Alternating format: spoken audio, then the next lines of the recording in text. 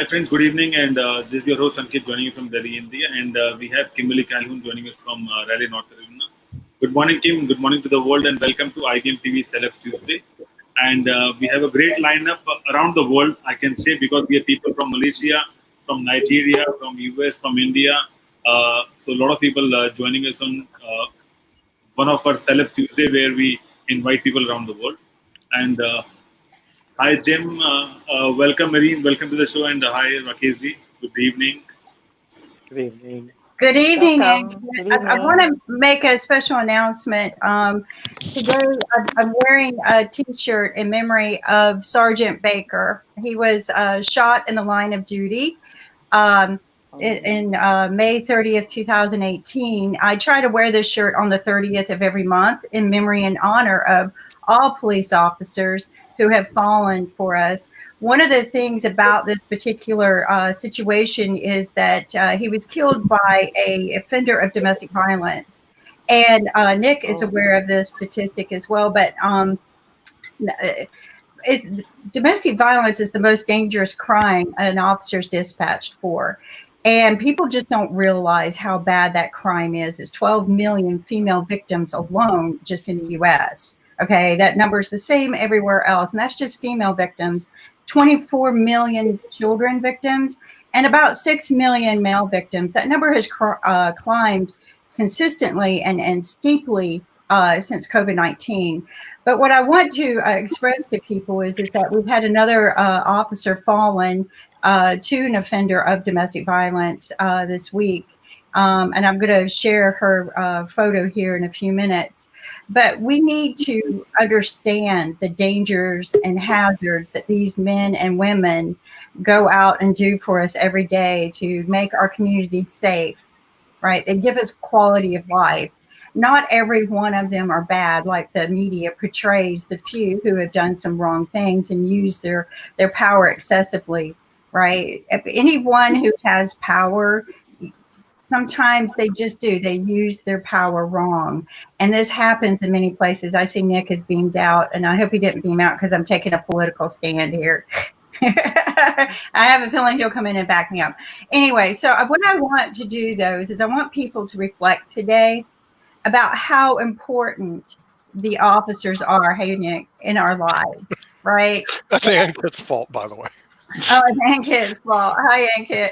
All right. So anyway, I want people to reflect on how important law enforcement is to our society, that we need them. We don't need to be debunking their jobs or removing their paychecks. They're not all bad. Right. Majority of them are really, really good people.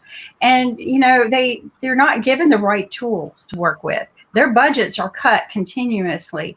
And their budgets are cut while their lives are put out there at stake every day for you, tracking down the bad people who have guns and the bad people who have drugs. And they're not given the same leverage. Their guns are not as good as the bad people. Their guns are not supported with great bullets that shoot straight. And I'm saying this from experience working with police officers on many, many projects over the years. So I just want everyone to reflect today on how good police officers are. If you see one today, thank them. Maybe don't run up and hug them, but thank them and tell them that you appreciate what they do. And, because there's more of the good ones than there are the bad ones. Well, Sergeant Baker died in the line of duty. Another officer, many officers die every day in the line of duty, but we need to respect them. Respect is different than, bowing down and kissing up to them too. But if you're being arrested, get down, put your hands up. Don't do anything until, just ask for a lawyer. Always ask for a lawyer. Always. The minute you're arrested, number one rule that people make mistakes in the United States. The first thing out of your mouth is I want representation. They should say, and they never do because they never take criminal procedure, is I would like to speak to an attorney before I say anything. Okay? Right. And that's what they should always do. Okay? Fight. In the meantime, you don't do anything. But we don't get trained in criminal procedure in high school. I don't know. Jim, did you take your criminal procedures course when you were in high school in the United States? That class. I just didn't show up, I guess. Okay. Well, Well, I here's mean, the and thing. this is a deficiency of the American education system. We do have what I call amateur constitutional scholars and amateur criminals out there, and what they really should do is take some really good courses in criminal law and criminal procedure in the United States. It's actually very interesting what you can do and you can't do, and what the rules really are and what they aren't. But we don't train anybody in Well, that, and so the thing Nick, is, I don't know. it's horrible. John Fanning shared this, that every criminal will make 7 mistakes in their crime and leave behind 7 big. Well, maybe see, the thing is, if they took criminal procedure courses and they started understanding the criminal, quote, justice, or some cases injustice system, then maybe they would start looking at getting jobs on the other side of the veil, which is Or actually, maybe they'll just get better at their crime. or they So get better at their how to crimes. commit murder, right? Either way, but the thing is, they will certainly understand the system a lot better. Same with the constitutional law. Now, we have a lot of lawyers in the United States, 1.6 million attorneys. We could easily offer constitutional law and criminal law in the United States at high school, middle school, and elementary We school. offer it in the prisons. Prisoners I know, but I'm just saying, the free. thing is, we could easily do this and have an educated public. I'd rather have an educated public than a bunch of ignoramuses that run around thinking they know about criminal law, criminal procedure, and how the system works. And that's what we have right now, rather than people that actually do know and explain the system. But that's the deficiency in the United States. It drives people like Alexander Starr to live in Canada rather than Russia or the United States. And block U.S. citizens from coming into the country. Yeah, block U.S. citizens coming. Rakesh living in Hong Kong, and Irene lives in the great country of Malaysia, right, Irene? Yes. I'm here in Malaysia, Kuala Lumpur, Malaysia. Oh, you're the in Kuala capital Lumpur. of Malaysia. Really? Yes, I'm in Great. Kuala That's where the Lumpur. Petronas Towers, right? Petronas Towers. Yeah. Okay. Right. Yeah, they're Well, famous for the iconic building. Yeah. Okay. Well, tell us, what do you do in Malaysia? What do you do? Oh, okay. I am actually residing in Kuala Lumpur, Malaysia, and I'm a global beauty and wellness entrepreneur, and also a trainer for that. Oh, a trained acrobat. No, a trainer for that. Okay. yeah, for that. Okay. For that. I know a trained acrobat. I'm going to get her on, but no, I don't train. No, she doesn't train acrobats. My apologies. Sometimes it's hard to hear on this side of the United States. No problem. Mm-hmm. But so tell us a little bit about what you do in beauty and wellness.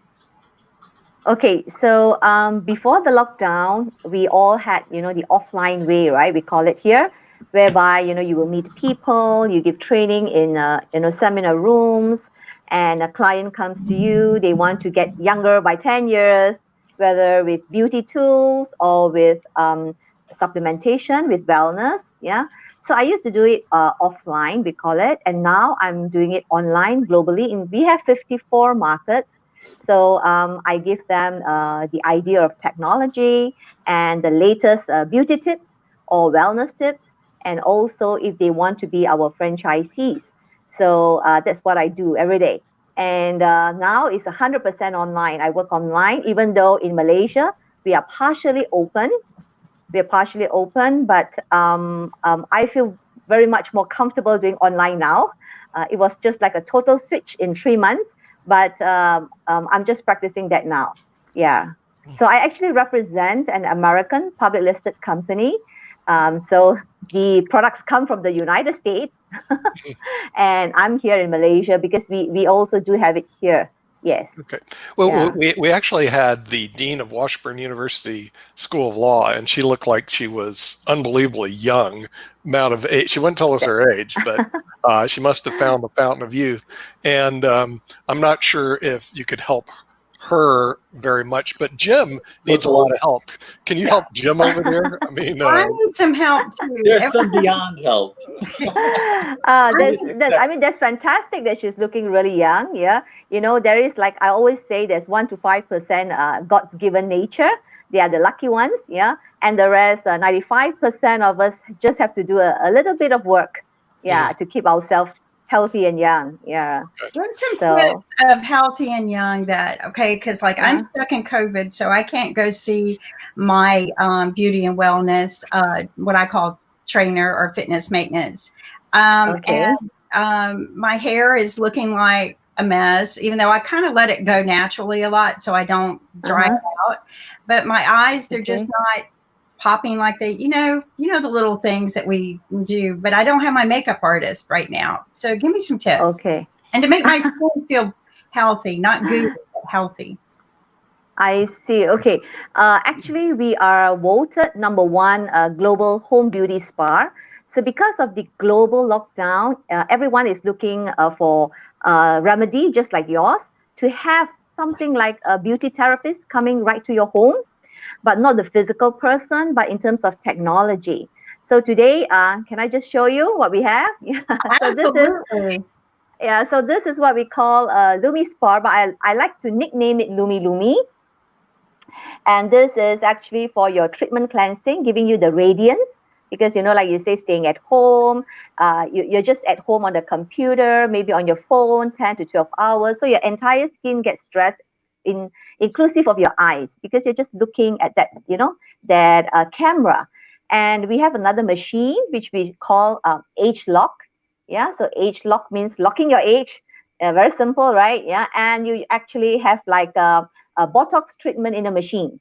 Yeah, but in the natural way.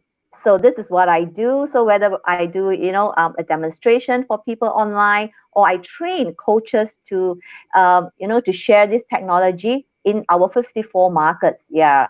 So and explain how this works. That is interesting. Explain that. We talk about Botox on this show with one of the plastic surgeons that comes on our show.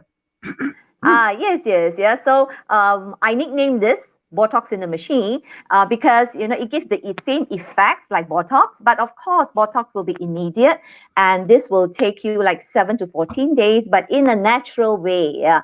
And just by the way, I am 53 this year, and I just love this because I can just iron my wrinkles at home. So most of us, you do need to iron your clothes, right? But how about your skin? So this is what I call a wrinkle iron, and it actually uses a patented age-lock galvanic technology. So it's not just galvanic, and this is approved by FDA as a medical tool in the United States as well. Yeah. Wow, so the FDA approved this. So again, explain a little bit when you say Botox, because I know Botox have needles. What does it do? Does it just stimulate? Is it stimulating? Is it light? I mean, what does it do? Okay, maybe I can just give a history of what galvanic is. So thanks to you guys out there waiting for us ladies to chat on this, but this is also meant for the guys as well. Yeah. So this is actually a galvanic, came from I think 1950s, from an Italian guy called Luigi Galvani. Yeah, so this is named after him because he found that actually, sorry, yeah. Okay. Sorry, there was something came on. Don't be sorry. Yeah. So time out. So no more sorries because we all. Okay, sure.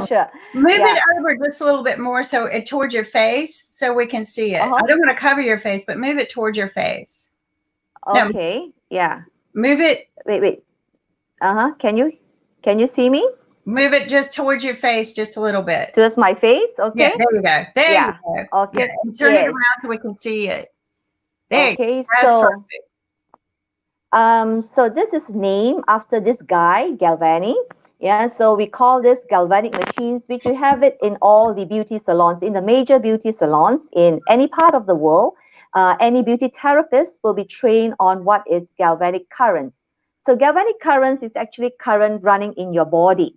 So every one of us, we have a charge. Yeah. So sometimes, my daughter, the first daughter is 29 and my second daughter is 26. She has a tendency of a higher charge than normal people. So if she touch any like touch and go metal machines, it will actually zap her.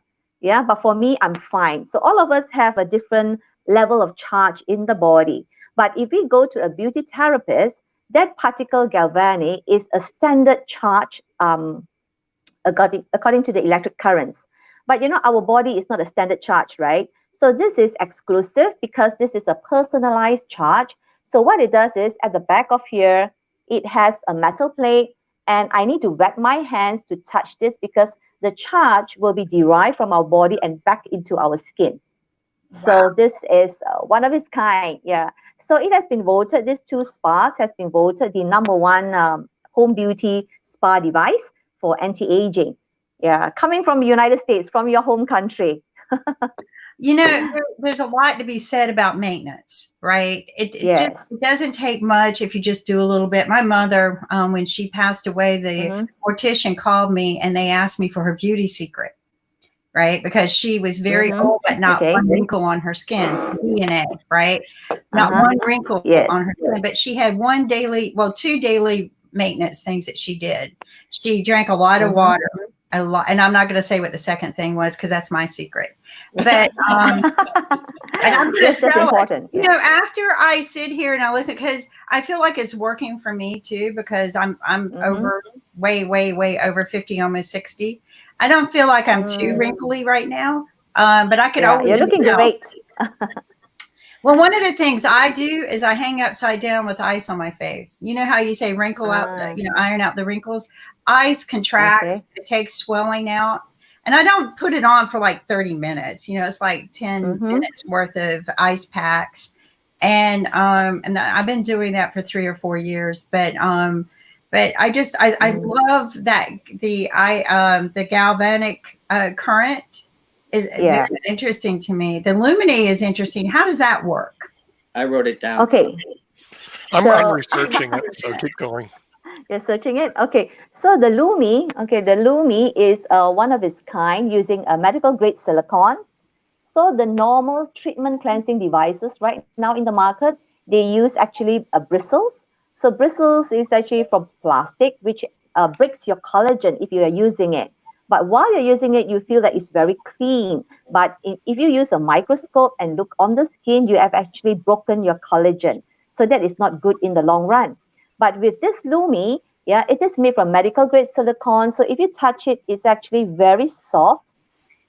And it is embedded with silver ion, so it is antibacterial. Immediately you use it, wash it with water, and it's done. Yeah, so you don't have to fear that any bacteria or viruses get trapped within the brushes or bristles, and this is totally clean. And one thing very, very interesting is because as we are cleaning the face, this can help stimulate collagen production as well. Yeah, so it kind of like wake up your skin cells to like, hey, produce collagen in your youth days again. So how does it do that?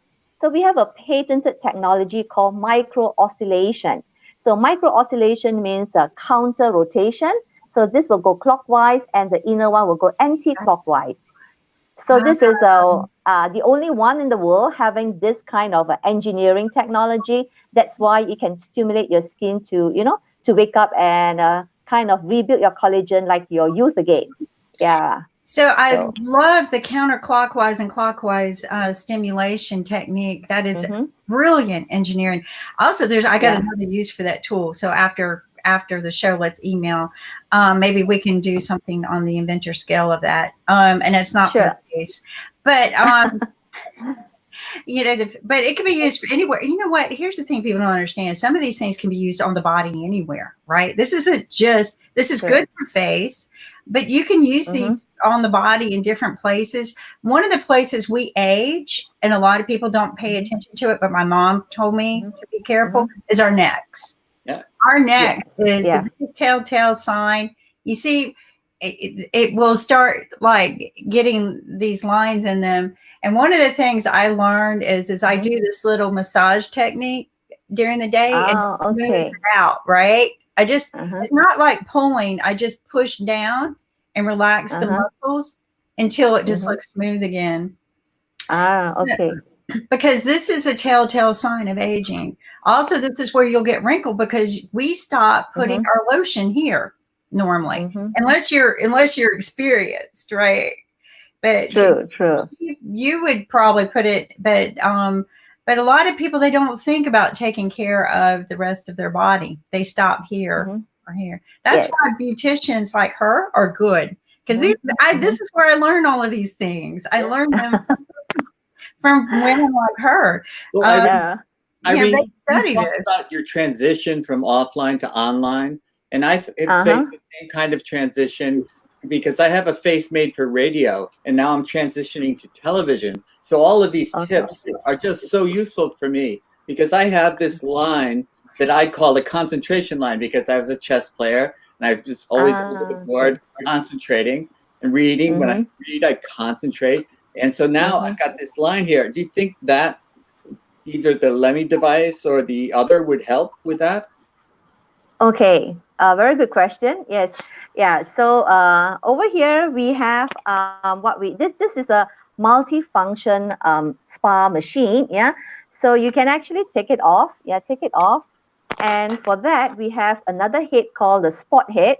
Yeah, the spot head, you just attach it in.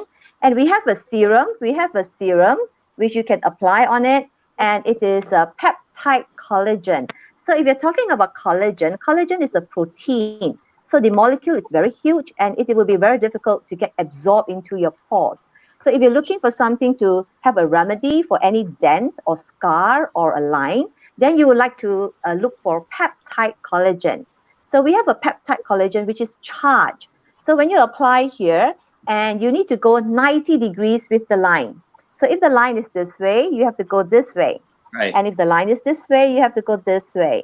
90 degrees, yeah. So this is also charged, and the gel, the serum is also charged. So just like magnet, if you have the same charge, then we can actually repel the serum or the collagen serum right into your dermis layer. That's actually where your fibroblast is that produces collagen. Yeah, so this will enhance your skin producing collagen again. And once it's being produced, then the entire dent will just, smoothen out. Yeah, so unique, right? It's like a miracle spa. Yeah. It is. That is really cool. There's hope for me. Yes. Yes, there's hope for you. Yeah. Even you have some beard, right, Jim? You can also use this treatment cleansing device, this Lumi, because it doesn't get entangled with your beard, and you can have a very shining beard as you speak on TV. And how do you get 7 people on? We can only do 6. What do you do? We have upgraded the system. You have a new system? Upgraded the StreamYard app. Oh, wow. Okay, all right. Because all of a sudden I see 7 people here. But I did my reviews, okay, and here's the results. It actually is a safe, effective way to actually reduce. What she's saying is true. Okay, and the thing is, it can actually even help Jim in one session. So it's unbelievable how hot this product can you buy this through your spa? Help us. Okay. So now after doing my reviews, I would say I'm a believer. So how do people buy this thing? Help us help you. I've never seen that. So can you buy this? How do you we buy this through you? Because we want you to get credit for this. Right. Yeah. So I need to send you the link.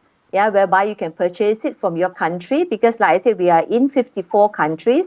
So you just send me an email and let me know where you are from, or you can send me a text, and I will send you the link where you purchase it from, and it will be sent to you from the warehouse of your respective countries.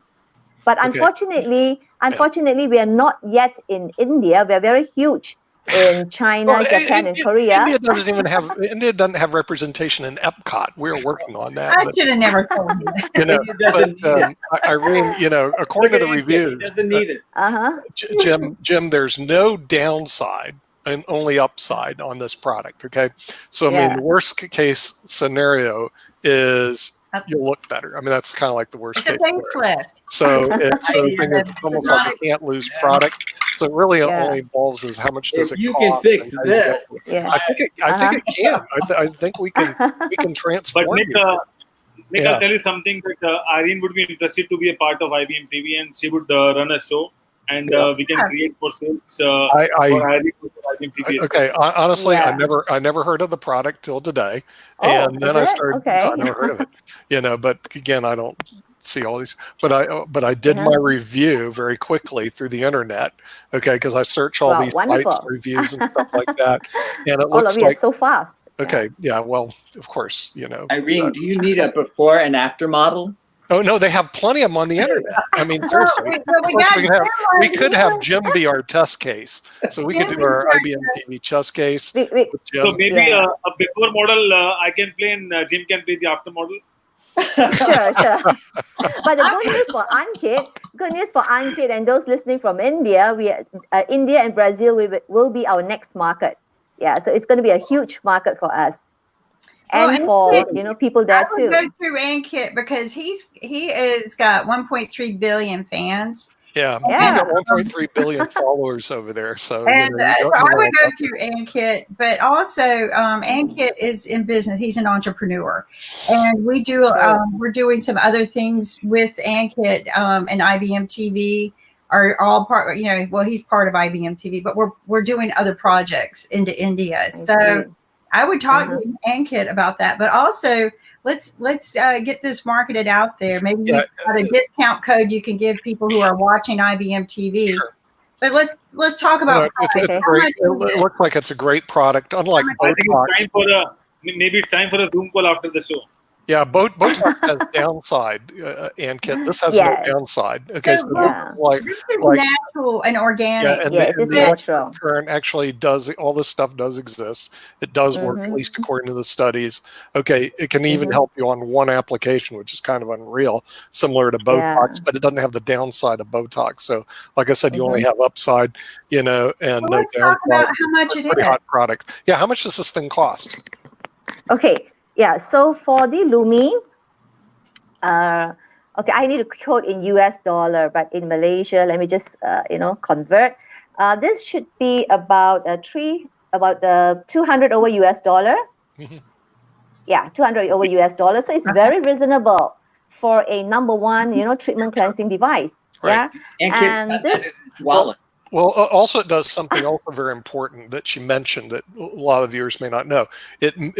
Because according to the studies, they say that you want to measure it specifically for yourself, and apparently that product does that, Irene. So it seems to me as that you have a very good product, a hot product. I think we could sell millions of these over the internet. How much is we already have in the United States. The other one is.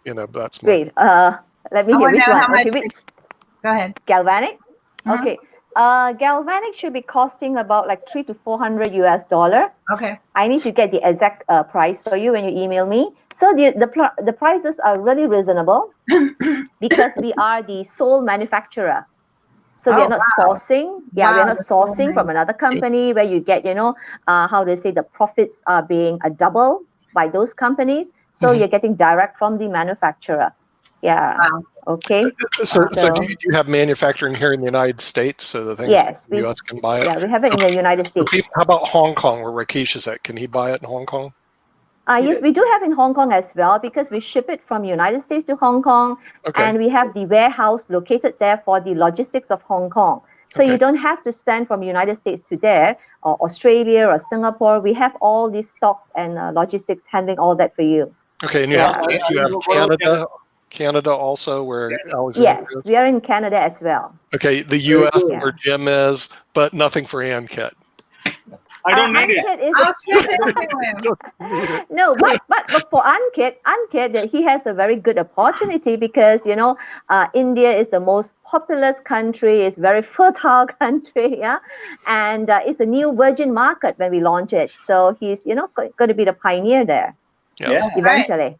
Right. Yeah. We'll help Ankit become the pioneer of this. Well, how long will this last me, though? If I shell out a few $100s for this and I apply it and it stops working in a week, I'm not going to be very happy. How long do you think it would last? Okay, so that is a very good question. So when you use the peptide collagen, and if you want it to be have a very fast result, yes, use it in 7 days to 14 days. Yeah. But when you have gotten it really smoothened, it will age according to the skin age of your new skin. So let's say if you have gotten your new skin to like 40 years old or 45 years old, then your new skin that is enhanced with collagen will be aging at that age rather than your own biological age. So you said you were 35? Did I hear that correctly? 33. No, I'm 53. Oh, I'm 53. 53. 25? I was born yesterday. Okay. So let's talk about that. Okay, so he would say use it every day, or we would use it every day until we got it to where we want our skin. And then we do a maintenance of once a week, maybe, or okay, once a week. And the products themselves, they will last maybe a year, 2 years. How often do you have to replace parts? Are there parts that have to be replaced? Gels? So for this machine, actually it's warranted for 2 years.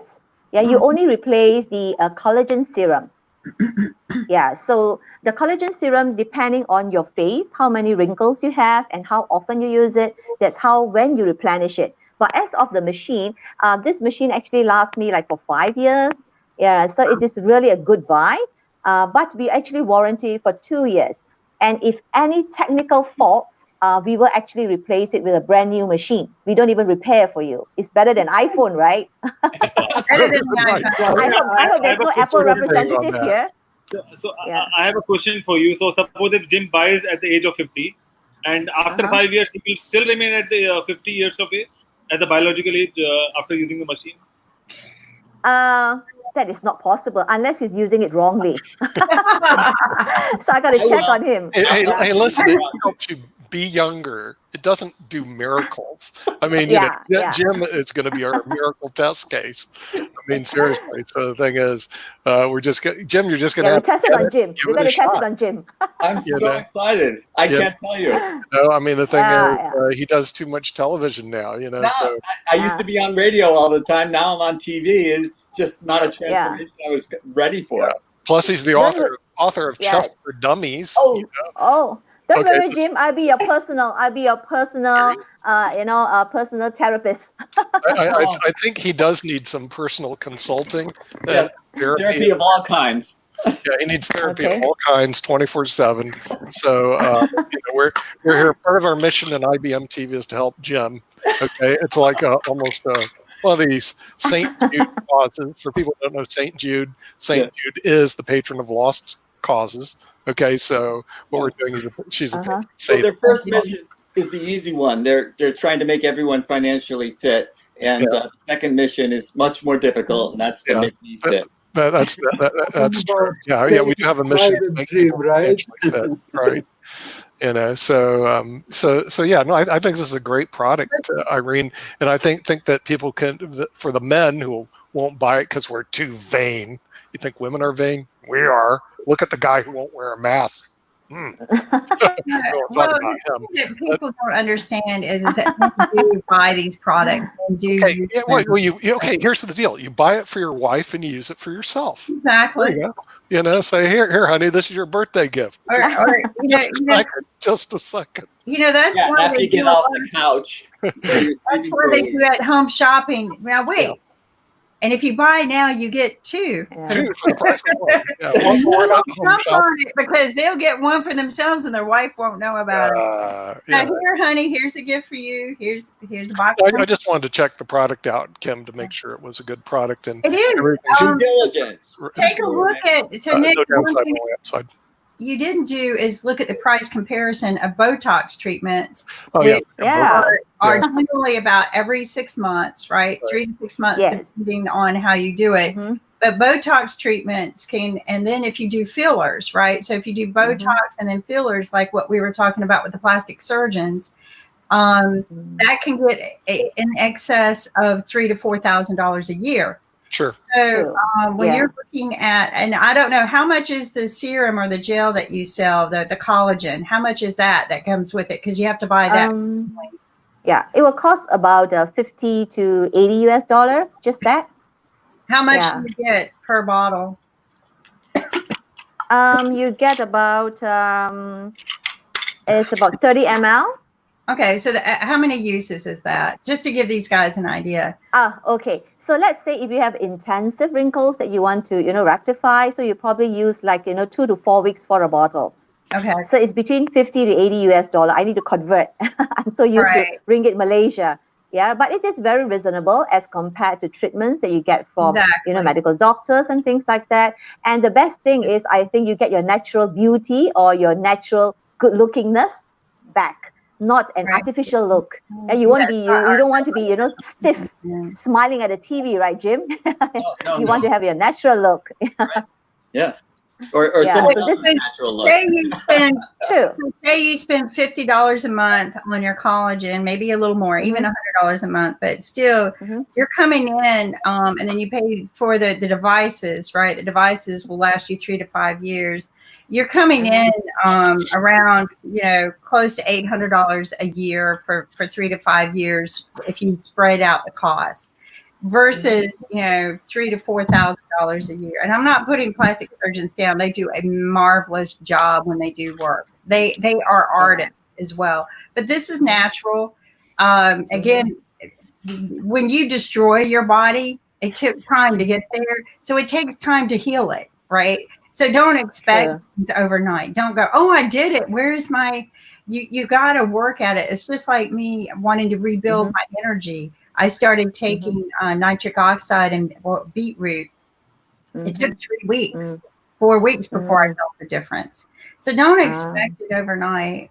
And true. Well, this is exciting. I love makeup things like this. Well, it's not makeup, but I love beauty aids like this. Yes. And my salary, I can't afford the beauty aids that Kimberly can afford. So this sounds like it's more in my price range. I can't afford it. This is what I'm telling people. I just know the prices for a reason. I'm like Nick.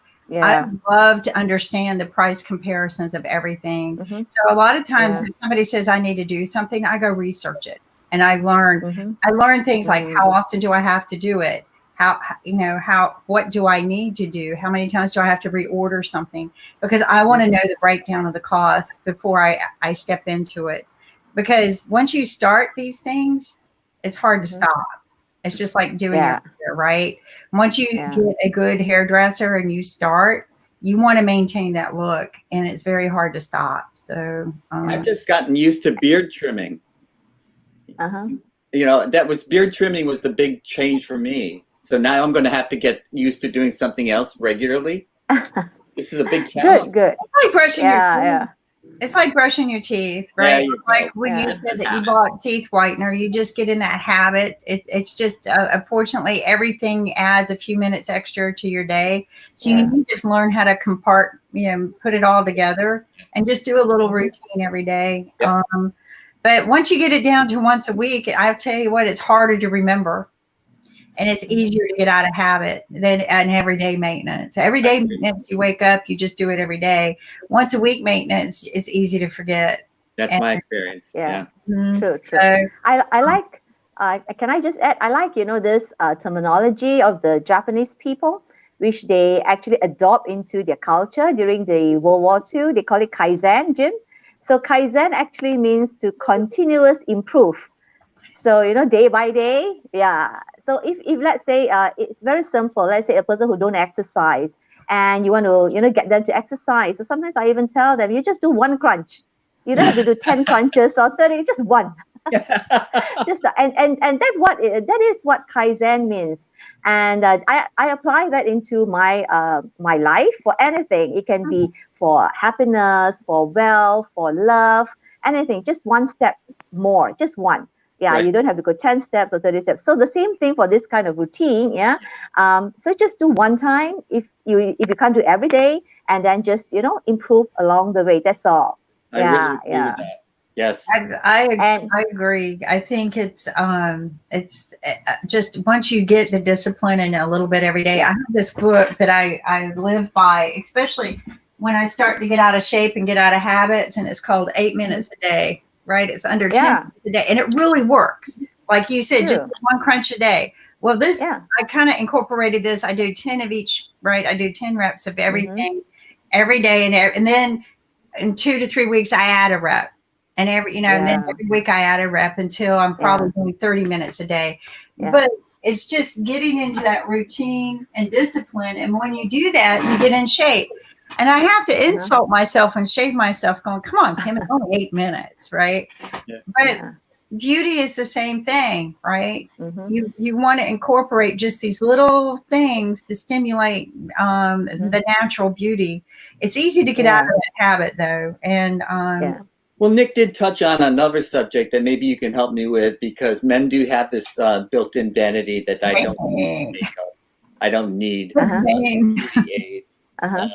So what would you tell a guy like me who's really macho? I don't think it's yeah. So if you consider makeup, yeah, there's a wide range for beauty, right? Personal care, makeup, and many divisions, subdivisions. Yeah, but for the men, I won't say it's makeup. I would say it's hygiene. Yeah, so you want to have a clean, shaven face. You want to be macho, but you want to be clean still, right? Yeah. So like treatment cleansing device, yeah, it comes as a cleanliness tool. And today, you can see all the movie stars and all that. They look macho, but they don't want to have, the face like a creased shirt. Yeah, Right. They still want a very tight, firm shirt on. Yeah, so this does not disturb their masculine, being for the men. Yeah, so I think the times have changed. So people want to see a very clean, shaven, firm skin, being macho as well.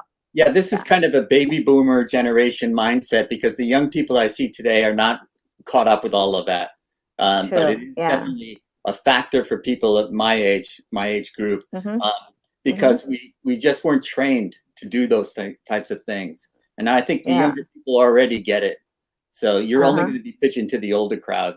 But that hygiene makes a lot of sense to me. That gets past all of that machismo. Yeah.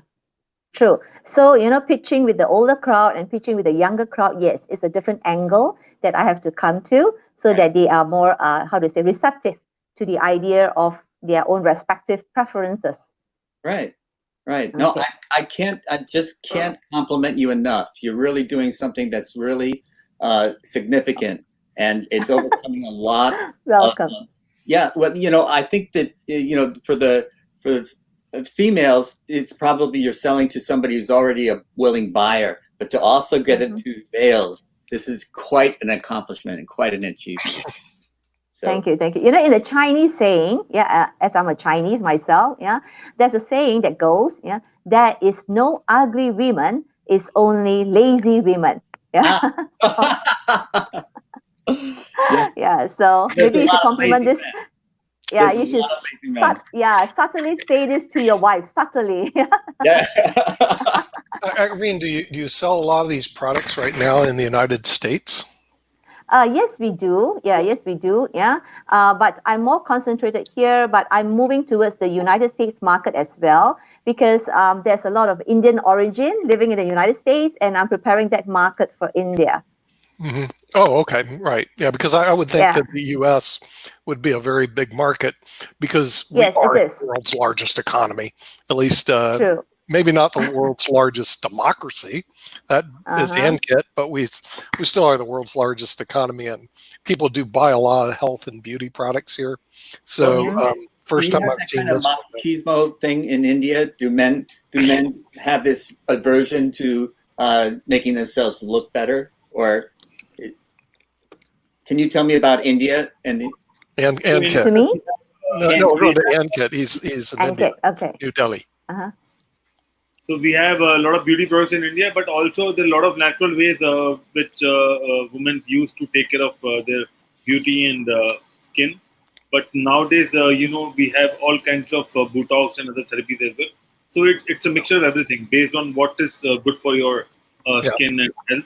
That's what. And a lot of women, they also go out outside India as well to take care of their, surgeries and things like that. But I think what's important in India in terms of the celebs is that they do a lot of surgery with the nose and with the lips and things like that to make sure that they look good on media. So that's more for the media people. But I was asking about the men. Man is just like a shave and just take care of general things. It's the same. They're apparently the same. But a lot of people who can I add a comment? They and all those things. So they spend a lot of money in their beauty. But for me, it's just a good cream and a good shaving. That's it. There we go. And that's it. But ANKIT's only 27. Wait till you get to be my age. I think. There you go. Nick, I'm 24. 24. 34. Okay. Wow. Well, anyway. He's the young guy that has all the energy. Young guy. 27. I've been a couple of times, quite, I think, 20 over trips to India, to Chennai, Bangalore, and Delhi. And in fact, of course, India has a very vast population, and there are people like Ankit, and there are people like, the other version. Yeah. So we actually have, because of the population is so huge. Yeah. So there is still a very huge market that, really uses things like this or inclined towards this. Yeah. Yeah. I mean, and worldwide, there's an absolutely huge market because yes. of the 7.8 billion people, and IBM TV does broadcast into about 100 countries right now. And speaking of which, we have some other people that are potential buyers. Oh, here they are. It's Dylan and Zack. Hey, Dylan and Zack. How are you guys doing? Hello. Yeah. So, hi, Dylan. Hi, Dylan. So, what city are you guys in? Zack. I'm just meeting Zack. Hi, Zack. Hello, everybody. I'm Zack. Okay, Zack and Dylan. What city are you guys out of? What city? City and country. We're based out of Boulder, Colorado, in the USA. Colorado, USA. Okay, Colorado. They're from Boulder, Colorado. This is IBM TV. Just to do the brief introduction. Of course, we have Ankit from IBM TV in New Delhi. Irene is in Kuala Lumpur, Malaysia. Jim Mead is in the Socialist Republic of Silicon Valley. Kim is in the Raleigh-Durham area, and Dylan and Zack are in the Socialist Republic of Boulder, Colorado. It's the Rocky Mountain High that they have. So, and we were talking to Irene about a product, and can you just briefly describe again the product that you have, Irene? It's pretty exciting. And maybe Zack and Dylan know something about it. First I've heard of it. So explain the product to Dylan and Zack. Okay, so I am in the beauty and wellness industry, and we have this, what we call LumiSpa. This is a treatment cleansing device, and is actually voted as the #1 home spa device globally, inclusive of this. And this will be an anti-aging spa. Yeah, so if you want anti-aging, lifting, or ironing up your skin, so this will be it. So right now we are actually dominating, I think 25% of the global spas that are being sold. We have actually 25% market share. Oh, wow. Yeah. It's actually, have you guys heard of it, Dylan and Zack? It's galactic energy. It's basically like Botox and I just did a brief research. It's like Botox, but has none of the downsides of Botox on your skin. Have you two guys even heard of this thing? Galactic energy, I've heard of. Right. It sounds familiar, but I'm not trying to look younger, so I'm trying to age up, if anything. No, it's something Dylan's into that. Yeah, I'm turning 30. That'll change in about 30 or 40 years, but that's no. These guys are too young for it. But we're too young. In fact, since Zack, you have beard, right? Just like Jim, yeah. I'm actually locating the beard club in all over the world. Every country, they have the beard club and things like that, like BMW club and things like that. And this would be very good, like I was talking to Jim, as a treatment cleansing device, because, beard actually has the highest amount of bacteria on your face, and you like to get it really clean. And this is not from bristles, so it doesn't entangle your beard into the machine, unlike those machines out there. Yeah, so it's very good for your cleanliness. Yeah. So for this, it's not just for the face; it's for the hair too. But it also, especially if you migrate for the beard. If you migrate from podcasting to pod TV, it's a whole different cat. With the mask thing, that'd be great to clean this guy off every once in a while. Yeah. You just I'm loving your background. Tell us a little bit about your background, guys. Oh, well, this is actually my living room. I'm a media hoarder, so I have I collect a lot of interesting media memorabilia and obviously VHS tapes. A lot of those. That's a kid's dream. Oh my gosh. I have a closet like that, and all the kids, when they come to visit, go straight to that closet. So and some adults too. Yeah. Dylan hangs out over here. Oh yeah. Hey, notice, I think I see Darth Vader up there. Do I see Darth Vader? That's actually Kylo Ren. Kylo, okay. There's a Darth Vader around here many places. Yeah. Because I joke with everyone, with COVID, we're going to have our new attire look like Darth Vader. I think science fiction was writing our clothing for our future and our needs. yeah. The mask and the outer clothing, and we need 6-foot lightsabers. So, Yeah. well, I have a question for Irene from one of our viewers in Australia, and they would like to know that is the skincare, whatever you were saying, is it only for the face, or you have something for the body as well, for hands or for legs and for neck maybe?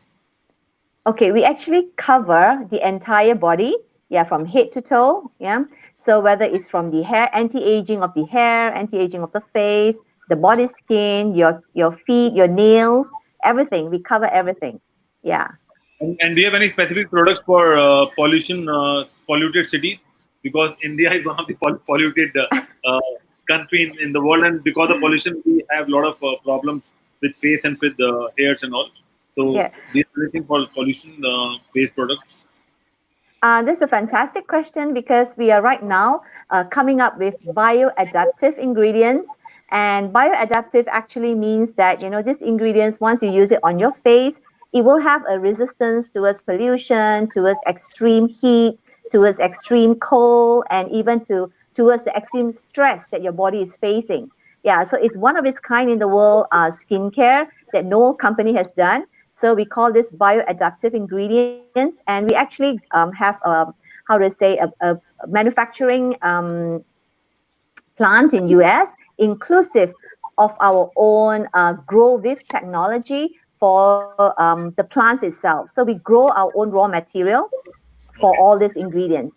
Yeah. So the plants that we grow for this skincare materials or raw ingredients, they are actually grown just on 5% water. We don't grow it on any soil or even using any fertilizer. Yeah. So with this combination of farming, in-house farming, and the bioadaptive ingredients, I think it would be just perfect for markets like India and China and Jakarta, places like that too. Silicon Valley. Yeah, Silicon Valley, where they get a lot of smog. Zach and Dylan, tell us a little bit about what you guys do in the great country of Boulder, Colorado. All you. Yeah, we pretty much just try to create media. I'm a stand-up comedy comedian from the East Coast, and Dylan is a content writer and novel writer. Collectively, we wanted to start creating content.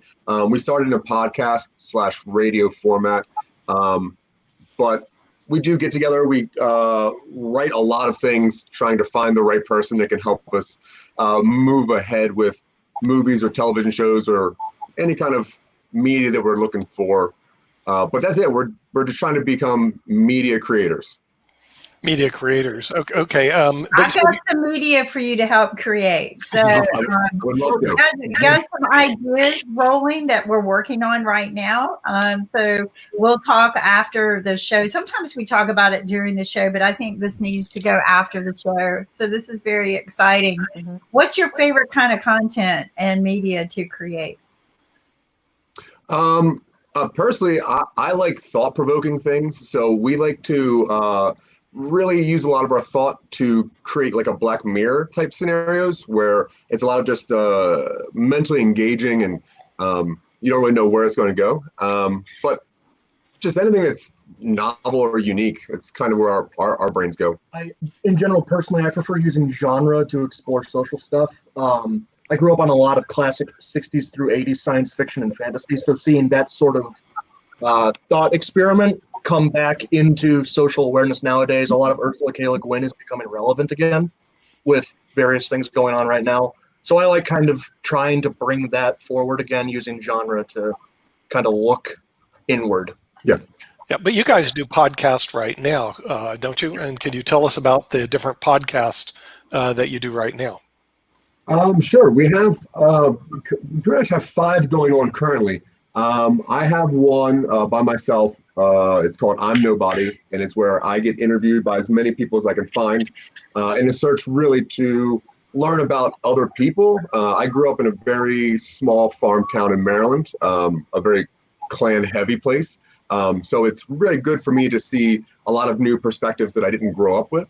That's called I'm Nobody, and it's doing pretty well.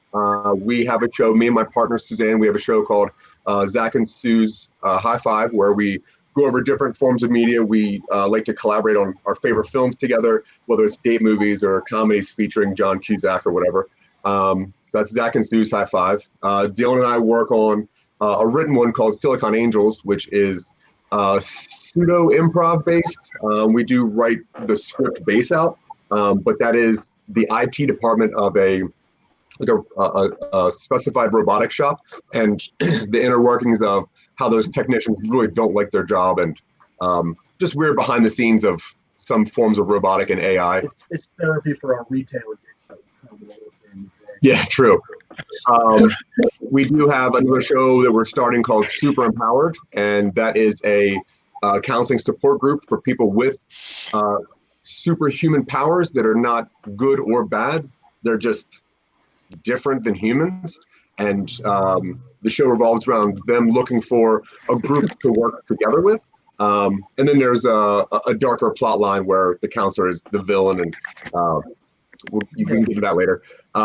And then Dylan is slowly working on one called A Meaner Kind of Magic, which kind of takes place in a wizard technical school where there's different forms of magic, and this school teaches you how to hone in your skills.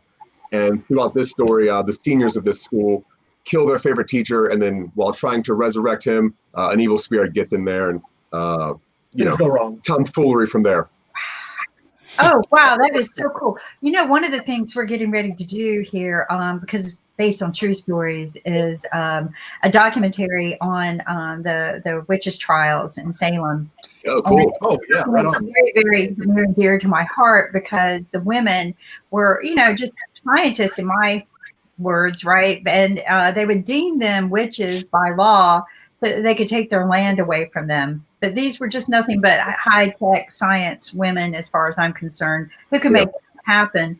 But I'm getting ready to start a society, an organization called Witch, and it's Women in Tech Changing History.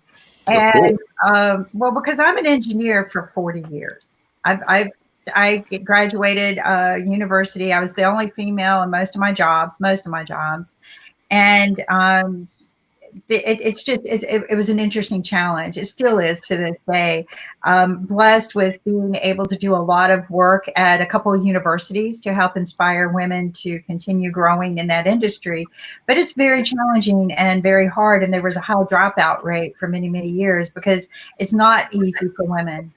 People seem to think that they make it easy for women, but they don't. So this show sounds really cool about technology and wizardry. It sounds like very similar kind of what I want to do in re-expanding women and empowering women in technology, and I'm calling them witches. So maybe we can collaborate. I want to share something with you though, because you're a comedian, and I read this all the time. National Geographic is where I get my knowledge.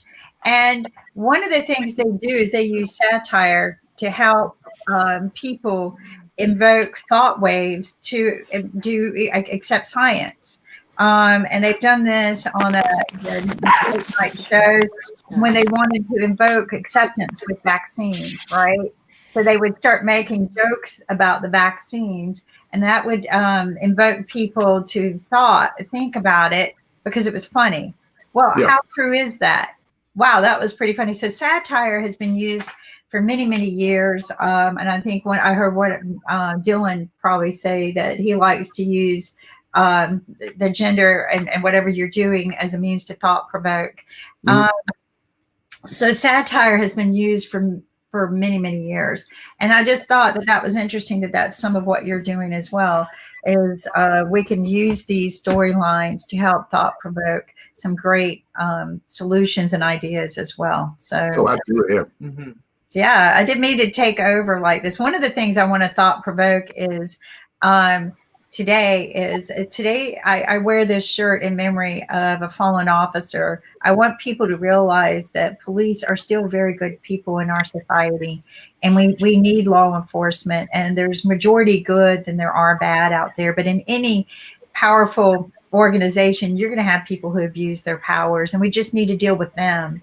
But we don't need to punish the whole system because of one or two people that are bad. We just need to remove those bad apples so that it doesn't ruin the whole basket.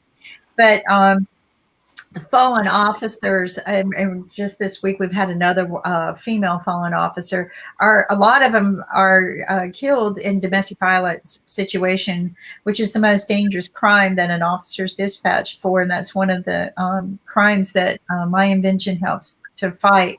But I just want people to think about this, thought provoke, that police officers are here for good reasons. We just need to change some of our laws. And we need to punish the bad people, not the good, not the good people. And Irene had to leave, so I hate that she left so soon. I wanted to do a wrap up with her about good facial maintenance, and maybe she'll come back and do a show with us on facial maintenance. Maybe we'll do a facial. Well, they have such a good product. I think the podcasters could sell it, but Yeah, that would be what I I would think it do. could definitely be a But I'm sponsor. very entrepreneurial, so in other words, if you have a unique product that they basically have 25% of the global market on, and it's a great product. I did do some research on it, so it's a great product. It's like Botox without the downside because of the way it works with electrical currents, and the studies say it does work, and even in one application. Now, maybe Dylan and Zack, they aren't for your viewership. I don't know. In other words, the thing is that's something that you have to look at. Now, since you're running all these podcasts, do you have any sponsors right now, or do you have any advertisers right now on your podcasts? No, we're doing everything homegrown. Yeah. We're trying to really set ourselves up in a way where we learn how to do the next thing for us. So we started a podcast to learn how to edit sound. We're trying to start a YouTube channel for us to learn how to edit film. We are looking for anyone that can help us advance or with any kind of form. We are just two guys that make each other laugh and kind of want to spread our media.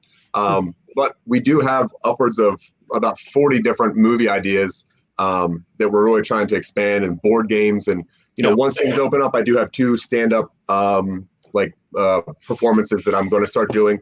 We have written a one-man show that we're going to try to get in theaters. So we do have a lot of content, and I think we have something special. So we definitely would just look for somebody to kind of push us or guide us a little bit.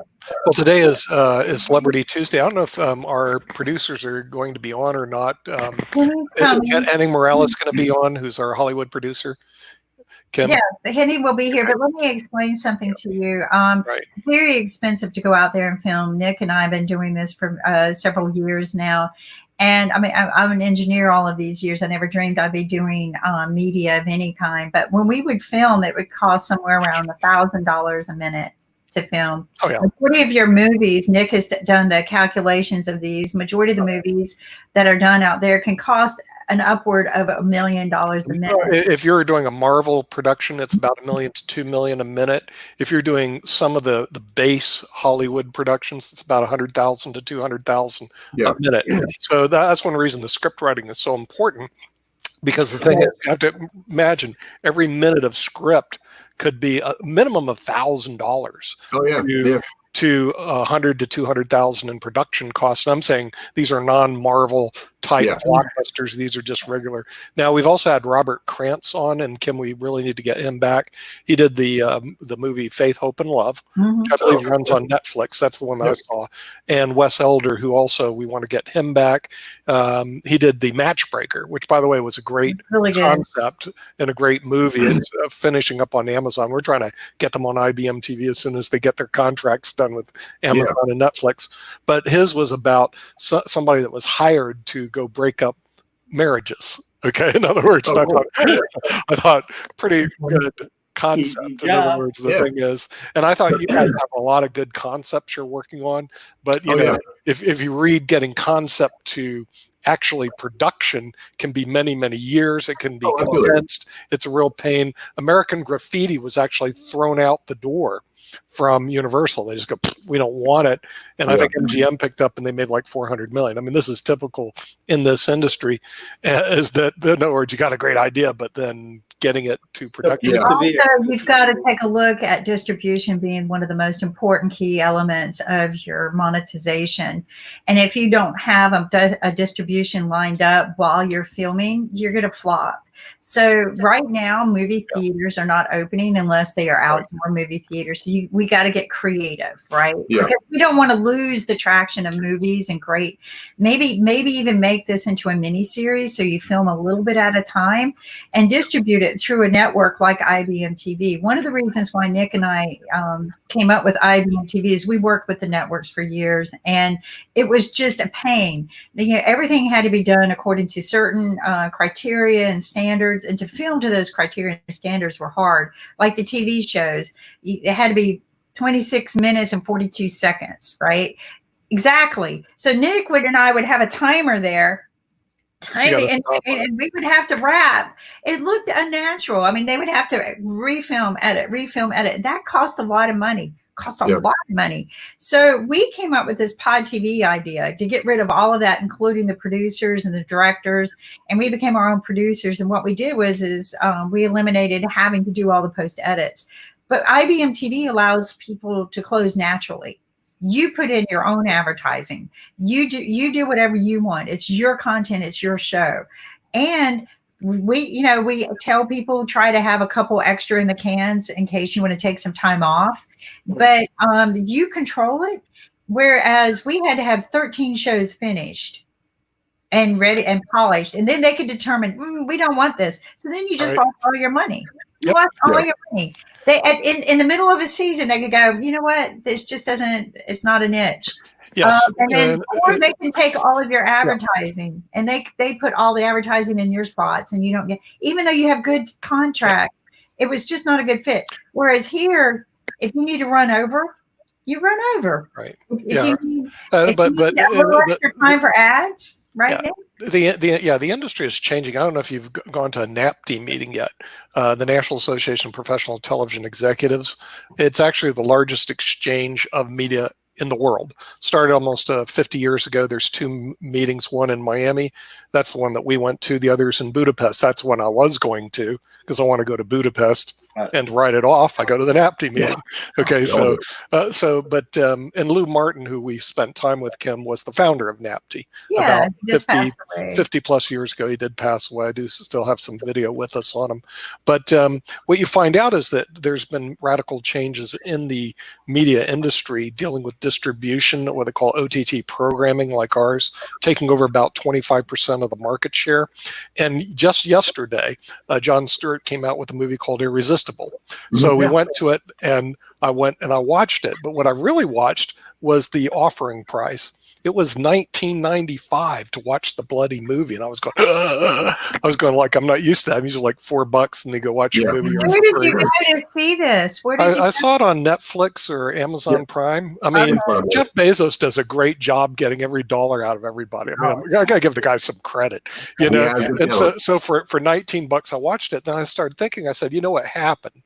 Because there's always the backstory of what really happens, and you can find on Wikipedia the production.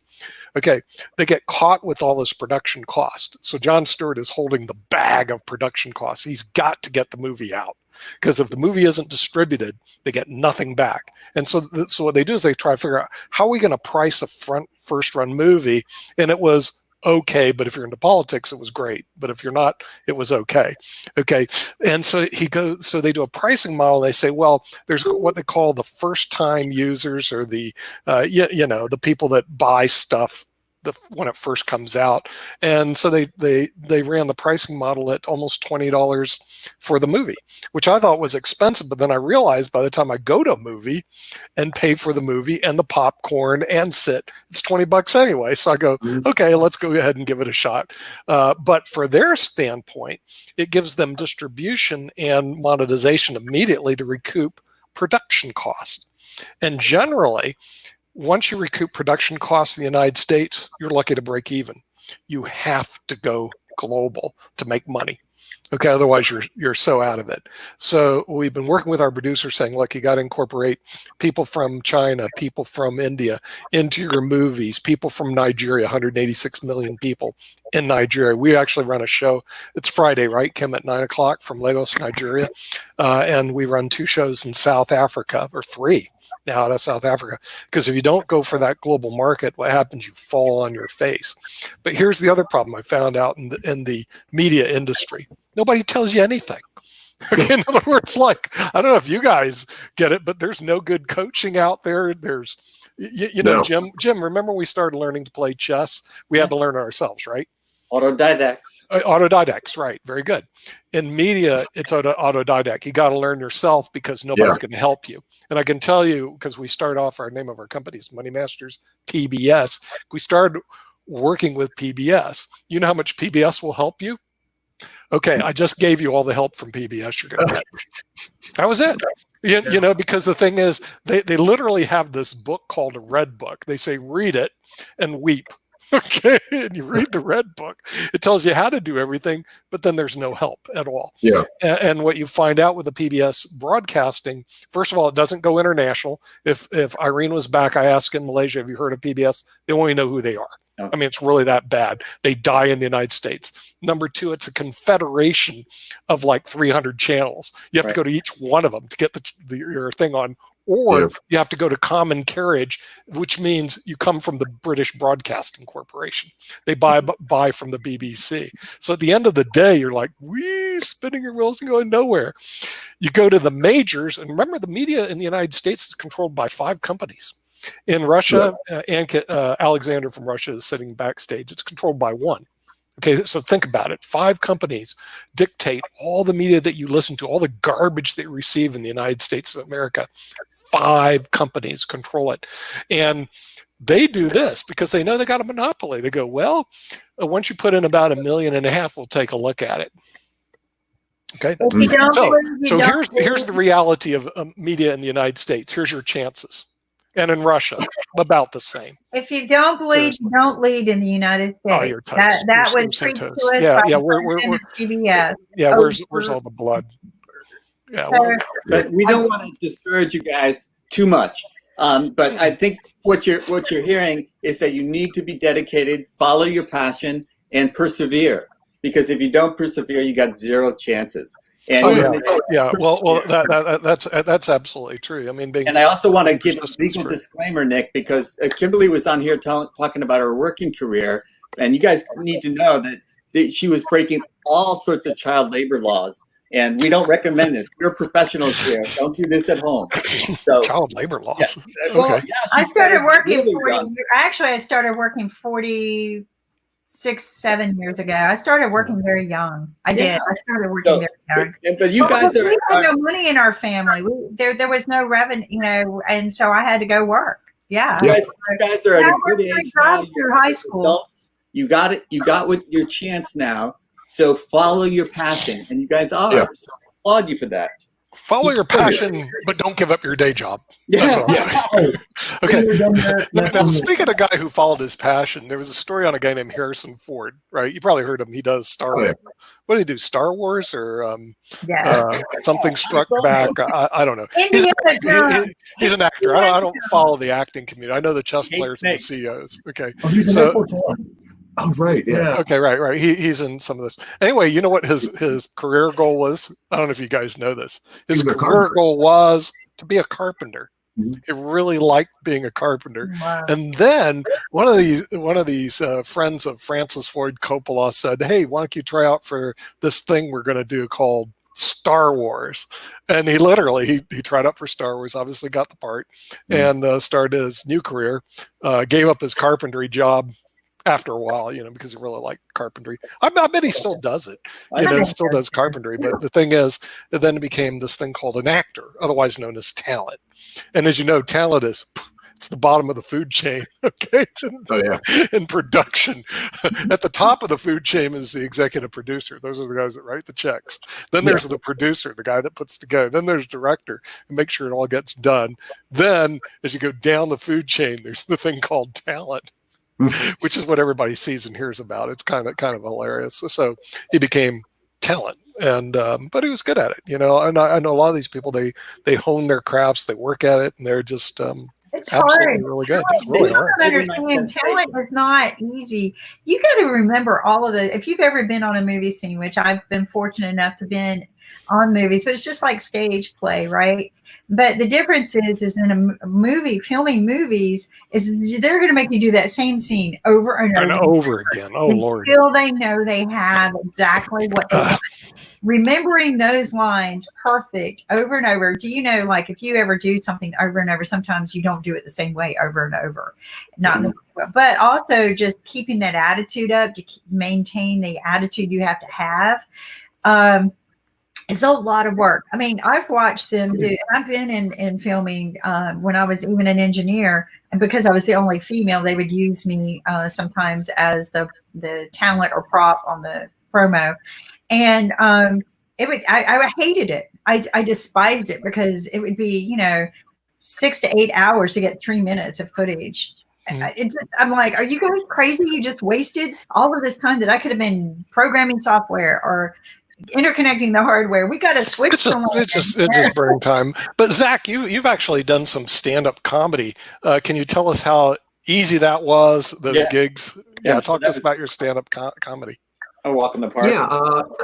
Well, I grew up on the East Coast. So I grew up in Maryland and Delaware. So going to Philadelphia was about like an hour drive. So I would go to Philadelphia on open mic nights to Helium Comedy Club. And it wasn't very hard. Like, you could sign up, and some nights you got on, some nights you didn't. And you would have about 5 minutes. Luckily, I'm more of a storyteller than a joke teller. So if I get on, that's fine. I just get to tell a story.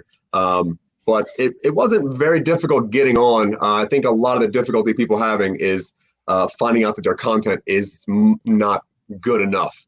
I find that my stories are weirdly interesting, so I usually get along pretty well.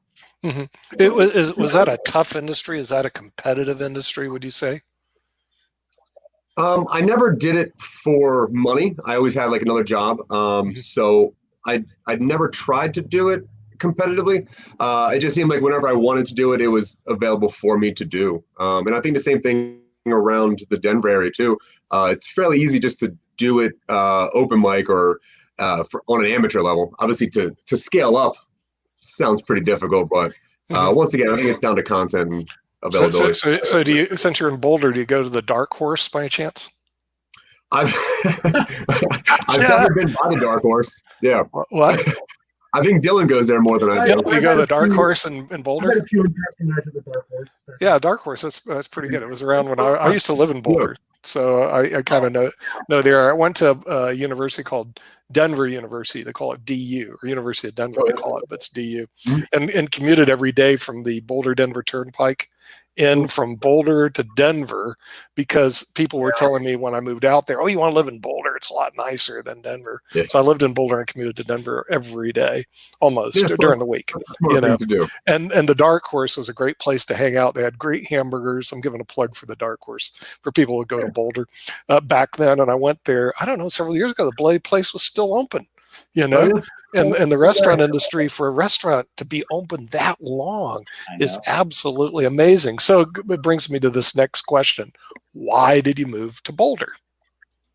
Mostly my daughter wanted to move to Colorado. I actually owned 5 restaurants in Delaware, and she turned 21, and we kind of had a family meeting, and we talked about what we wanted to do with our life, and she wanted to just do more hiking and more adventuring. So I got rid of the restaurants, and we just drove to Colorado. So, and just 5 restaurants, dude. You had 5 restaurants in the East Coast. Yeah. Wow, that is amazing. I mean, that is a tough industry. I think stand-up comedy is a better way to go, than the restaurant industry. Easier, So you got out before the pandemic? You got out before COVID. Oh, yeah. I know, that was lucky, because they're having a hard time right now. No kidding. Yeah, I mean, it's a super tough. It was a tough industry before COVID. Now it's like next to impossible. So what are you doing right now, since restaurant industry's gone?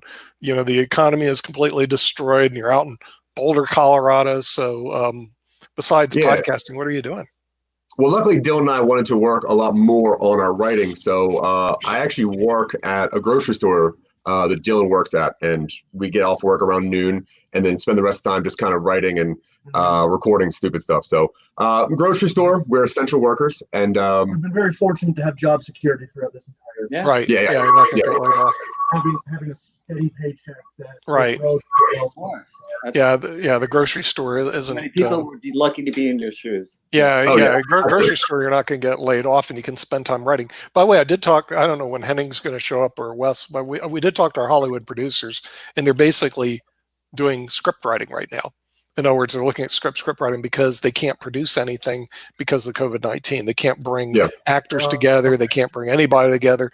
It's almost like they're in a state of we can do nothing. Now, with that, this is very interesting because if you go watch those 5 networks and television, you know what they're doing right now? They're running reruns of everything. I don't know if you've watched the sports. Oh, yeah. The latest sports was women's soccer that was in 2012. I mean, literally, they have no content to show. And so what they're doing is they're doing reruns. I mean, the TV industry is like horrible, but they still get viewers because people have nothing better to do except to watch that, or you go to Netflix and you watch some movies, or you pay outrageous prices to watch content because there's nothing better to do. But our Hollywood producers are all engaged in basically getting prepared to produce doing script writing and rewriting. And some of the actors we've talked to are, quote, honing their craft. I have no clue how you do that. In other words, how you get better at acting. You either do it or you don't, but I guess there's some way to do it, you know. I don't know, you know. It's just like when you were doing stand-up comedy or comedian. That here's what I've seen. A lot of that is you create your own script or your stuff, okay, and then you do it in Philadelphia. But if you want to be successful, you go on the road because they'll have heard it once, and you go to New York, you do the same stuff, and they'll laugh at the same jokes because it's the first time they heard it. And then you go to Chicago, same jokes, first time that they've heard it, even though you've presented it 3 times or in some cases thousands of times, and it's the first time they heard that. So I used to do a lot of road shows. I did about 1,000 to 2,000 in every city in the United States, but I was making a lot of money. I mean, more than 400,000 or 500,000 a year. I mean, literally doing it. But me and my partner, we had it down to a science by the time we did it. And we had to start off. You start off at the bottom, and you have to work your way. But they were financial shows, totally different than what you guys do. It wasn't comedy. It wasn't. And there's still a whole group of people even today that do financial shows all over the country. And they go from city to city, and they put on these crazy financial shows. Eventually, I'm going to have them on IBM TV on our financial programming, but and they become very good at it. A guy named Jim Smith, we had him on before, speaks to about 500,000 people a year, literally, on real estate. Okay, in other words, how you invest in real estate, blah, blah, blah, blah, blah. And people buy their packages, blah, blah, blah, blah, blah, and they sell it. And he goes on. Another guy, Phil Town, I don't know if you ever saw him. The guy's great. How to make money in the stock market. In front of a room, the guy's a killer.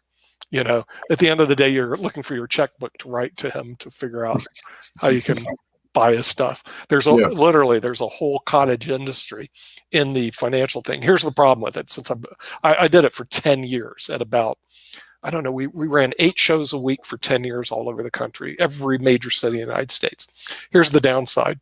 You wake up in a what I call it, a hotel room, you don't even know what city you're in, you know, because you're going from city to city. It's kind of a crazy existence. But what is more sane is doing what we're doing, just plow everything onto the internet. You know, at least that's my opinion. It's a lot more sane. Or what you're doing is podcasting. And podcasters, they have their own world out there, it seems like, you know. So how do you distribute your podcast? I think I asked Dylan that before, but our audience should probably listen to it, even though we do podcasting on Thursday and we're on Celebrity Tuesday. How do you distribute your podcast? Well, we did a little bit of research to find out which service was the most widely distributed, and we chose Buzzsprout. So Buzzsprout is a community for podcasters to put their audio on Spotify, Pandora, Google Podcast, iTunes, et cetera, et cetera. So we use that service. We do all of the editing and recording ourselves, and then just upload it to Buzzsprout, and they distribute it worldwide. Oh, really? Okay. Yep. All right. So it's Buzzsprout. Now, the thing is, but Pod TV can't be distributed in that same format, can it? In other words, or is it possible for us to take our audio portion of what we do and distribute it through Buzzsprout? I have to ask you that question because I don't know. Yeah, you would need to just Buzzsprout itself is an audio format, so you would need to just take just the audio version of your show and put it in there, which is fine. We've actually done that for one of our YouTube shows as well. But there are upcoming visual podcast streaming services. A couple of them have reached out to us to become one of their first shows, but we kind of just want to see how it works first, and we're still learning how to film edit. So we don't really want to put ourselves out there unless we know that we can achieve our goal. Zach, I'm trying to write it down, and it was Buzz Brow or Buzz Brown or Sprout. Sprout, Sprout, Buzzsprout. Thank you. Yeah, you got it. Buzzsprout. But yeah, because the thing is, what we're going to do is get IBM TV on Roku, but then I noticed there's like a lot of different distributions. Buzzsprout. There's a lot of different distribution angles. I think there's Apple TV now, and there's all. Oh, yeah. I mean, just Yeah, there's a lot. Yeah, a lot of distribution. Into that early cable phase. Yeah. Or Nick, Yeah. Nick, it's not like the old days when we had 3 channels. Oh no, yeah, right. 3 channels that also did not run 24/7. No. Okay. Yeah. Seriously, WEDU, which was Channel 3 in Tampa, they were off the air at like 6 or 7 o'clock. Yeah. And then a lot of these others about 8 or 9 or 10 o'clock, they're off the air. I mean, it's media was a whole different consumption game than years ago than it is today. So we're watching the media change very rapidly. And this is where the 5 companies are running into problems with what they call the OTT programming, is that it's going to take 25% of their market share between now and the year 2030. And if you go to the NAPTI meeting, by the way, NAPTI is headquartered in Los Angeles, even though it's the meetings are in Miami and Budapest. You'll listen to all the people. The Hollywood guys never complain. They'll just go, "Oh well, we're just going to lose 25% of market share." The executives are going, "Oh, Yeah. 25, and we don't know how to stop it." No. Okay. Well, Yeah. to touch back on what you said earlier about the streaming services versus production value of making movies, Dylan and I actually kind of had that in mind when writing the majority of our shows. The majority of our projects are very low as far as special effects. We wanted to really do a lot of thought-provoking things and very small scale. So we're trying to make sure that if we can hook up with somebody that has something similar to like a streaming service, that way we could kind of keep continuing to make content for that. Not a lot of our stuff relies on spectacle. Yeah. There's not a whole lot of intensive visual requirements for it. And originally, I don't know if that was necessarily intended, but it wound up working for what we were working on. So, Wow. Yeah.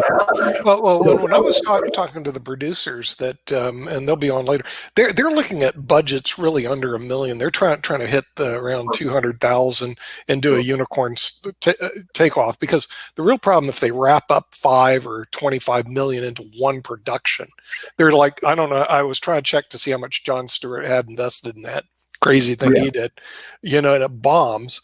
All them and all their investors are holding trash. I mean, seriously, it's a real big problem. But talking to the Hollywood producers, they were saying, fact, if you can't do a good production less than 1 million, you probably should really rethink what you're doing. Except for Disney and Marvel, who are willing to open up the pocketbooks and spend millions per minute to throw Spider-Man on the air. Because they know that they're going to recoup that.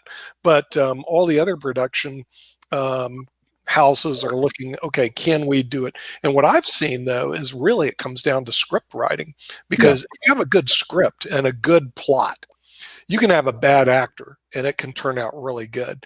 If you have a bad script, a bad plot, you can have the best actor in the world and you're going to eat hot laser dust. Seriously, because the thing is, the great actor will come in, I'm going to save the script. No, they won't. I'm going to save the plot. No. You're going right down the toilet. And we have one potential client who writes for NCIS Los New Orleans, and I was shocked to see how much she was making. She was making over $250,000 a year as a script writer. I was going like, whoa, that's pretty good for writing scripts, but I guess if you get really good at it, it becomes a very hot commodity. But I think the scripts and the plots, and also the copyrights. Yeah. Of course, here's the thing I'm not that familiar with, but apparently people love to share your ideas or reverse engineer them. Okay. Yeah. In other words, you put together a great script, great plot, and then you got to start handing it around to the producers. Okay.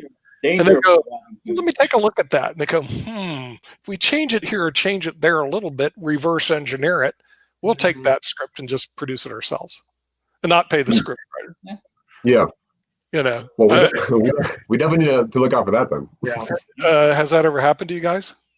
No, not so far. No, in undergrad, there were some other people in my program who wrote some suspiciously similar stuff, but nothing on like a scale that would affect me. Yeah. I mean, and the thing about Dylan and I, the way we work is that we really spend a lot of time on the plot and the story as well as the script itself. We don't want a performance to shine more than the idea of the story. So within our 50-some, ideas, our story ideas, we spent a lot of time making sure that the story element is just as intriguing as any talent could be.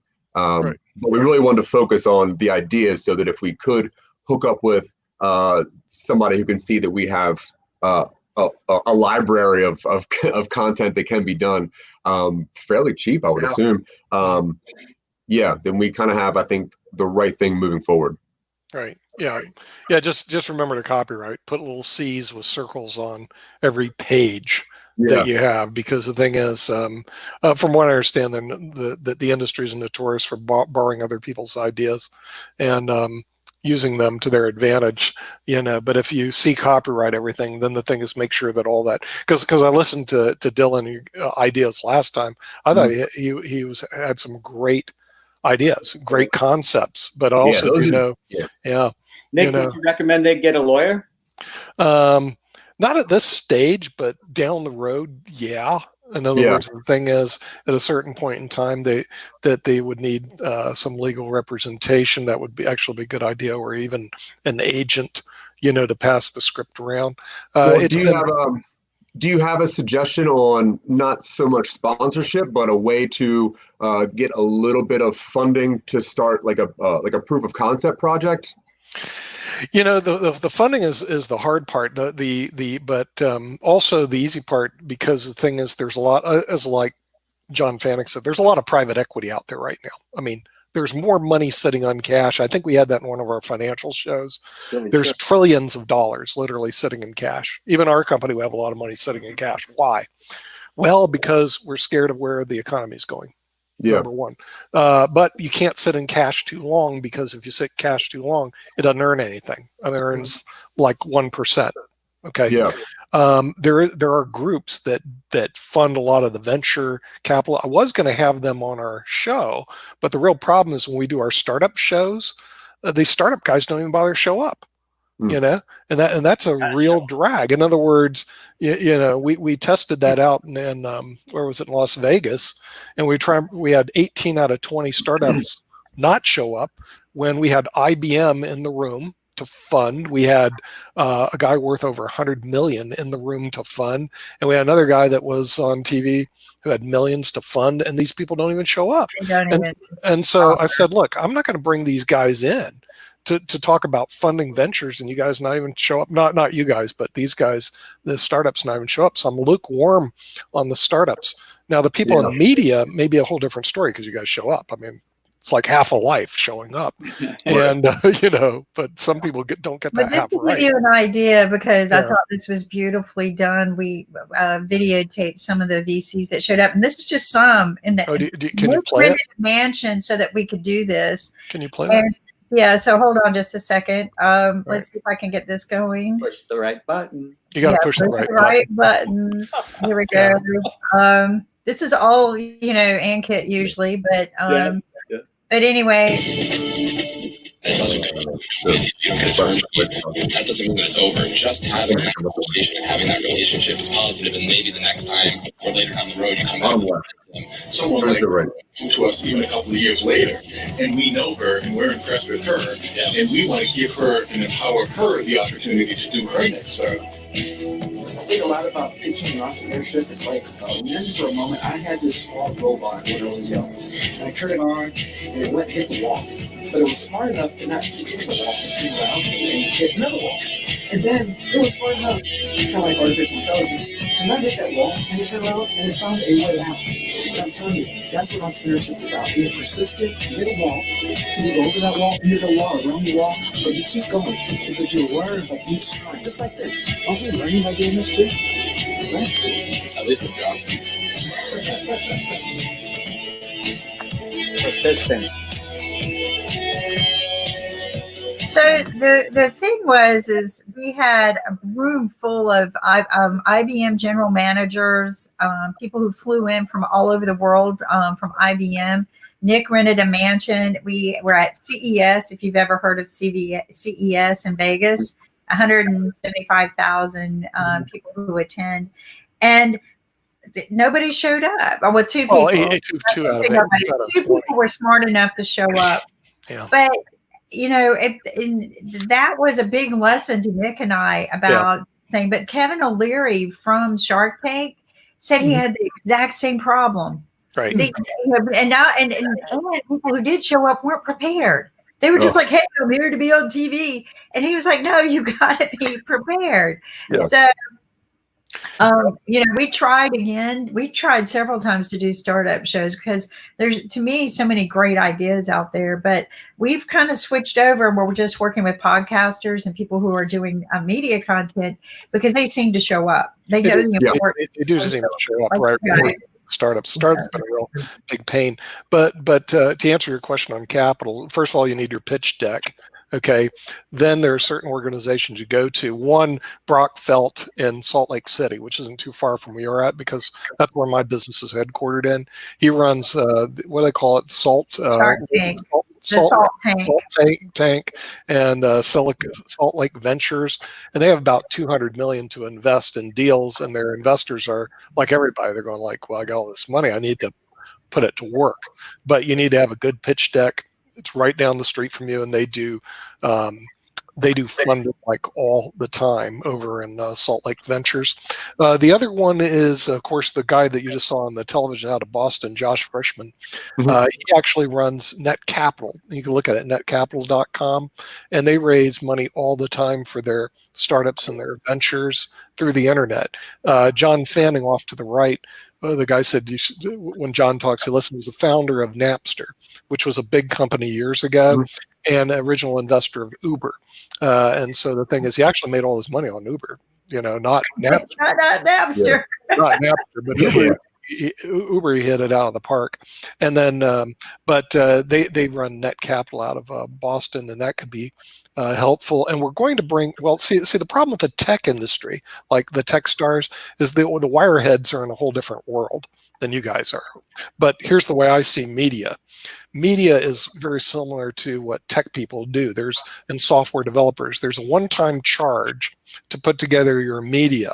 In other words, and then it produces revenue from there on in. In other words, it's how can you squeeze as much money as you can out of that particular one-time charge. And it's very similar with software. There's one-time charge to develop a software package.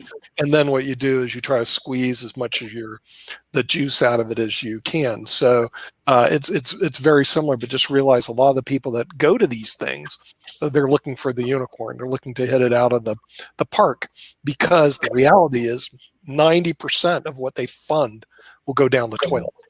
Yeah. 90%.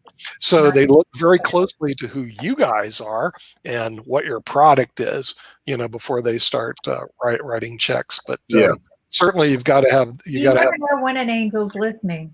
You never know. And in Silicon Valley, the angels invest higher. It's so funny because in California alone, I think they do 80% of the investments in the whole United States. North Carolina gets 0.75. Okay. 0.075. 0.75. That's nothing. But if you go to, so it's interesting to me when I have conversations with people in California, I need $3 million. In North Carolina, that's a huge scale. $3 million, you might be asking for $3 billion. I mean, the North Carolina, in LA, they're like, oh, that's just angel money. That's just angel cash. So this is what they tell me. Go to one of your family members and they go, my family members don't have millions of dollars. So, you know, you've got to kind of look at what you need and where the people are that invest in that. There's a guy in Salt Lake that actually does a lot of investing in movies and content. Yeah, and you definitely have to have the right people to do it, but you have to have your ducks lined up in order to have your script done, the PowerPoint presentation done, the pitch deck done, sizzle reel. All ready to go. Sizzle reel. Sizzle reel. We have the sizzle reel. Nick and I didn't have our sizzle reel one time. Yeah, you can stop right there. Yeah, and then once you have all that, then the thing is you make your pitches, and there's a lot of different groups that are out there.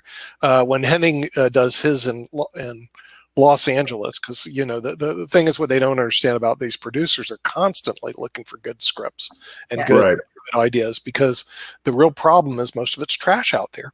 And I know that Netflix is investing about 120 million. We're doing a show out of Lagos, Nigeria right now to get in the African market, but we reviewed a lot of programming out there, and it frankly just wasn't that good. I mean, it was like, okay, but it's good for their country. That's what they watch. That's true. But on a global basis, but we're thinking global. No, we're going to say, okay, I need something that can go global rather than regional. And so the thing is, what?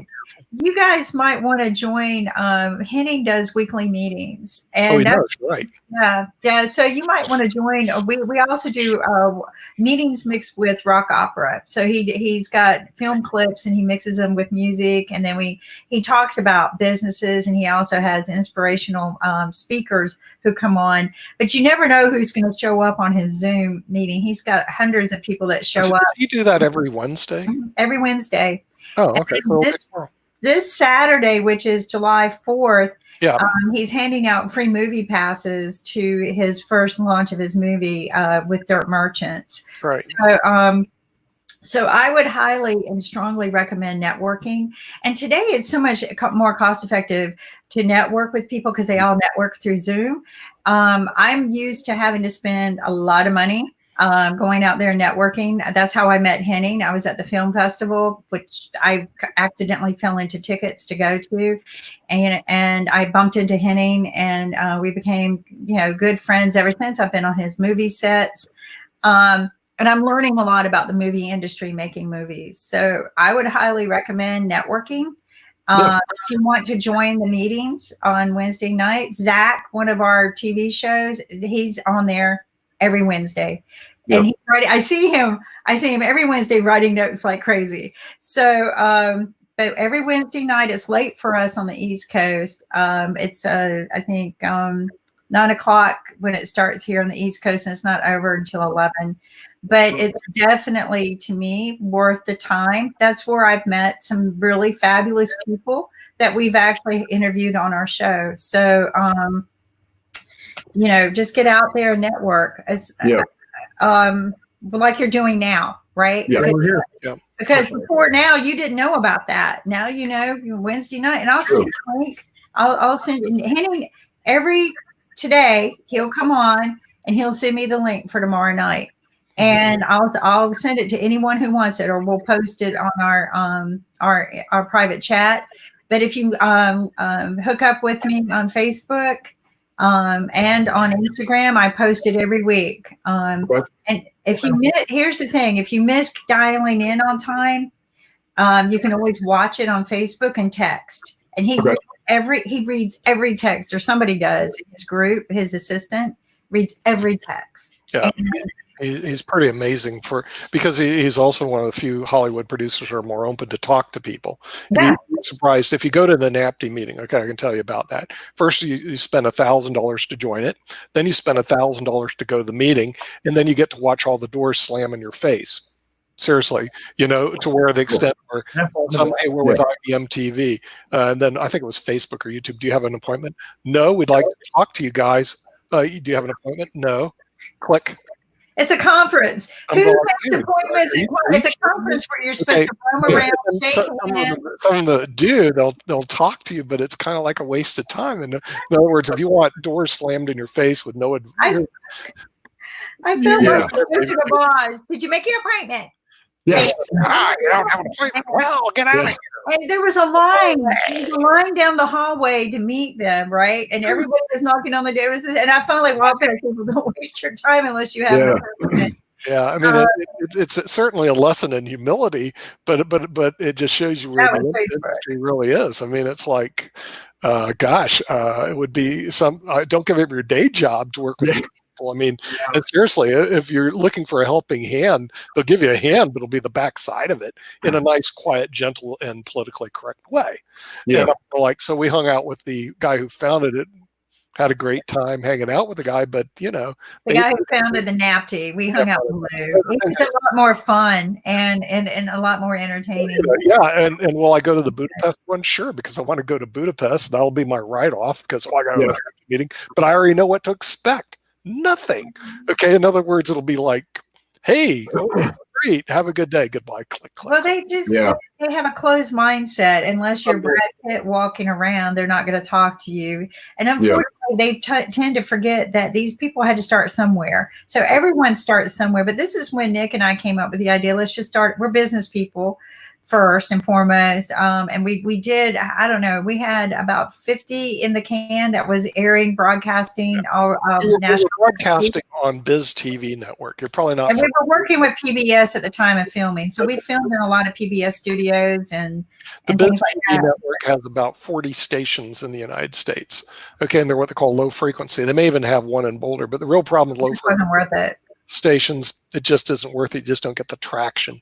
Okay. I mean, you're going nowhere you're going somewhere, but at a very reduced rate. I mean, it's like, whoa. Then we bought IBM TV because it was available. We legally acquired IBM TV. It was available. And we were filming with them at the time, so everything was IBM. And the thing is, what we did is say, well, we can do this. Perhaps the technology has changed, which it did, and we can do it internationally. So this way we don't have a restriction on US. We're in, like I said, the Malaysia market, we're in India, we're in Canada, we're all over the world, as opposed to just limited ourselves to the United States of America, which media wise, you're in one of the toughest markets in the world. Okay, in other words, if you guys say, oh, I want to go start and be in media, oh, good. You started in the toughest market in the world. The next is Europe. Okay. In other words, they're not friendly here. They're not friendly in the United States, and they're not friendly in Europe.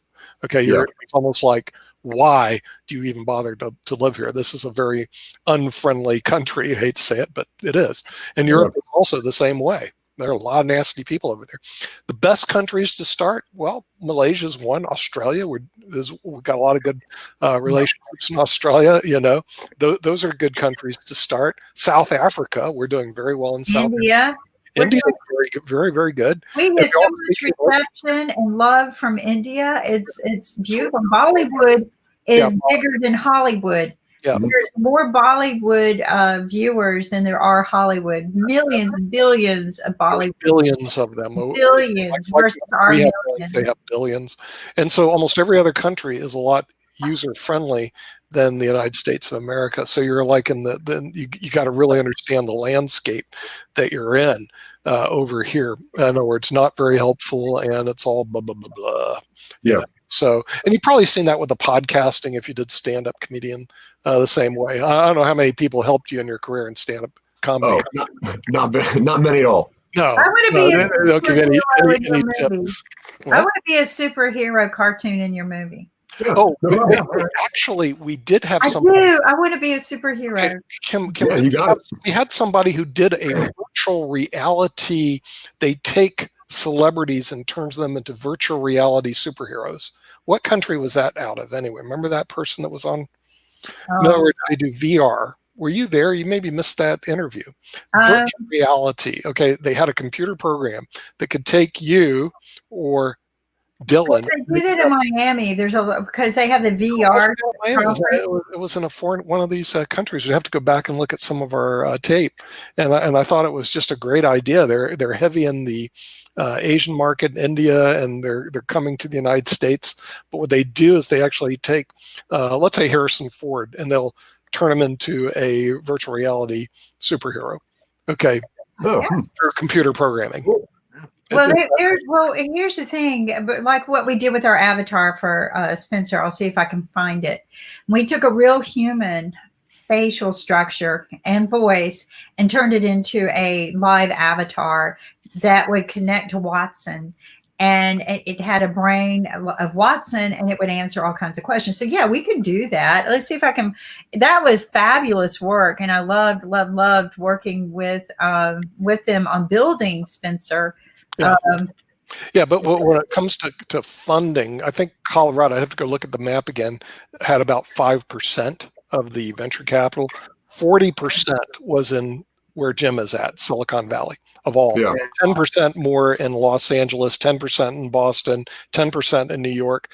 Raleigh-Durham, and they tout this research triangle. We guys know tech, Duke, North Carolina State, 0.075. Okay.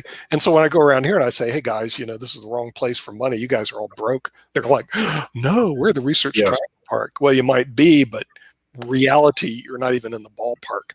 Yeah. And Boulder, I think I'd have to go back and look at the map, but I think you guys are in like the 5%. So it's just like a game. Okay. Are you going to play a game where you have 95% chance you're going to strike out? Yeah, fair. No, you got to go where. As a matter of fact, when Henning comes on, I go, why do you live in Los Angeles? He goes, because there's more talent here than there is concentrated in LA than everywhere else in the country. It's not even close. Yeah, I'll show you guys San Francisco for capital. There's more capital in San Francisco than any other place in the United States. Yeah, and everybody accesses it except Jim, the guy over there. But he wrote a book just for dummies, so he's independently wealthy now. So I'm going to show you a demo of how we took a real human and voice, and we turned it into an avatar that we were going to use to be our host on TV. It was really quite cool. Let's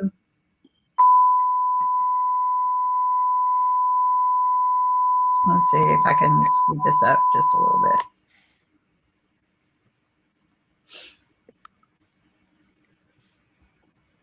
Well, this is not the promo I wanted. Go ahead and let it sit right there. All right. You got to let it have time for the buffering to catch up. E2 by Gary Kasparov, and in this position, the computer admits defeat. Deep Blue has instantly sacrificed with knight captures E6. Watson, what is narcolepsy? You are right, and with that you move 36,000.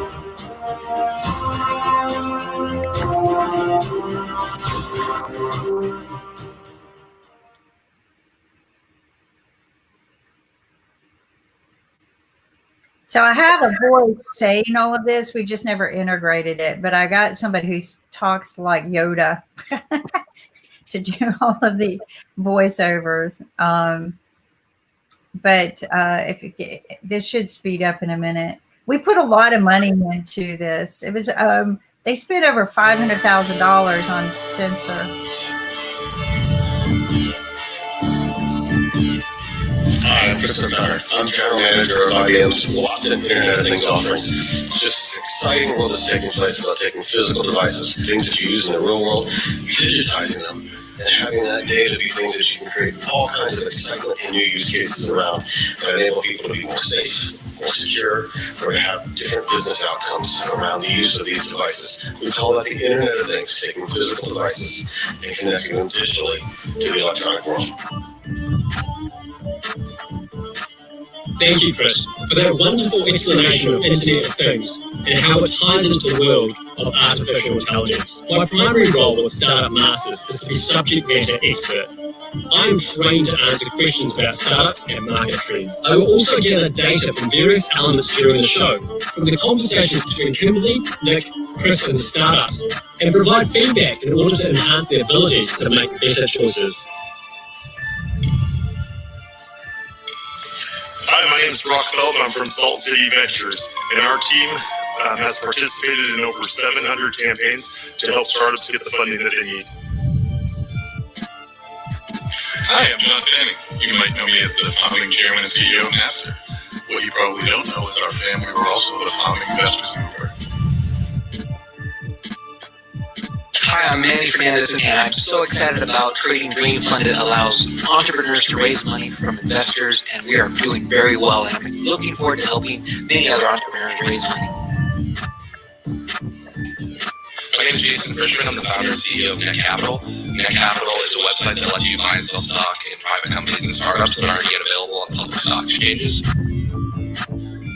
Startup from the Netherlands. It's called Mind Effect, a brain-to-computer interface, which is now specifically designed for helping people with ALS or the lock-in syndrome to communicate. Simple technology. I really like the simplicity of the insight.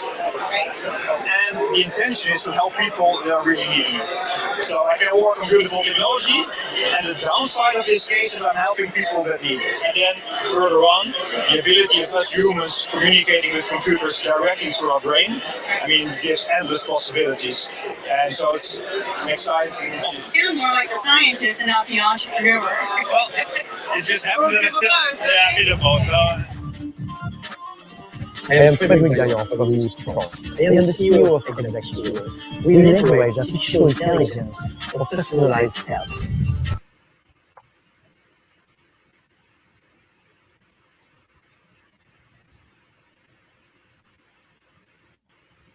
All right. So that was just a sample of, doing all the work that we did. It cost a lot of money to build him, but once it was built, the interface was there to connect to Watson, and we were able to do a lot of different. We've got many different promos with Spencer. We named Spencer because they didn't want Watson to be the front name, so Spencer was powered by Watson and FaceMe. So FaceMe, I think they told me they spent over $500,000 developing that, and we were building it into a hologram. Eventually you would have the full body. So and now it reminded me the two startups actually did show up from France. That was Dion, who was doing a health related startup. The other one was from Ukraine. Okay. What happened to the Americans? Okay, I mean, the thing is, it's like, okay, and the Prince of the Netherlands, actually what they do in the Netherlands is they actually do, a lot of the countries support their startups and their entrepreneurs. In France, they do the same thing. They actually have government support of startups and entrepreneurs. And the United States, they do this. Well, also, guys, I'll give you a tip since how you are raising money. Get your pitch deck and your business plan together. I have a book I wrote on being a startup. Nick convinced me to publish it just before I went on a speaking tour with Google for minority entrepreneurs. And that's what I was there for, is to give them some inspirational tips on how to raise money. So Nick encouraged me to publish this book right away, and I did. I'm working on a second book.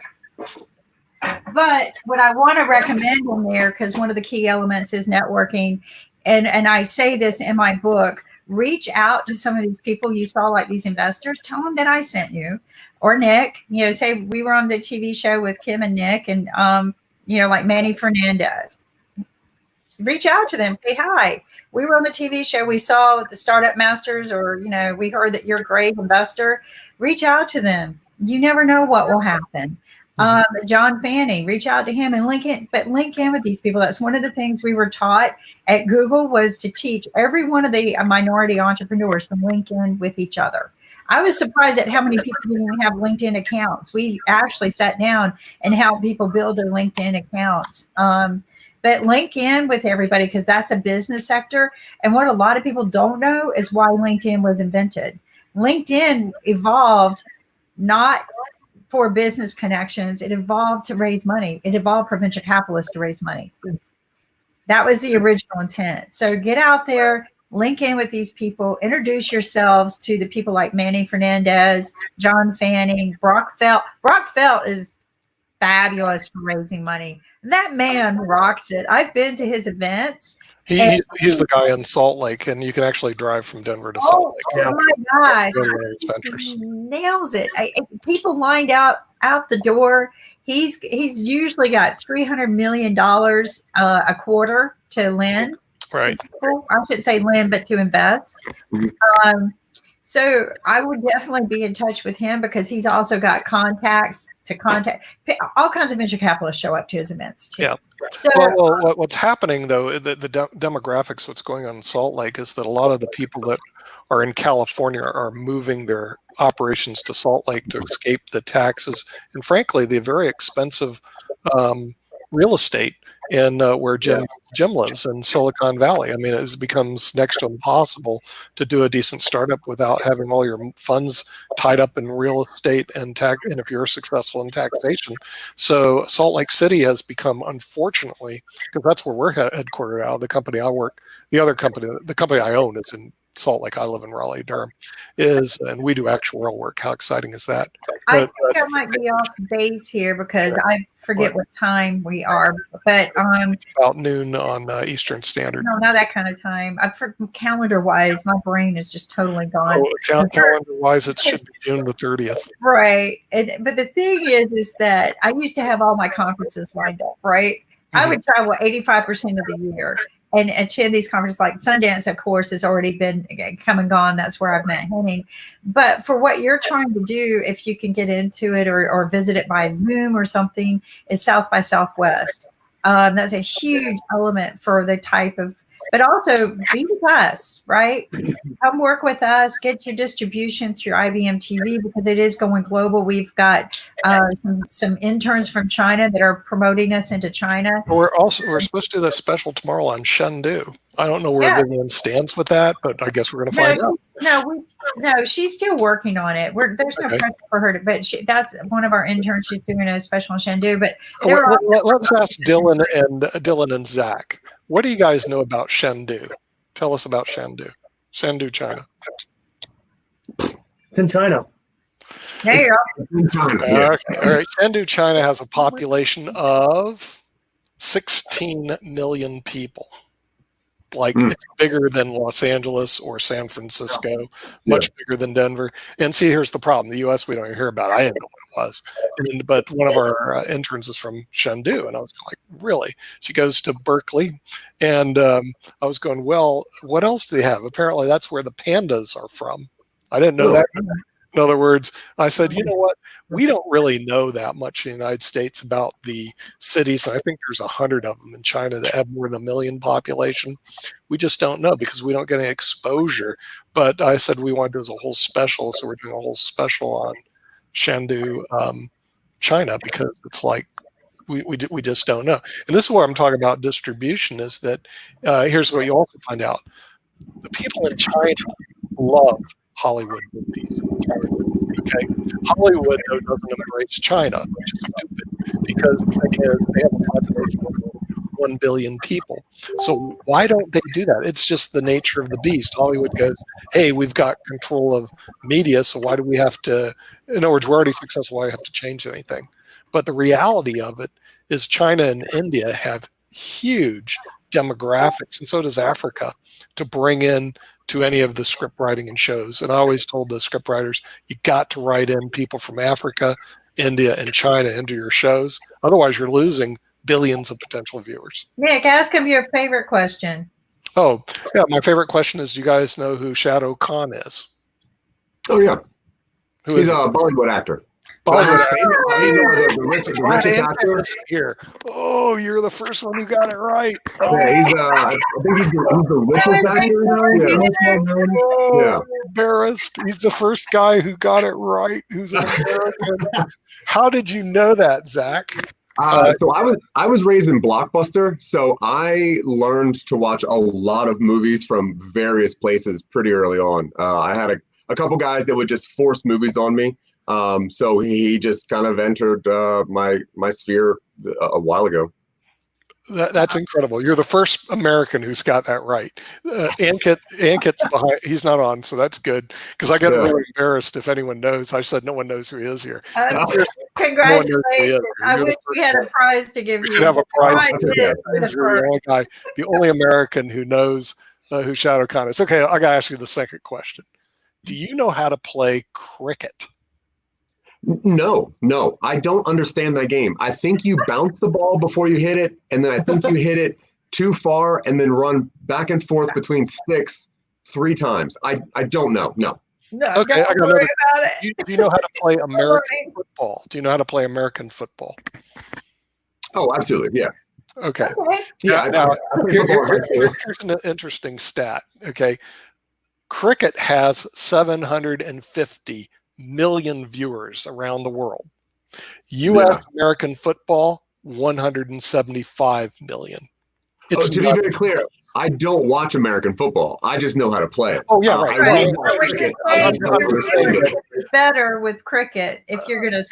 Yeah, I'm just saying by the numbers, you got a bigger viewership on cricket than you do American football. And then you find out, well, people in America don't know cricket. Same in China, but all the other English-speaking countries, like India and Pakistan and Australia, they all know how to play cricket. I mean, it's amazing.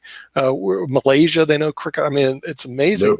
But they're and this is what we see, and this is what we do at IBM TV. There's bridges that could be made internationally that aren't being made, but could be very beneficial for the new generation coming up. So, like, if I was a new generation story writer, I'm going to incorporate these huge countries into my scripts and bring characters in from these scripts, because a person from India would love to watch a person from India who's part of the programming rather than it's all US people. So Hollywood snubs the world. It's like, we're Hollywood, so we can get away with anything. Well, that attitude can work only so long. Remember, since you did say you're a Blockbuster guy, how's Blockbuster Video doing right now? The one is doing pretty okay. They have a very successful Twitter feed. Yeah. Their online presence is pretty good. Okay, right. But Blockbuster as brick and mortar, they are done. Blockbuster Video itself went under, right? Oh yeah, way done. Way done. It's just a joke, yeah. And see, that's what I'm saying is that one problem with this, the Hollywood attitude is how long are they going to be able to sustain that attitude? I don't know. I mean, they can get away with it for a while, but after a while, they're going to have to morph, or you get ahead of the game, and you don't even care if they morph or not because you already morphed into those countries. And so we're looking at China is actually a challenging market for us, because we found out, even working with Alexander Starr, he's backstage, that a lot of these countries can actually block your video feeds. Okay, and we're actually doing a broadcast this Saturday, I think, from Riga, which is in Latvia. But we were trying to do a broadcast in Moscow a couple weeks ago. But to get StreamYard, they required you to fill out all this paperwork in Russia before they would let StreamYard on. In other words, it was like, are you kidding me? Because in most countries, you just press the button, you're right up on IBM TV. Except in Russia and China, you have to go through all this government stuff, and then you're on. It's a little bit more challenging. India, you're right on. We're approved in other countries, or not approved. We're like 100. There's 190. Like in Africa, they some places in Africa they banned Amazon. They've banned Blockbuster. They banned a lot of Netflix. In some places, they banned these things. Roku. But so far we've not been banned from anywhere because, we are wholesome, we're clean content, inspiring financial literacy, inspiring learning, inspiring just expanding and broadening your horizons. So. Well, yeah, and a lot of the countries look very carefully at the content, and then they can block it if they go, well, we don't like the content providers or what they're doing. So I think people do have to be more sensitive to the global market than they were, 20 years ago, where you could be insular and say, hey, the U.S. is everything, but you also have to be aware that, like in Boulder, Colorado, I mean. I don't see a lot of the funding coming from Boulder. I do see it coming from Salt Lake, which is really California money, by the way. It's not Salt Lake. Right. And now, another question on financing, since we're back on that. Do you think, some advice also, do you think it would be important or smart for me and Dylan to look at crowdsourcing or funding to to produce a project to show what we can do, or to have someone kind of almost by us as like a content creating team to produce content for somebody else? Is there do you have an idea on that? Because like I said, we do have a good library of content. We just don't really know what our next move should be, because we were thinking about trying to get just a couple $1,000s together to produce a mini movie that is in the same universe as a full-length feature that we wrote, just as a proof of concept. But we don't really know. We don't want to extinguish our resources early by doing the wrong thing. So, and that's one of the reasons that we're very interested in talking to you guys, because you obviously know way more than we do. So yeah, do you have any advice, or can you speak on that? Go ahead, Nick. I mean, usually when you have two directions that you can choose from, you go both. Okay, in other words, and you find out which one is where the demand actually comes from.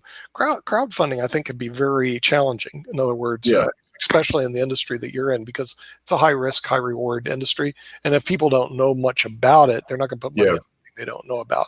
Unless you're going to give them something tangible that you need to give them something very, very hard. Tangible.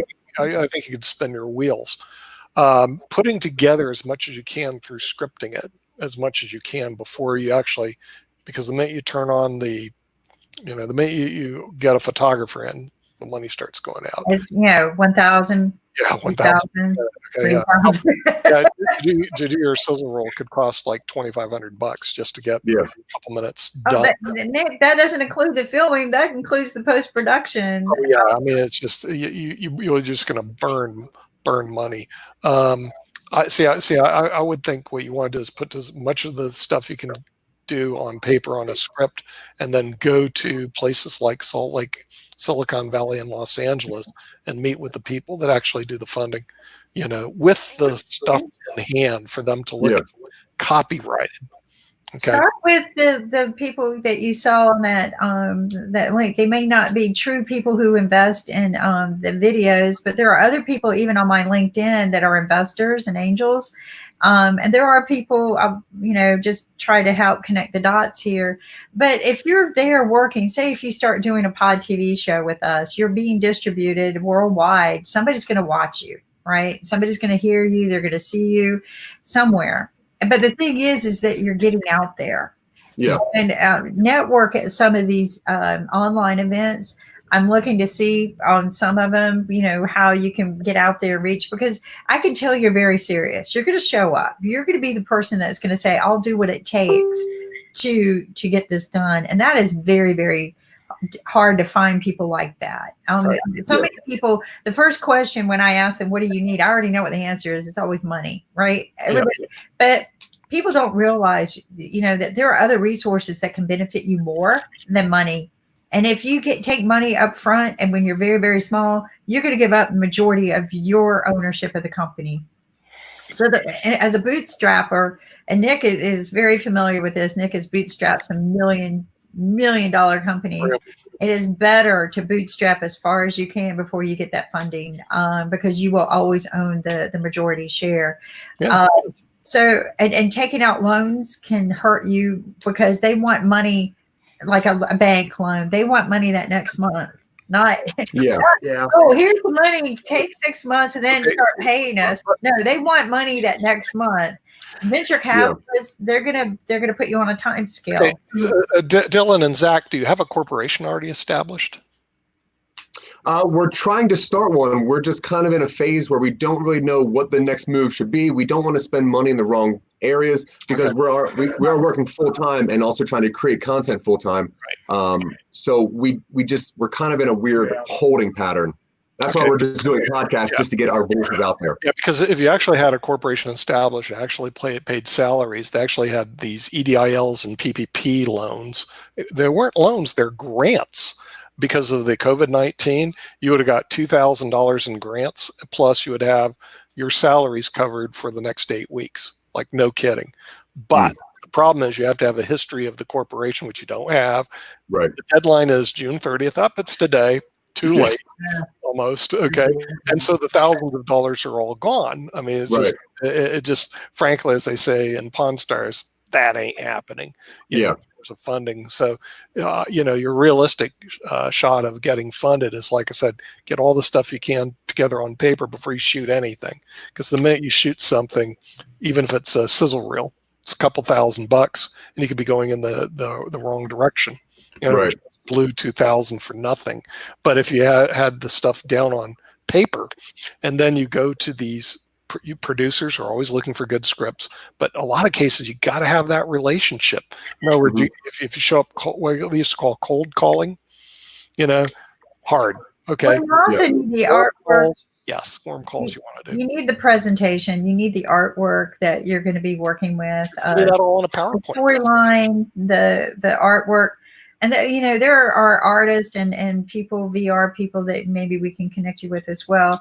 But raising the money, I think you know in your mind how you're going to spend it. But I will tell you, if I looked at your business plan, I'm going to tell you that you're not asking for enough, and you're going to fail. And that's the reason why more than 90% of the startups invested in fail, because one of two. One, they don't put down enough because they feel like the least amount I ask for, more people will give me. And that's wrong always. And the other is a lot of times you'll get investors go, oh, come on, if you just cut it back, I'll give you the money. Right. And those are the wrong people to deal with, because if you do your due diligence and you know what you need, don't accept less. Do not, because you will fail. You will fail, and you will have to go out and raise more money. And that it is harder when you do that, because somebody will say, well, they gave you 150,000. Why didn't you make it with 150,000? Well, it wasn't enough. Well, why not? Did you not do? So you don't want to do that. You don't want to go back to the well. And I've turned down offers. I've turned down plenty of offers. And, people go, are you crazy? No, I don't want to take money that I know is not going to finish the job. And because that hurts them, that hurts that person, that hurts your integrity and credibility. So think about it when you put down the money. But I'll guarantee you, if you show me your business plan, majority of the people who show me their business plan, I look at it, and in 2 seconds, I could tell 2 seconds, I know that you're not asking for enough, because I've been through enough business plans. But you also have to have the right person, because I think we're going to be doing Monday on Business and Economics Monday. David K. Johnson's going to come back, right? Who talks a lot on wealth inequality in the United States, which Jim doesn't care about because he's independently wealthy with his Chess for Dummies series. But the rest of the world does, because here's the problem. And this is a real problem people don't want to discuss. Number one, the average person in the United States doesn't have $400 in their pocket. They don't have $400. Okay. Problem number two, the 1 out of 100 has 8 million in their bank account. Okay. So guess who you want to talk to? The guy that has $400? No, then that wipes out 50% of the people in the room. So you have 100 people in the room, half of them forget it. Okay. Then what about the next 50? You may want to forget about 40 of the 50. Seriously, because they don't have enough to invest. Boom. So you're down to 10. Of the 10, you want to talk to one, because that one person can write the bloody check and not even sweat. Seriously. Okay. And that's the problem that we have in the United States, a lot having to do with our tax and economic policy, with David K. Johnson's going to discuss, that took place over the last several decades. But what we have is we don't have a middle class in the United States anymore. You have one person who has all the bananas, and everybody else is sitting there eating the peel. And that's been going on for years. So what I'm saying is that you need to go find that one person, not the 99 that are just a waste of time, because you can talk to them all day. Now, what they could do, a financial literacy superhero. Financial literacy. Between poverty and okay, David, who's David, who's on our Monday show. Okay, I don't know that, but David has about 2 million people watch his video on that last book he took out. 1.2 million.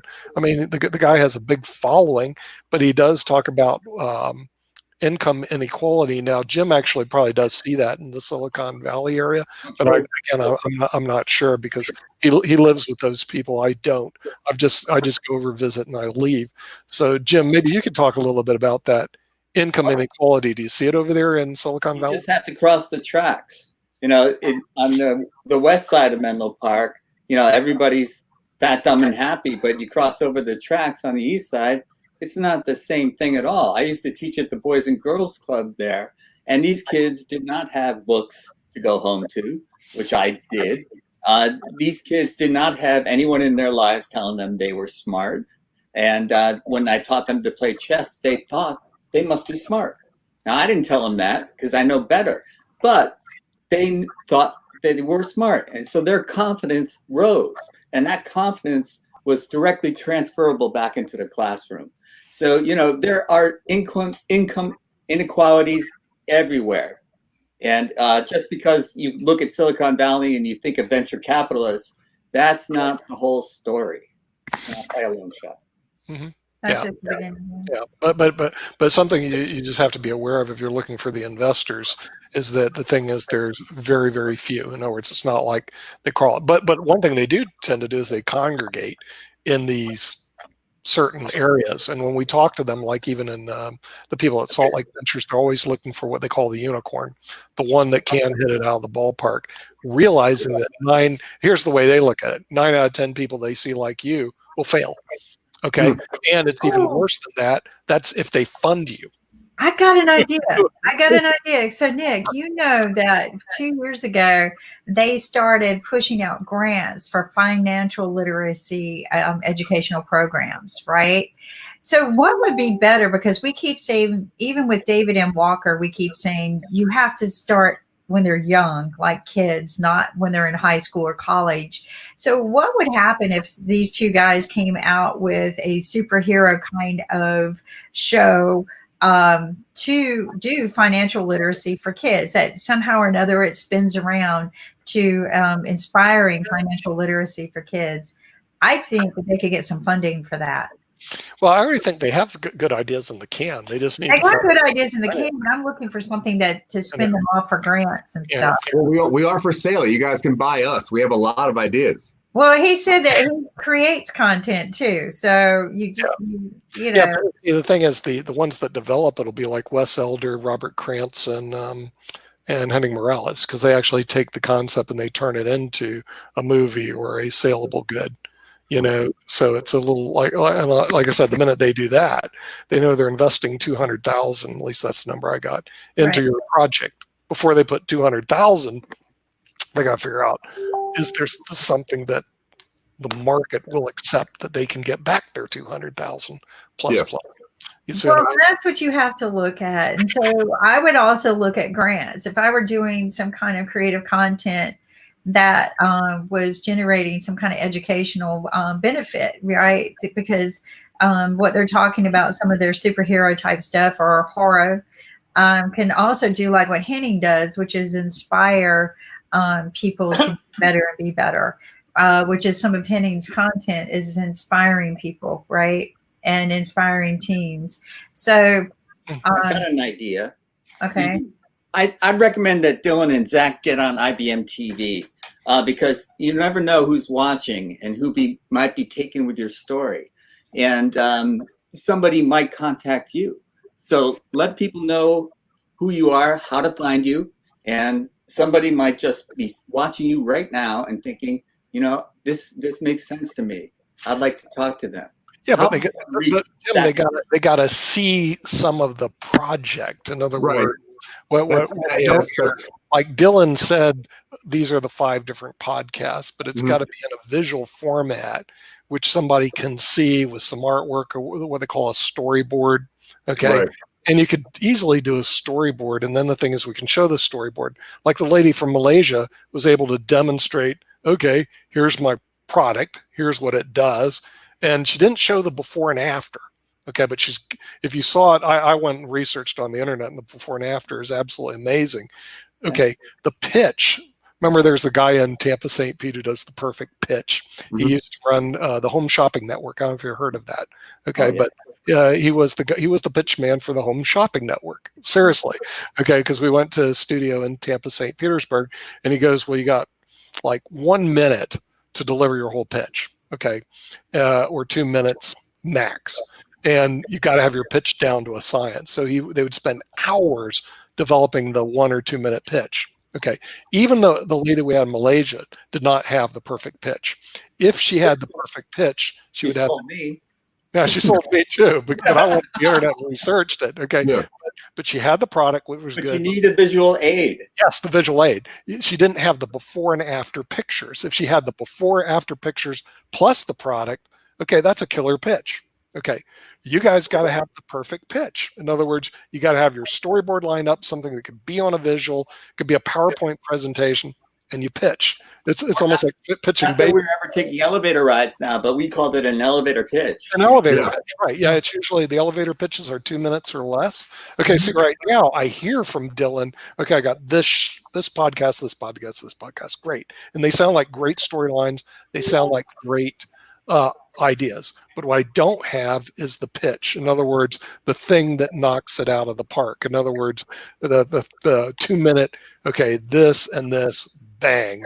Okay, that knocks the person dead. Because if you don't have that 2 minute pitch, hey, I'm just a group of guys that have a good idea. Well, the graveyards are aligned with a couple guys that have great ideas.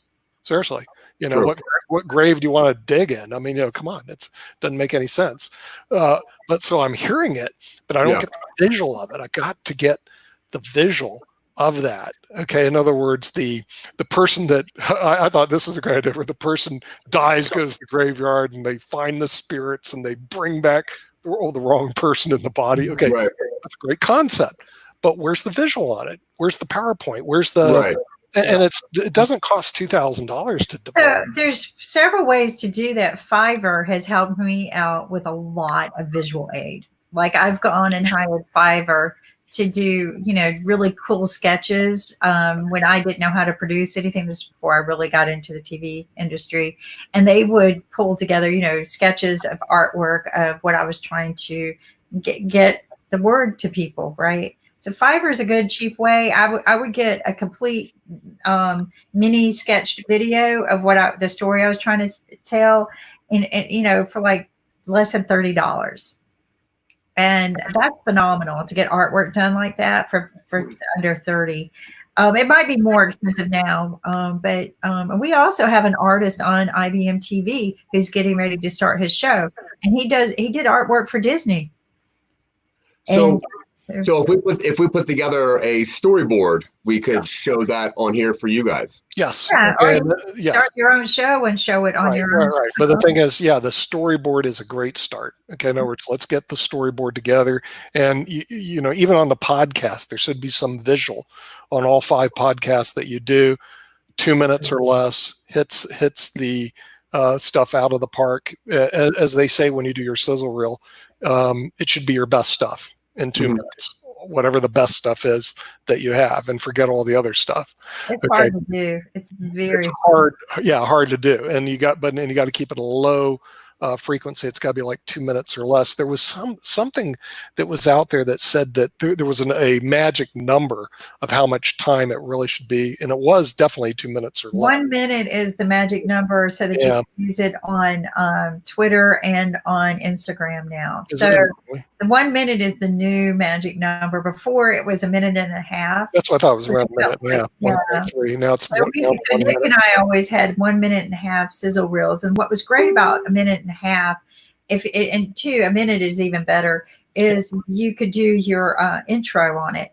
Now, to do intros, if you want to upload them into StreamYard, you keep them at 28 seconds so that you can upload them. So our intros now have changed from 1 minute to 28 seconds. So our intros are 28 seconds now. Well, I did see that the intros of some of the new shows, and they're really good. Yeah, but we keep them at 28 seconds. 28 seconds. Upload them and hold them rather than constantly playing them from a different place. Because used to we would have to play them from a different location, and then it might miss. So now we upload them into StreamYard and we hold them, and they have to be 28. we found 28. Can you play them, Kim? I know Ankit knows how to do it. Yeah, let's see. I'll play one of them. Yeah, because there's some really good intros that I think Gwen has developed some really. Gwen has developed probably some of the best. We have. Let's see. I'll play this one. Gwen did this one. You got to turn on the sound. You're not supposed to have to turn on the sound. Oh, here we go.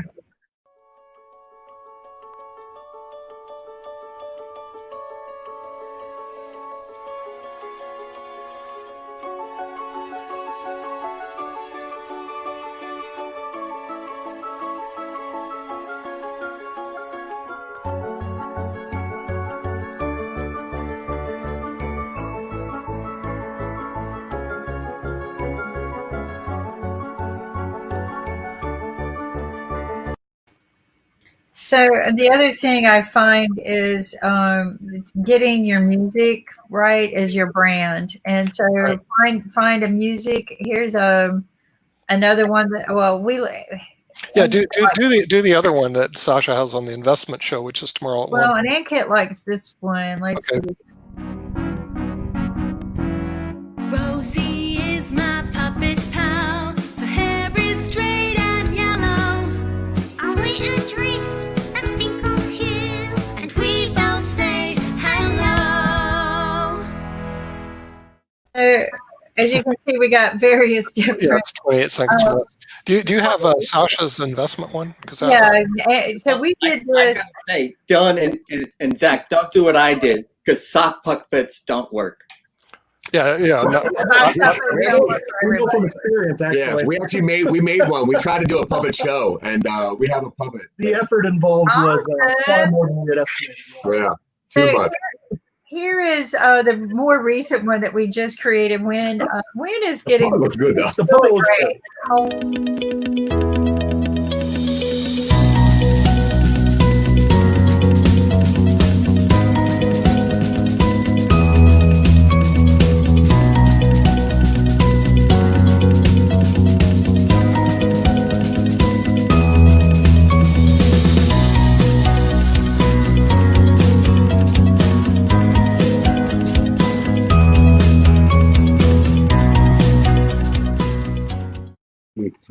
Yeah. So music is really good for branding. We're keeping our intros and outros, and we use the intro as an outro too. We're not over working these things. Hi, Ankit. We really simplify. I mean, the music is definitely important. You got to have that. Yeah. But the other thing is you got to get music that's non-copyright. Well, ironically, we actually have two musicians on staff. One does classical piano, and he does podcast themes for celebrities. The other one does all genre of music, and he does scores for video games. Yeah. So we actually have a wide array of original music made just for us. So music-wise, we're fine there, which is good. Right. The other thing that's very important is you have to have contacts with Hollywood producers. So what you really need is, he just showed up. A Hollywood producer. There we go. Henning Morales. It's amazing on IBM TV. It's amazing that you get what you wish for. See, I have a book called Dream right there. And if you dream about a Hollywood producer, sometimes they actually show up. And there's Henning Morales that showed up from Hollywood or else the Los Angeles area, the land of I'm not going to say, but anyway, La La Land. La La Land, land of milk and honey. Yeah, some land of milk and honey. For those that joined IBM TV late. Okay, we have Kim Calhoun from IBM TV in Raleigh, Ankit from New Delhi, the world's largest democracy. He has 1.3 billion Facebook followers. We have Dylan and Zack from Boulder, Colorado, who have bolder ideas. They're looking to talk to a Hollywood producer. And then we have Jim, who is from the author of Chess for Dummies, who also is in the Silicon Valley, the Socialist Republic of Silicon Valley. And Henning Morales, who's a real Hollywood producer, which Bollywood, and we found out China loves. Henning, tell our audience, and I know you've said it before, who you are and what do you do? Hey, thank you very much, Nick. Thanks for having me on. Nice to see all of you there. And today is a beautiful day because we are going to be sharing with you the trailer for Rebelistic, which is a new film that we are going to be releasing worldwide on a brand new platform that's launching this summer and this fall. So I'm excited about that. We've been working real hard creating our film series, Nick, which is inspirational, motivational, transformational films, and working side by side with our distributor to develop their platform, which is called RevShare Film. So it's an exciting day, and I'm happy to be here, happy to share, and happy to meet some of your new guests on your show. And I'm at your service. Whatever you need, I'm here to please. Yeah, it's interesting you said the RevShare Film, because yesterday I shared some money with my friend Jeff Bezos at Amazon when he came out with his movie that Jon Stewart's holding in the bag called Irresistible. Well, he's holding it in the can, and you're holding a movie in the can with all this money wrapped up. He goes, I got to get it out there. And it was $19.95.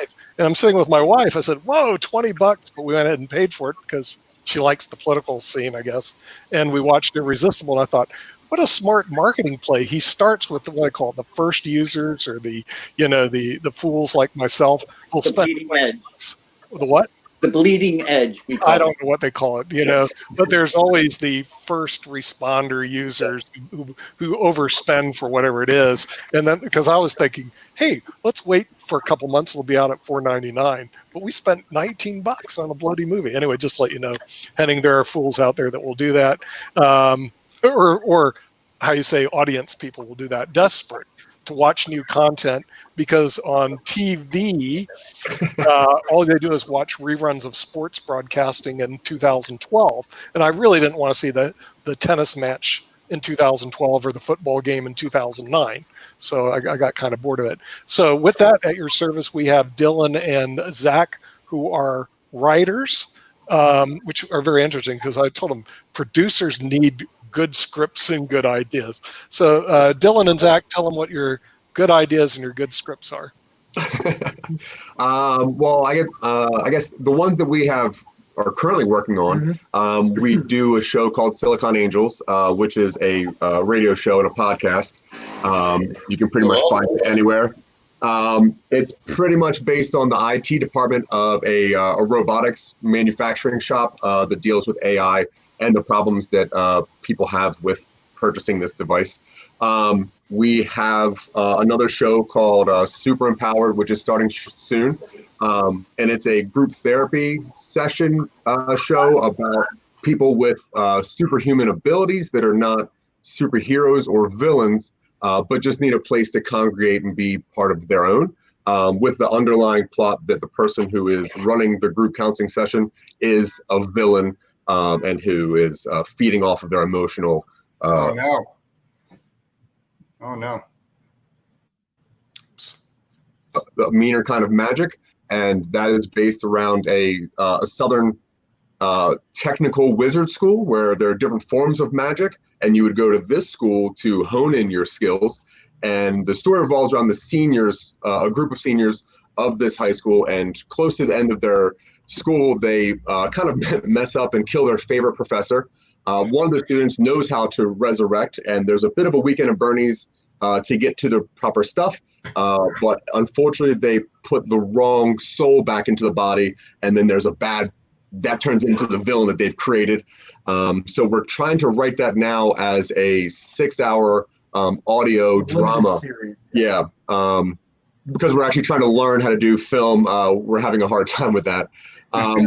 We do have a couple other stories. We have one that we call Black. It's designed to be a full-length feature about a person who goes from sheer mundanity to absolute the darkest that someone can be, through a series of witnessing a murder. We actually wrote a 10-minute in-universe short as a proof of concept for Black, and it's called Off Black, and it's about a girl who witnesses the guy witnessing a murder and the story that she has to go through, just to kind of show our style, I guess, our vision. We try to dip into a little bit of sci-fi a bit, so we wrote a story where a guy finds out that his Venus flytrap starts growing a little piece of fruit, and the fruit actually is made up of meat, but since it is made of a plant, There's a lot of ethical questions on whether it is vegan, vegetarian, or neither one of those. Yeah, ethical at all. So we're playing around with that. We wanted to write kind of like a kids fun, almost Jack Blackie style movie. So we wrote one called Recording, and it's about these two brothers that when they were younger, they won a Guinness Book of World Record for something very stupid. 30 years later, it turns out that two other kids beat their record, and then their luck starts going terribly wrong. So they have to go back to their hometown and try to kind of combat these kids at a very childish game. We have there's a pretty long list of various things we're trying to. Yeah, we wanted to kind of get a catalog of stuff together. So we wrote about 50 stories and a one-man show that we're trying to get in theaters right now once things open. I have two separate stand-up acts that I've fully written out. One's way more visual. So we have a lot of stuff in the background. We're just trying to figure out where to go. So we do podcasts so that we can learn how to edit sound, work with sound effects, get actors together and collaborate and give ourselves timelines. With the Wizard movie, we're trying to, compile a full front-to-end movie and then work out how to get that done. I think the next step for us is to work somehow with somebody to get the visual part right so we can learn how to start making things with all of our ideas, or at least hook up with somebody that wants to make them with us, which obviously is great too. But we have about, I think, 55 to 60 full stories, just hoping that somebody kind of passes on the back and says, let's do this. So yeah, that's kind of what we're working on. We're very, I think we're very good at thinking wildly outside the box and making stories that are thought-provoking more than star needed or special effects heavy. We're not really fans of that. We wanted to make things that if we could, we would do it on our own. So we made sure that the writing was important and the story was important. Yeah, the spectacle is not. That's great. Yeah. That's I appreciate it. Congratulations. Thank you. Yeah, we're trying hard. So we hooked up with our new friends at IBM TV and really racking their brains trying to get as much feedback or guidance or anything. Well, I think that if I may, your first of all, that the first one you described, so you mentioned Weekend at Bernie's. It sounded like Weekend at Bernie's meets Weird Science meets Harry Potter. That was really that was really cool.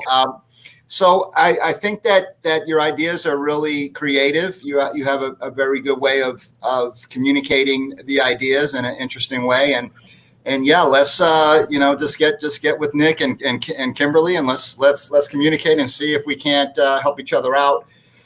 As far as what I tell filmmakers, I'm working on. I don't even remember what numbers. I think it's our 8th movie right now, and a couple of 2 features and some shorts, some music videos, different things that we're doing. It is one of the things that I tell people who are just really getting going in making movies is just to make one. You guys are doing podcasts, you guys are doing short stories, you're doing audio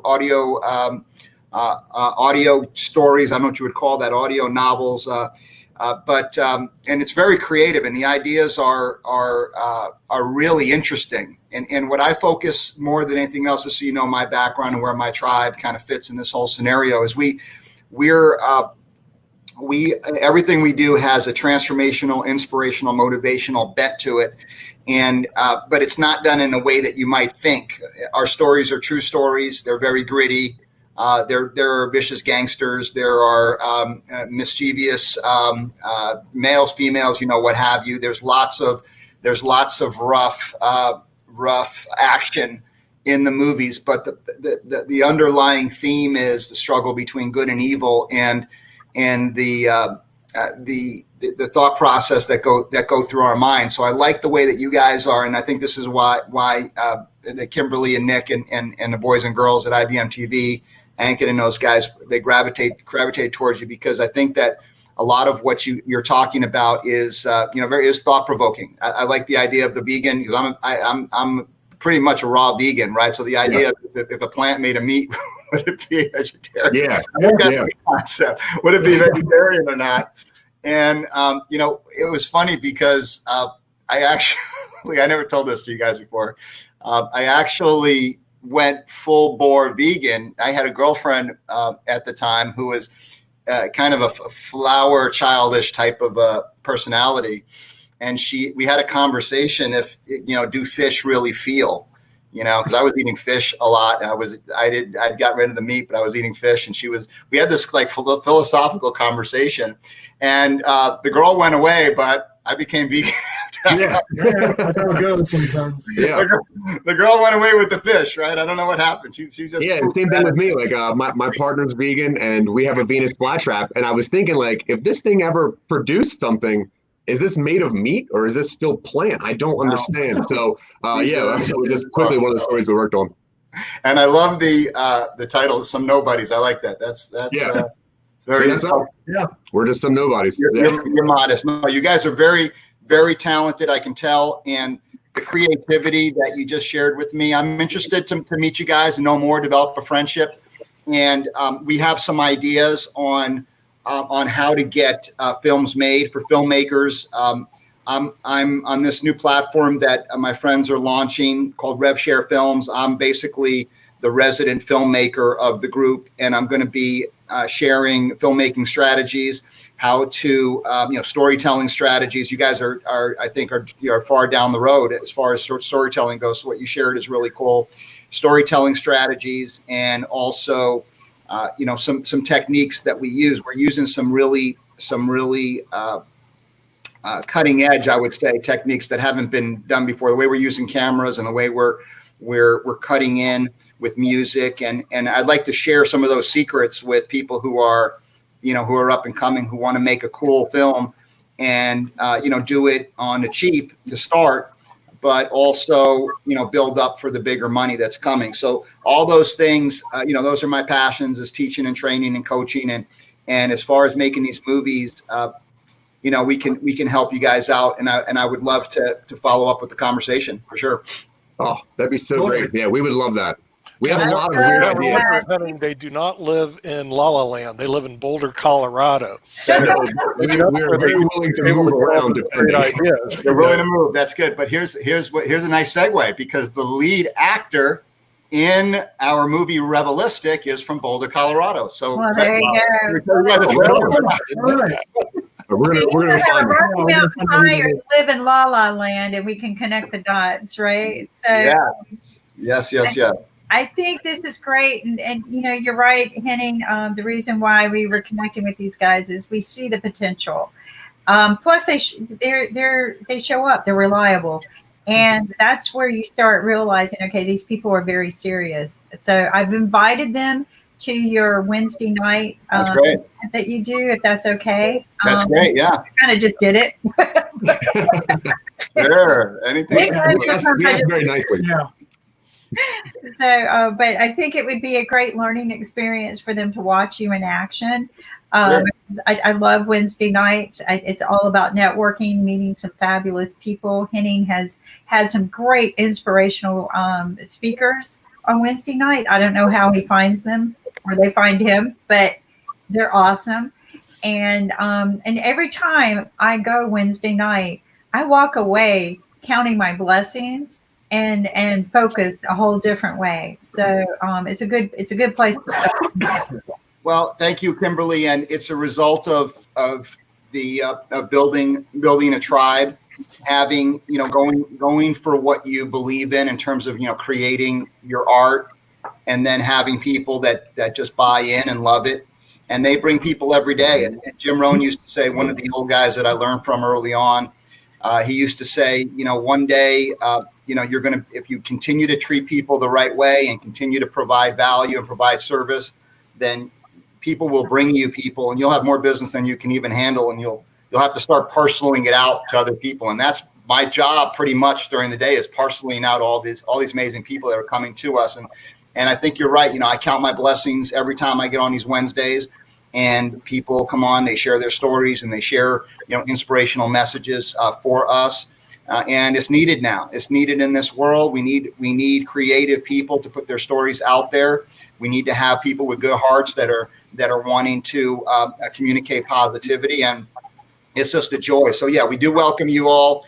Tomorrow at 6, we're going to be having our screening of Rebelistic, and we have several of our actors are going to be on a panel at the end of it. We have some thought leaders, and the night's called Rebels with Causes, since the movie is Rebelistic and it's 4th of July coming up, and so we got about 10 or 12 rebels with causes that are going to speak and just say a few words, and we're going to promote their causes. It's going to be a magical night for us. And again, Kimberly, this film, this is 3 years now. We started filming in the summer of 2017. 3 years to get the movie to where we wanted it. And I hope I don't scare you guys off. Like, oh my God, it's gonna take me 3 years to make a movie. It's not. We made other movies in between in the meantime, but it's going to be very, very special for us, very emotional for us to finally get this out the right way. We screened it, as you know, Kimberly, that's where we met. We met at a screening of a Rebelistic at the Sundance Film Festival. We screened it several places, trying to get opinions, trying to get it right, get distribution, get resources to finish what we were, some things that we wanted to finish on the movie. And here we are. So tomorrow, I look forward to seeing you guys there. Absolutely. And then this weekend, he'll be doing, are you still doing the movie on 4th of July?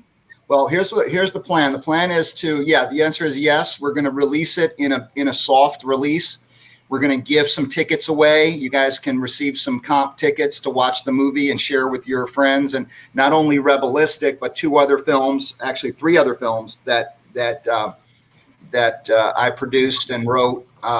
2 of which I directed, which is Destinova, and a movie called America Health Yeah, which is a documentary on health and wellness set in the midst of the great insanity of 2020. In April, we filmed this little short film, and it's pretty cool. And so Destinova, Rebelistic, and Romancery, and America Health Yeah, we're launching on 4th of July, or releasing on 4th of July with this new platform.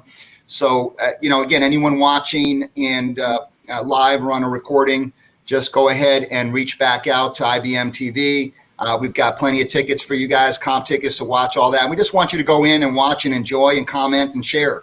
And then that's a place also for some of the people that you have that are providing content, that are content providers.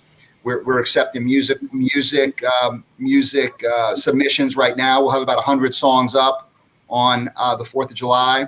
And most of these musicians are people who contributed to our soundtracks for our movies. And we work with an award-winning music producer, Drew Lane. So he's part of this. So we're looking for submissions over the summer, and submissions for films, and also submissions for music, and then go from there. Yeah, it's gonna be an awesome week, and we're gonna be busy.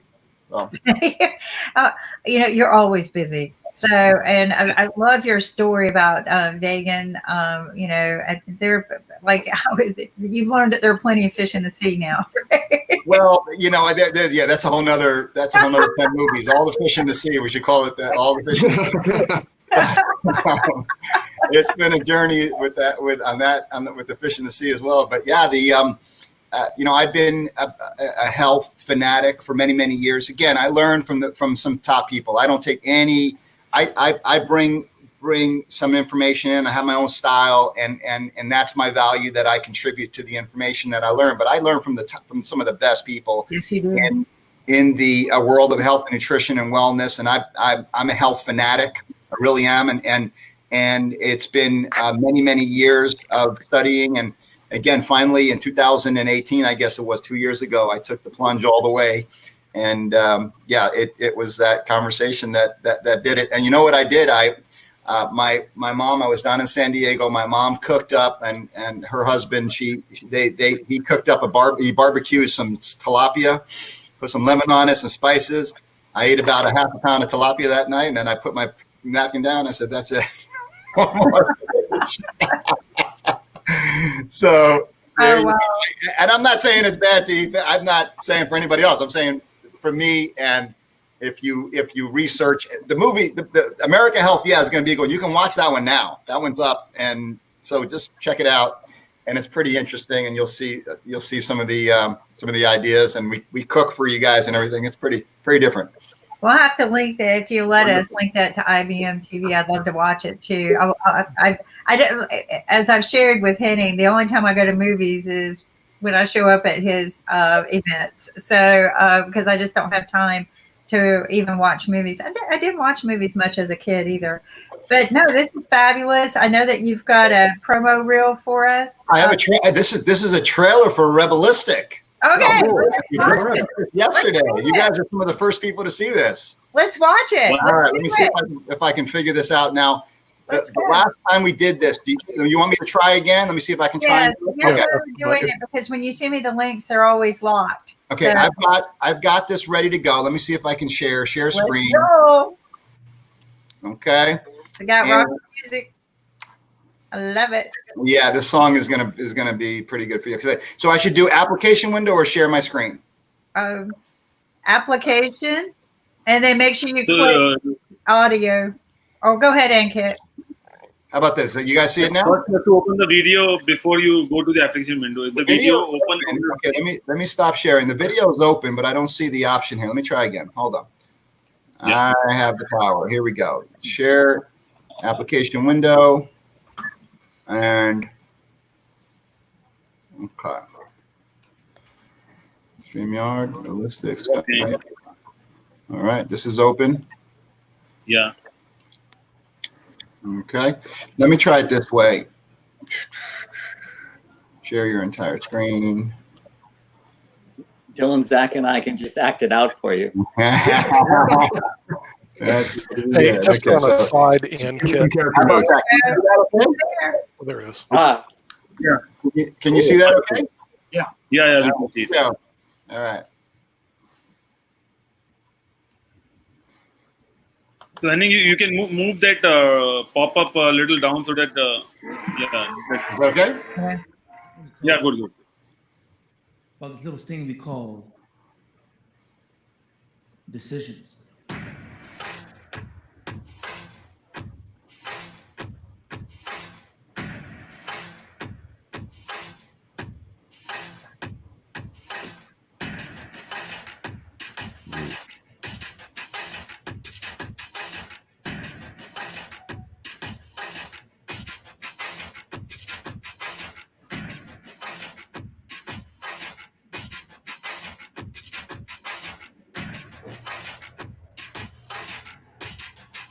Wow. Both these kids were at the same prestigious career level on the juvenile delinquency ladder of success. Tell me it wasn't you. How do you know you got interested? Get out of here. Go get a real job, man. This is my job. Can't help but wonder if organized crime is starting to infiltrate this once quiet suburb. Mas sabe, tem cassete.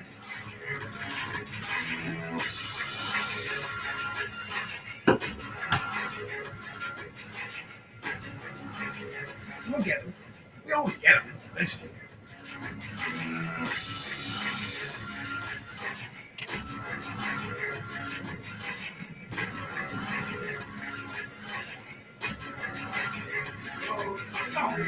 No! No! No!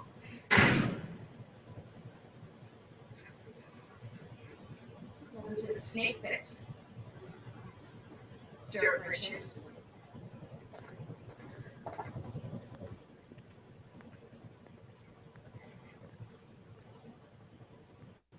Oh, whoa, that was intense. Cool. All right. Right on.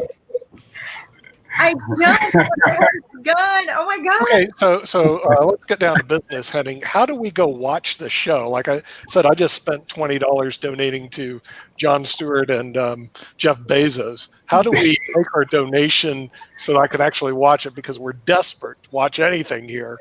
Here's what. Well, Good. thank you for the comment. We're desperate to watch anything. Watch anything now.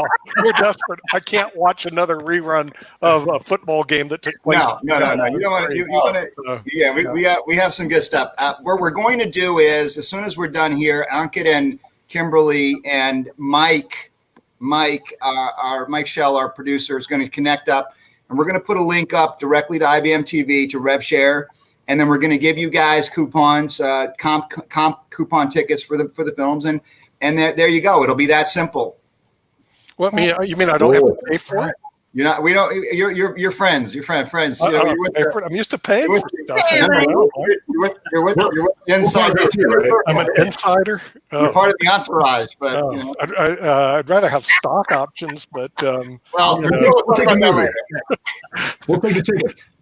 Okay, but yeah, tickets I guess will do. Is that part of a stock option? Okay, well, what about our viewers? How can they watch it? Yeah, here's let me give you the simple answer: RevShareFilms.com. Just go to RevShareFilms.com. You'll see the right now. You're just going to see some previews and some presentations. We're launching on 4th of July, and so 4th of July morning, you'll be able to go in and watch these films, and it's going to be awesome. We start, as I said, with 4 movies. They're going to be up and ready to go.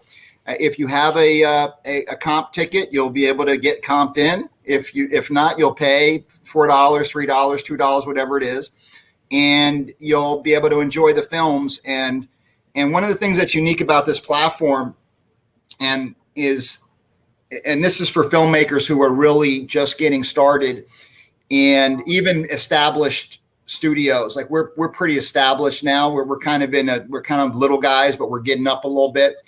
It's a great place to build up a tribe. It's a great place to build up a following. And you manage your own database. You have access to all of your fans through a back office interface. And also there are tools where if somebody's watching a film, they like what they're watching, they can interact with the filmmaker. They see a list of the songs, the soundtrack songs. They can interact with the music artist. As you can see, we love really great films. That track just, as soon as I heard it, I just said, that's our trailer right there. That just play the whole thing all the way through, and we'll mix in the clips. So we love great music, and the music artists can connect. And then there's a whole side of this that is empowerment oriented that we'll be adding those type of things. But we're just going to be in pre-launch, and we're going to launch when as soon as we can book a venue for 2,000 people, that's when we launch. That's the answer officially. Okay. Yeah, but you could actually watch the films starting on Saturday on RevShareFilms.com. Happy birthday, America! Oh, RevShareFilms.com. RevShareFilms.com. You surround yourself with some really great talent. Share a little bit about Drew. I mean, he's really good. It's amazing. Drew Lane. You can look him up. He's got 14 platinum records. He produced the songs for High School Musical, Hannah Montana, Disney Mania. He's just and is a very unheralded, unsung hero. He's a mentor. He's a coach, and he has a large stable of amazing talent that's either working with him currently or has worked with him in the past. And he and I have collaborated now on these 6 movies or 7 movies, whatever it is. We've brought in over 100 songs onto 7 movies, and it's amazing to be able to work with somebody who's that established. And again, for those of you say, well, I don't have those kind of contacts. I don't, how do I do it? Well, he started out as a friend. We just started out. I met him we did an event, and he was helping to produce the music for an event. We started out as friends, and we didn't do anything except develop a friendship for years. And eventually, when we started with these movies, he was one of the people, Kimberly, who encouraged me to start making movies. I was not interested. And he said, we got to make some movies. Let's put some songs in. You'll see, you can do it, blah, blah, blah. You'll learn. And so he's amazing. We are also collaborating on 10 rock operas that are connected to the Dirt Merchant series. I showed you guys one last week, I think. And so Drew is amazing, but so is Ken Levine, who's going to be on tomorrow night as well. Ken has got. Oh, yeah. Yeah, you met Ken. Ken has got 5 Emmys. He's a staunch news journalist, and Kimberly was there when he actually directed me in a scene. In my movie. I actually have a photo of the 3 of us together. Oh my gosh! I'm gonna have to share that. Yeah, I have that. It's awesome. And again, if you can, this is where you again, those of you guys who are guys. When I say guys, it's guys and gals. You're creating content. Create what you love. Continue to improve it. Find your audience. And people will be attracted to you, and just stay true to yourself. And one of the things, Ken and Michael Selzman, Michael is also one of my mentors, and Ken is one of my mentors. If you can get a staunch news journalist that's been through 5 decades of news and 5 Emmys, and and he's loving the stories. He's like, you're onto something. Something's good here, right? And between him and Michael, one of the pieces of advice that they gave me early on, they said, remember, these are your stories. These are your movies. Just stay true to the story. Stay true to what it is you're looking to create, and people will love it. And just don't let people take you off track from what you're doing, because you've got to stay true. If you don't stay true to your art, you're not going to build your tribe the right way. And by building it, by staying true to the story and staying true to our mission in creating these films, we're able to attract a lot of talent that they maybe wouldn't have been interested in just another film or just another story or just another event. And so between Drew and Ken and Mike does such a great job. You saw him in the trailer, Mike Manning. He's been in like 30 movies. He actually helped produce Rebelistic and Romancery. He brought some of the pieces that helped us to make the movie. And he's an established actor, and he didn't have any need to do this movie for the way we did it. We were really, brand new at this, and he helped to make it great. So Mike, thank you. James Hawthorne acts in this movie. He's the founder of Flicks for Change, the film festival. He acted in our movie. And last but not least, you saw the gangster character, played by Ralph Fabre. He's actually the brother of the real gangster that character is based on. Oh. He's his brother. How do you get the brother of the gangster to actually be in the movie? That's a story. That's cool. A storyline, Henning. Oh my gosh, how did you do that? No, you don't have time. It's 10:04. Ankit knows. Next week. We'll leave him wanting more. Next week we'll talk about that. I look forward to getting my movie ticket and I'll see you tomorrow night. Make sure Dylan and Zack and their tribe, make sure they get some comps for it. Again, thank you. I appreciate your guys' feedback, and let's set something up where we can team up and move your projects forward. I have some ideas already, but maybe next week after the craziness subsides, we'll get together and talk about it. Okay. Cool. Totally. That'll be so good. Yeah. Thank you for joining us, Henning. No. Thank you guys. You're awesome. See you next week. Bye. Cool. Bye. Thanks again. Wow. So he's fabulous. I love that he beams in once a week with us.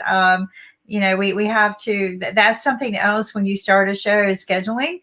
Especially if you have guests, I don't know if you noticed in our private chat, one of the shows, their guests canceled at the last minute. So they're having to gather guests. And this is what I tell people, and Ankit and I are getting really good at it now, is have some videos set aside that you can play in case but have a backup plan in case your guests don't show up.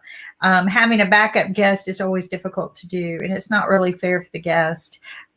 So just have extra videos in the can somewhere that you can play, videos that that you can probably rerun and nobody would care, or would like to see again, right? And the other thing is just have 3 really good, what I call evergreen shows, solidly filmed, and you can just plug them in case you're not there, in case there's a funeral, vacation, just anything. And this is something I've preached from day one when we started doing the TV series. My first live airing was with Walter Football. Do you know who he is? Okay, so it's fantasy football. He had 6 million fans, and he was switching from podcast to pod TV. Bless you. So it was our first experiment in filming live, and how we were able to switch over to the platform we're using now, which ended up being a lot better than the other one, which was taking 4 hours to produce after we filmed. So now we film live, and nothing has to be produced. And but I worked with him, and one of the things I learned with him is he's current, right? So if you're doing current, you never get a vacation. Yeah. Ever. And you better darn well have a good understudy in case you get so sick you can't show up, or you learn to show up even when you're sick. Yeah. But he does. He shows up nonstop. He films his shows. What is it? 8 months almost out of the year, even though football isn't that full time, but he always does fantasy football. So he has 6 million fans, and I wanted to learn from him. I wanted to learn, how do you do something like that? And it was being consistent on time, every show, just never failed. He that plane took off the runway on time every week. And he's meticulous about it. It took him about 20 years, maybe not 20 years to get all 6 million, but he celebrated his 20th anniversary this year. And we were pod TV conversion for him. So I was honored. I was honored that he asked me to be on the show. I was supposed to be backstage director and everything. And this is something else. When you go live, have a backup in case you go down, that somebody else is running live for you. And so that's what happened. He spun out. He went down. And I knew we could not have dead air. I wasn't prepared for this, but I listened real hard to what the co-host and him were talking about. So when they fell out, I just dove in and started talking fantasy football. I didn't know anything about fantasy football. I thought fantasy football was a joke these guys made up. You know, like, oh, we're over here doing fantasy football, and they were really watching Victoria's Secrets. But I did. I really did. So I was sitting here, but I was able to talk it because I listened to every word they were saying while I was working in the backstage, and I held the show up until he beamed back in. And then he asked me to be on the show after that. But so it was kind of fun, but I'm not a football person. We have Alexander Starr, who is a celebrity on IBM TV. He's got 3 TV shows now. I only had 2. What's the third one? Well, he's got 2 financial investing shows. Oh, really? Okay. I know he did investments. You only know about one. So one of them is more aggressive than the other. Oh, the aggressive investor. Okay. Yeah, I certainly can see that. Yeah.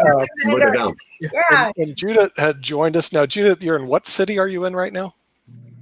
Currently, I'm still in Hungary, next to Budapest. It's a small village next to Budapest. Okay. Yeah. So she'll be somebody I can come visit when I go to Budapest, hopefully, where the NAPTI meeting is, now that Zack and Dylan know NAPTI is in Budapest.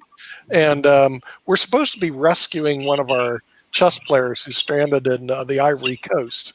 I just emailed Abdu to see if he can get on. I don't know where he stands, and Kit, Andu and Dapo.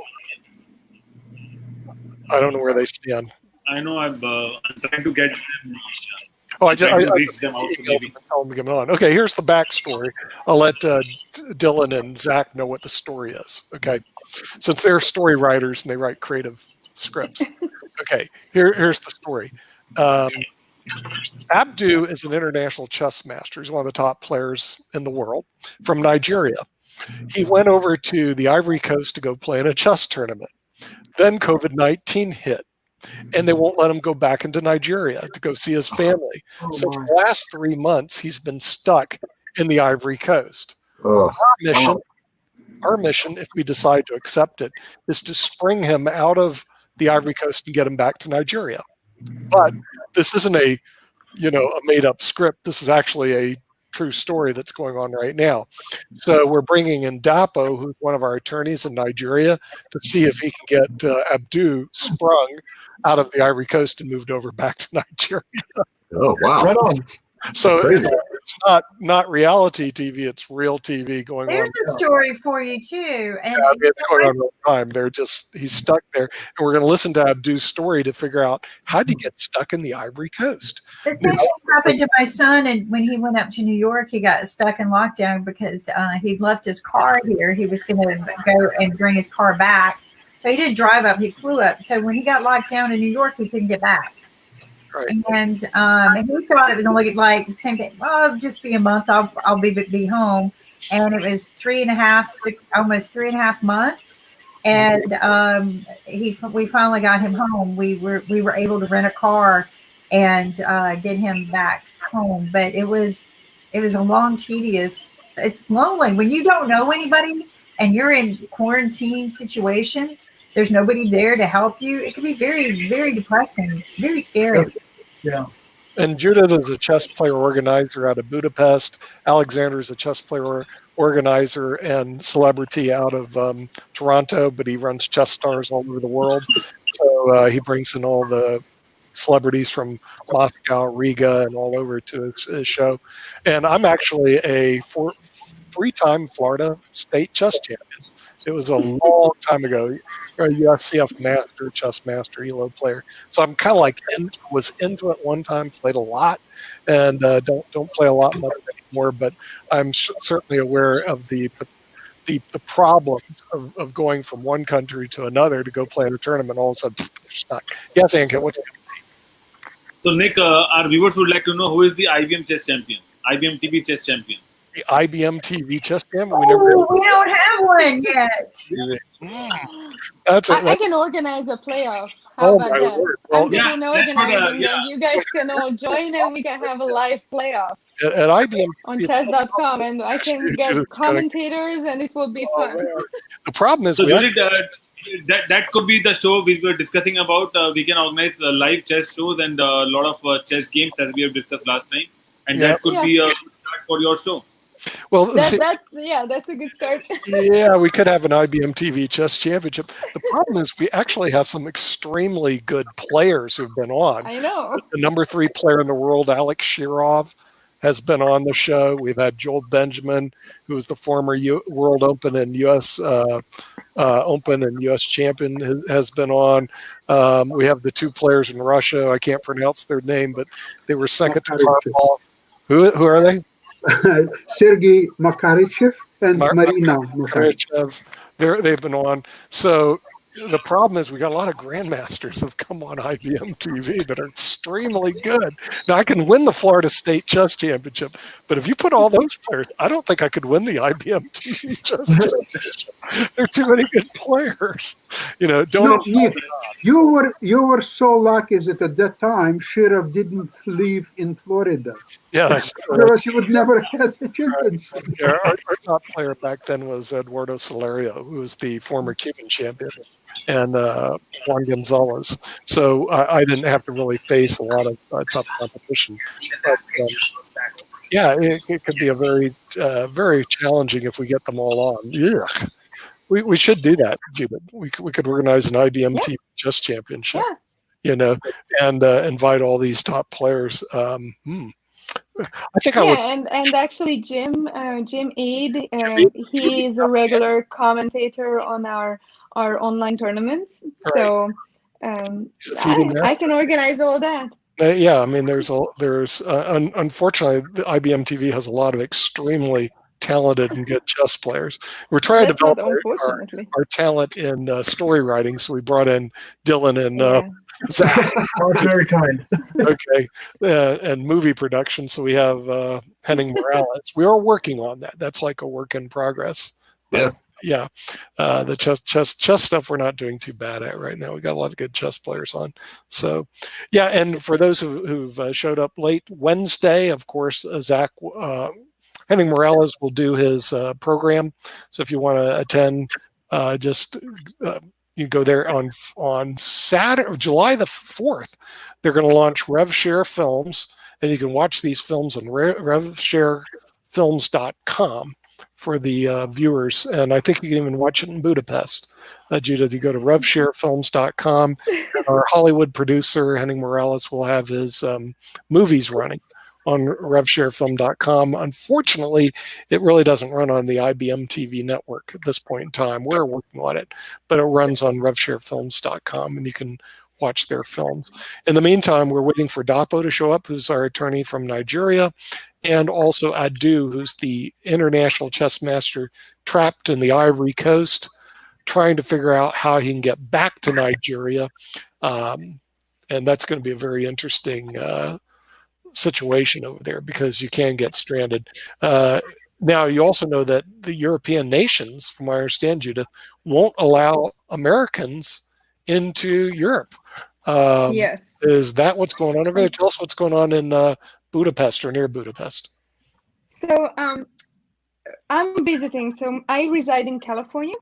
I live there with my family, but I'm visiting family back in Budapest right now. When we got here, it's all back to normal here. People are living their lives, they're meeting, they're having fun. You see a little bit of a few places that require masks, small shops, public transportation would normally require masks, but otherwise it's back to normal here. Now, yes, I think the European Union have a law now or a rule that they won't let Americans in the in the European Union. So yeah, that will be interesting to see. Probably all the summer vacation flow from the US will not be there. So I'm looking forward visiting a few places in Europe without the big, massive flux of Americans. But otherwise, it's pretty good. And then going back to the US won't be a problem because you just have to show your American passport and that's it. You did hear. Yeah, go Canadians on. are allowed to travel to Europe, but I'm not in a hurry to buy a ticket. It's a little bit too early, I think. Yeah, and that's the advantage to have a dual citizenship, right? I actually was allowed to come back because I still hold my Hungarian citizenship, but I will be able to go back because I'm a US citizen as well. So fun. Okay, so you can go back and forth. But the NAPTI meeting, it's going to be very difficult to go to this year because you can't get to Europe. I didn't even bother with my plane ticket or hotel rooms or anything. Yeah, I looked at it, I was kind ready of to hoping push they the will. button, but I'm going, ooh, too early to go to NAPTI in Hungary. So that's, as I say, that's not going to happen. Now, you do understand over here in the United States, Mexico is building a wall to stop the Americans from flooding over into Mexico. I don't know if you know that, but it's going on right now. was right that Mexicans will pay for it. Oh, they will. They'll pay for it because they don't want the Americans to come in and pollute the people in Mexico with their COVID-19.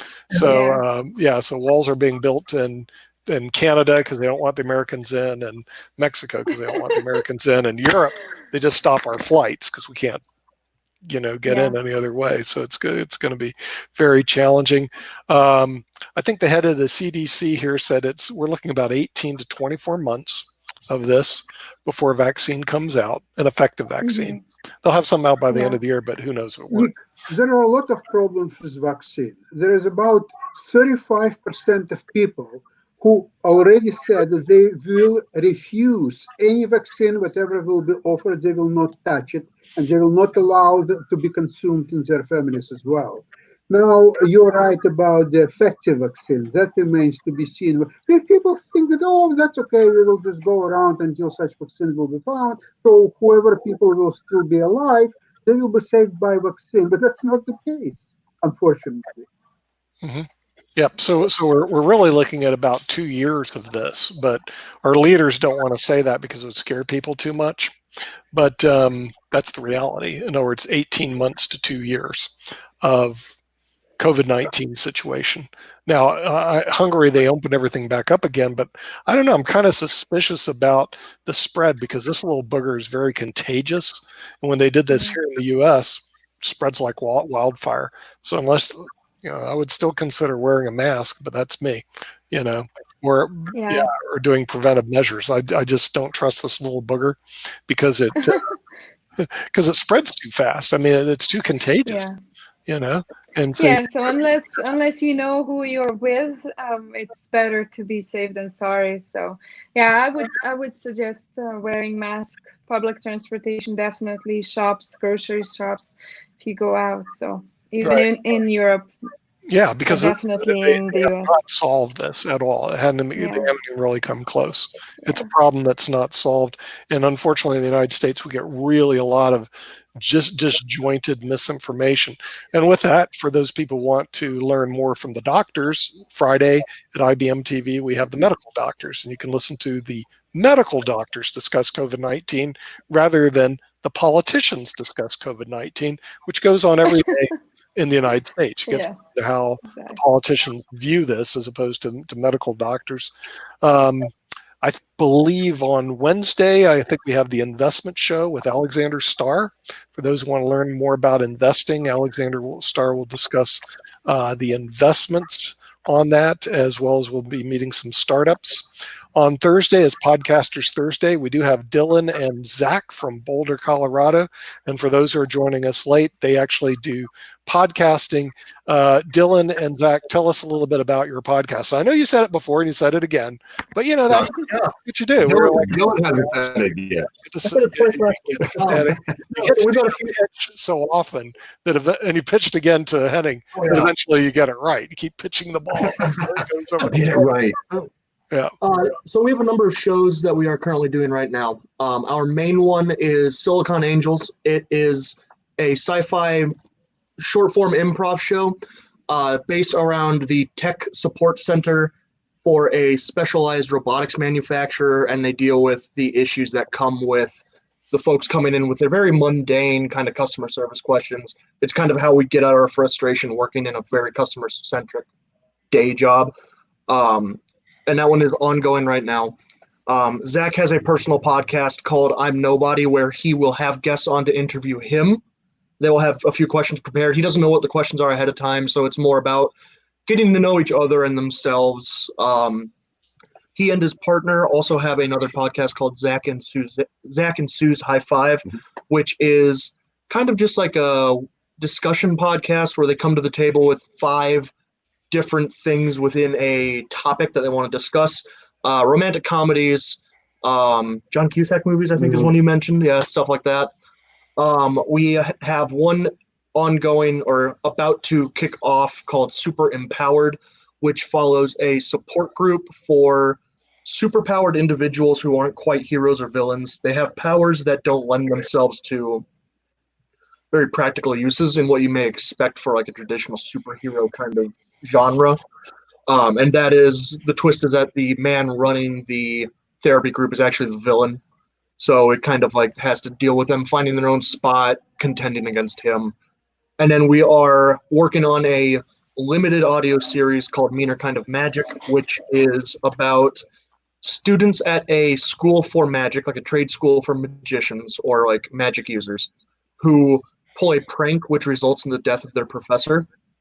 They try to bring the professor back to life and accidentally resurrect him with the wrong spirit in the body. So they have to kind of like figure out how to hide that from people who might know about it, while also trying to reverse it and then put the right ghost back in the body. Beyond that, we have a few other ideas in the pipeline, and it's just a matter of us just producing stuff for people, whoever wants to listen. And tell us, how do they get to listen to your programming? Where's your programming available for the viewing audience to listen to? All of our shows currently are up on all of the major podcast networks. We have Spotify, we have Apple Podcast, Stitcher, iHeartRadio. We have a website, which is somenobodies.com. Somenobodies.com. You can find links to everything on there. But we primarily distribute through pretty much any platform that is willing to put us up on it. Okay, yeah, somenobodies.com is a good place, I guess, to get started for those who want to listen to your shows, and you have quite a few variety of shows that are produced on all these platforms that are available. But go to somenobodies.com. We should probably put that on our website so people can find you. See, that's one of the problems with the internet. It's big, vast, and wonderful, except finding people can be difficult. It's like YouTube. You can get lost in the morass of noise in YouTube. It's just like that, and it's the same thing everywhere else. Here you find, but not their voices, really. Judith, it was really strange. I could hear you, and I hear Mr. Starr, but I can't hear you guys. Yeah. You can't hear Dylan or Zach? No. Why is that? I don't know. Dylan will say all that again. I'll say all that I'm again. hoping the viewers can hear them fine. So. Oh yeah, I think the viewers can hear them pretty good. We'll get an update from India. What's going on with our people in Nigeria? Real quick too, if you want to watch it, they came out clear on the recording, so you can watch that segment. Just fast forward to it. If we didn't cut the segment and trim it, fast forward to near the end, because we're nearing the end of the show, and you can hear they were very crisp, clean on the recording. So. We're ending the year. I thought we end at 2:00, Kim. Well, yeah, but that's 30 minutes away. Oh, right, yeah, but I got to work. But I just wanted to let people know that when it records clear, you can always watch it if you missed it. Yeah. But I love the fact these guys are willing to repitch. Oh my God! What you don't understand is they got to pitch this probably about 100 times. Yeah. Oh yeah, we're prepared to do this. You're prepared to do that. Okay, right. To a bunch of different people. Like I said, you got to pitch that. You're going to be sick of it. Wait a minute! I said this 500 times. People still don't remember. Yeah, speaking about 500 times, Ankit, where's our Nigerian chess international masters? Where are they? No response. No response from anyone, both the attorney and the chess master. Oh no! I wonder if they're in trouble. Probably not, but yeah. I'm just going to go check the boards. But on the other end, Nick, there is one more show going on, Chess Without Borders, with Jim Made on IBM TV live right now. Right. So if someone wants to tune that, they can go to IBM TV and watch that show live. And you can watch them, or you can watch after the show because we have video on demand. Yeah, we're simulcasting right now. So the thing is, on another channel on IBM TV Live is Chess Without Borders. On this channel, our plan is to rescue the Nigerian international chess master Abdu, hopefully using Dapo, and we gave them from 1 to 2. I hope they get the time zones right. Did we say it was Eastern? Of that, or just bandwidth and dialing in. Well, Dapo's been on before, so I don't have any problem with him. It's the international master. But Dapo didn't respond that he will join today, but the other guy, he's still, there's no response from him as well. Yeah, well, the problem is he's in the Ivory Coast, and some of the problems is the bandwidth. Okay, so even if he does get on, he might have a bandwidth issue because we beamed in and out of Africa before we have bandwidth issues. Yeah. So we also I think Kim needs to work on bandwidth in Africa. Go ahead. I said Kim needs to work on bandwidth in Africa. She's the telecom engineer. We are not. I have sent them a diagram. I have offered to contract myself out to help them build it. We have reviewed it 100 times. They go, we got this. We got this. They don't get it. So I'm not going to help them anymore. They're going to have to come to me, and they're going to have to pay me this time because all the other times it was free. So they didn't listen to a word I say. They didn't take any advice. I gave them the book, and they didn't follow the book at all. So, but what we do have Sasha. Kim, I think the best thing is that Nick, remember Roberto told us that Dapo is one of the strongest person in Africa. So I think we need to get that work done from Dapo, and Kim can coordinate with Dapo and get the bandwidth sorted. I think you're right. Because as per Roberto, Dapo can do anything in Africa. Well, and at one point in time, I'll tell you what, Africa could take the switch that we built and installed in 1993. They can use that technology and be 100 times better than what they are right now. Because that was the first fiber backbone that we installed, and it's still being used over at MCNC. And we installed it in 1993. It was the first fiber network ever in history. How did you get 7 people on, Ankit? Okay, so Lynn Shepard has just joined us out of the Pennsylvania area. We upgraded. I don't know how we get 7. I thought we were limited to 6. We were, but we upgraded. Ankit stayed on top of it. We have upgraded the system. So how many people? Because the viewers would like to see more windows. They wanted to see 7 continents, so that's why we have 7 screens. Oh, really? Okay. So Lynn Shepard has joined us with our sponsor from the Family Dollar Store. Lynn, can you tell us, since currently to update those who've joined IBM? And Zack should learn about the Family Dollar Store. Learn about the Family Dollar Store, right? Shop with so that you get discounts, but what's We really have a nice is they deliver sponsor. in the U.S. and it's the Family Dollar Store online. But everything that they get from now, especially registrations from today until the end of July, they're donating 100% of the proceeds to us, to Money Masters, for financial literacy. And what our goal has been is to close that gap between poverty and sustainability. And we're doing that. We're teaching people. We've got free investment programs. I tell everybody, one of the things I learned on my journey with Nick was there were 5 elements that people need to learn. It's not about making money. It's about how you manage it. Because that's the millionaires and billionaires that we interviewed. It was more about what do you do with the money when you get it? And what you need to do is you need to learn how to spend it properly, save, invest, okay? Taxes. I tell people, nobody ever teaches about taxes, right? But you need to learn, not even the little financial programs that are starting. Nobody talks about taxes. That's very important. That's a big chunk of your pocketbook. And then at the very end, you need to learn how to donate. You need to learn charitable giving. And that's very, very important because, believe it or not, it always comes back. So those are the 5 things that we really try to focus on.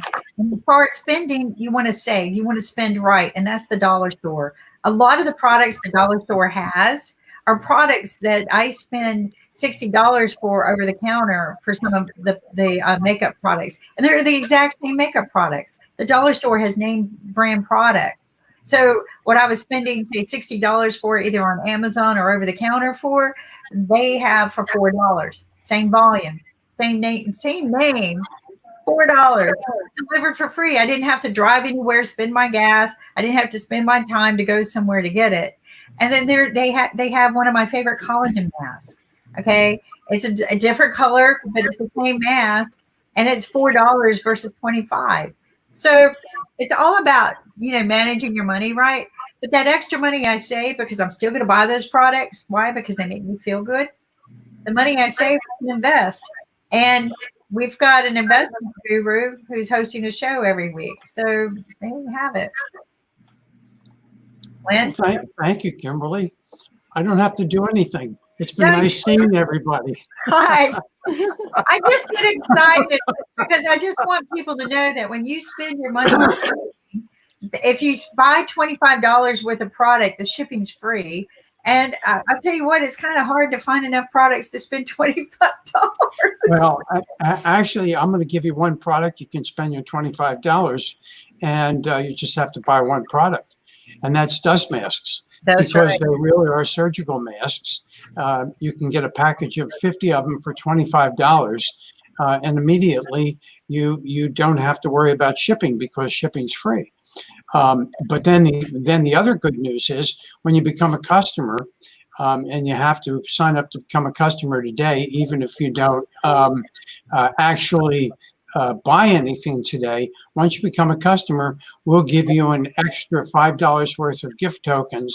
You already get 5 to start, so all of a sudden now you have $10 worth of gift tokens. So get on the site, sign up as a customer, get your gift tokens.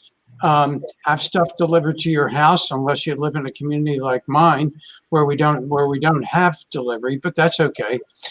I love going to the post office because I see my neighbors.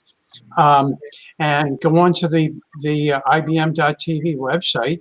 You can click on the big green button, and if you're like over 12% of the male population and you happen to be colorblind, it's a big round button, so you don't even have to worry about the color. Just click on the button. And it also says, shop online. So anyway, you can shop online. A lot of great products, but most importantly, and Kimberly, I don't know why you left it out because I think Dylan heard this once, but your favorite products are the Minions, and I've actually just ordered another set because everybody else has got theirs. So I've got mine ordered, so I have them for the 4th of July. But also they have CBD products, which is in some cases very hard to get. But here's your Minions. They've got bracelets, but it's the napkins, right? There you go. And so, where is Jim today? Because Jim really believes in the extreme CBD patch with lidocaine, because when he plays chess with Sasha, he puts it on his head because of the pain that he knows he's going to endure. Okay. But Jim is doing his own show right now, so he's doing his own show. Yeah, we forgot actually about that. we multi-stream, so the thing is we're having 2 live shows running simultaneous. So he's running on another channel on IBM TV, live Chess Without Borders, and that's the reason he's not here.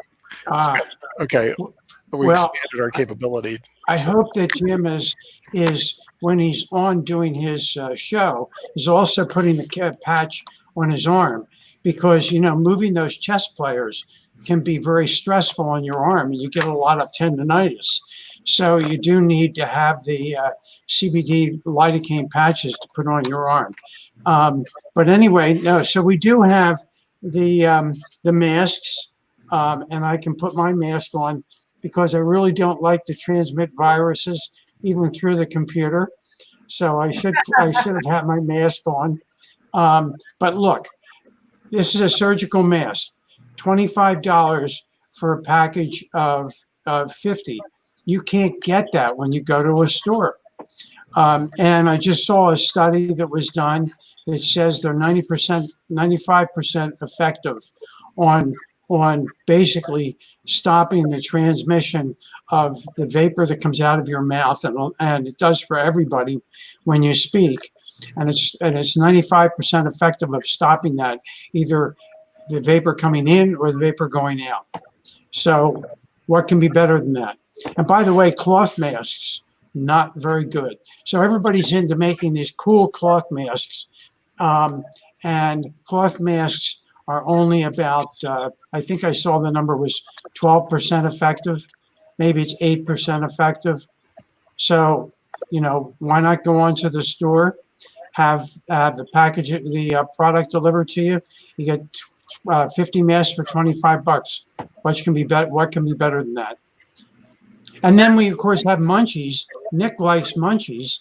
So Nick orders munchies to be delivered to him, you know, right to his house. Look at the cookies. Mark Lee ordered the cookies from here. So you've got a fan base already just from our own TV people. He's buying your cookies as well as a bunch of other little products that he needs. They've got soap. They have all kinds of name brands, everything. I mean, they even have some of my favorite soaps are in here. So I'm just, you know, I can't shop there long enough because I just don't have enough time to go through all 4,300. Even last night, I had a little spare time while I was watching TV, and I took the computer in with me, and I'm like, I'm just going to scan through and see what else I can learn you guys have. And I meant to Mark, oh my God, I mean, you guys have got some really cool household items. Like you We do. Curtain rings for the shower. You have little hooks for, this sounds weird, but toilet paper for the tanks. Just all kinds of, I just could not believe all the little gizmos and gadgets. So here's a suggestion to you. When you find items that you like, you see the heart up there by my account. When there's also a heart next to each item. Click on the heart, and immediately what it does is it puts into a category of favorite items. So when you want to go back and shop, basically you just simply go to your favorite items in your account, and there's a list of things in your account, list of different categories.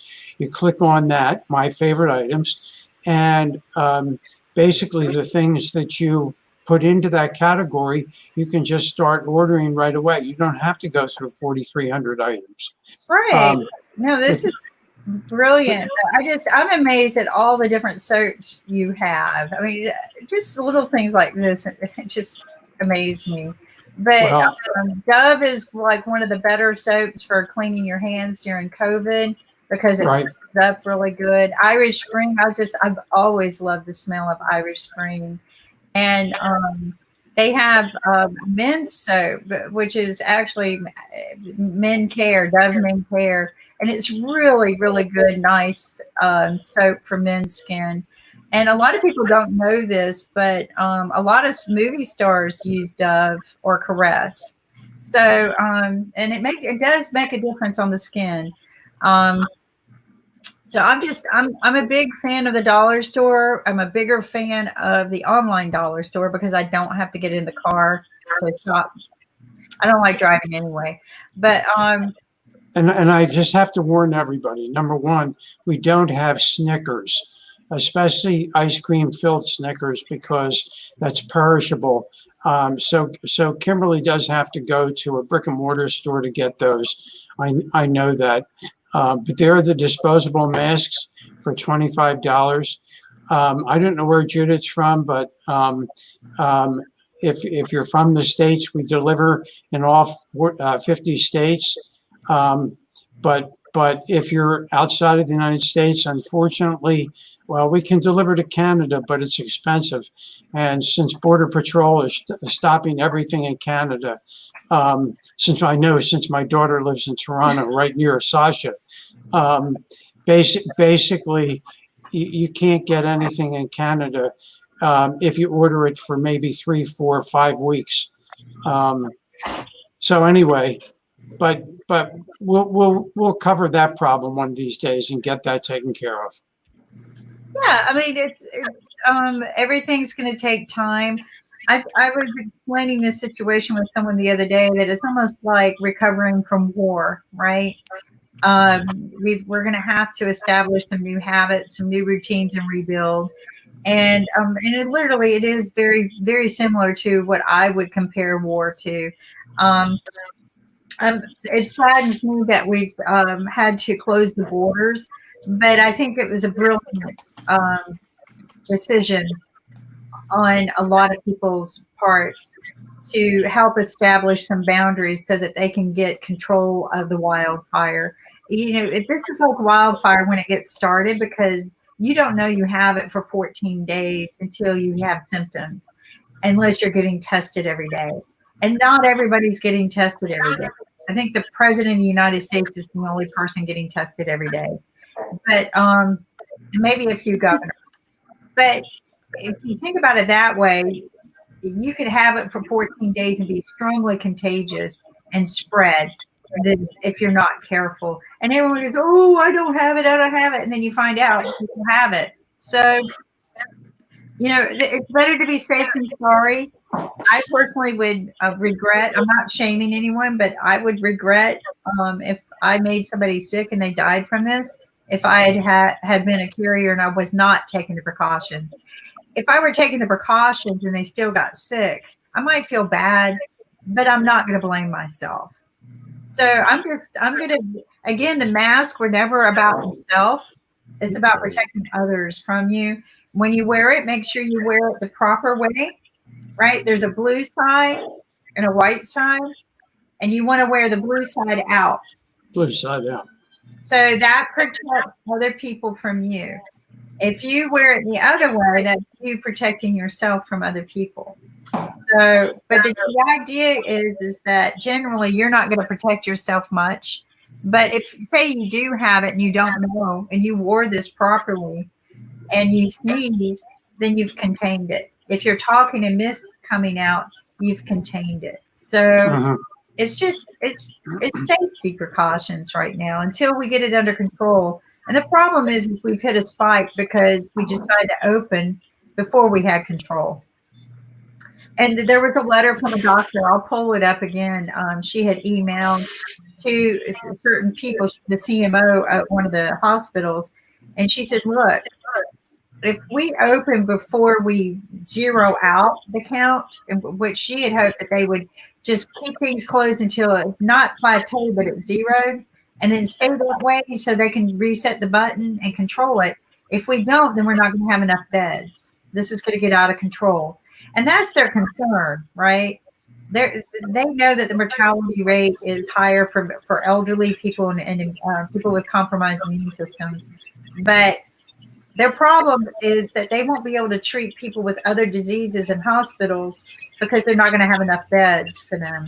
And which is the biggest problem that we had from the beginning, because we didn't have a pandemic team in place. And if you have a pandemic team in place, then you know it's going to be like the movie 93 Days, which is a true story, that you don't send these people with an epidemic disease or an infectious disease to a hospital. You send them to a pandemic center or an epidemic center. But we don't have any of those around here.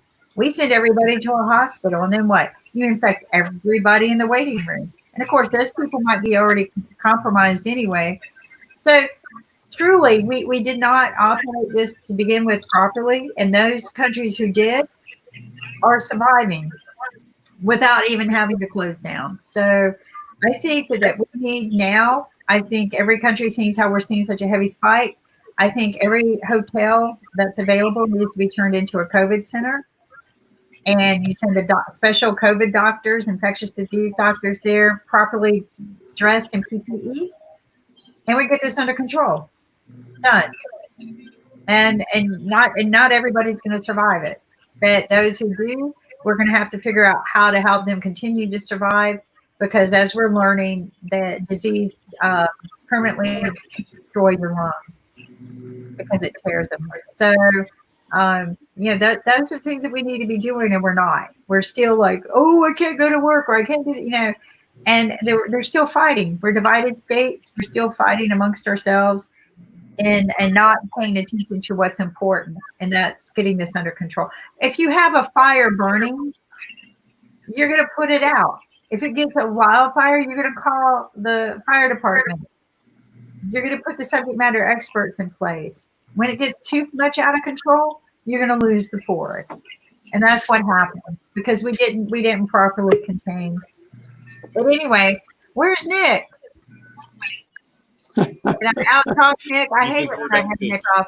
But to get it back to our sponsor, we have great products with the dollar store. They donate between now and the end of July. Please spend a lot because they're going to be donating 100% to us.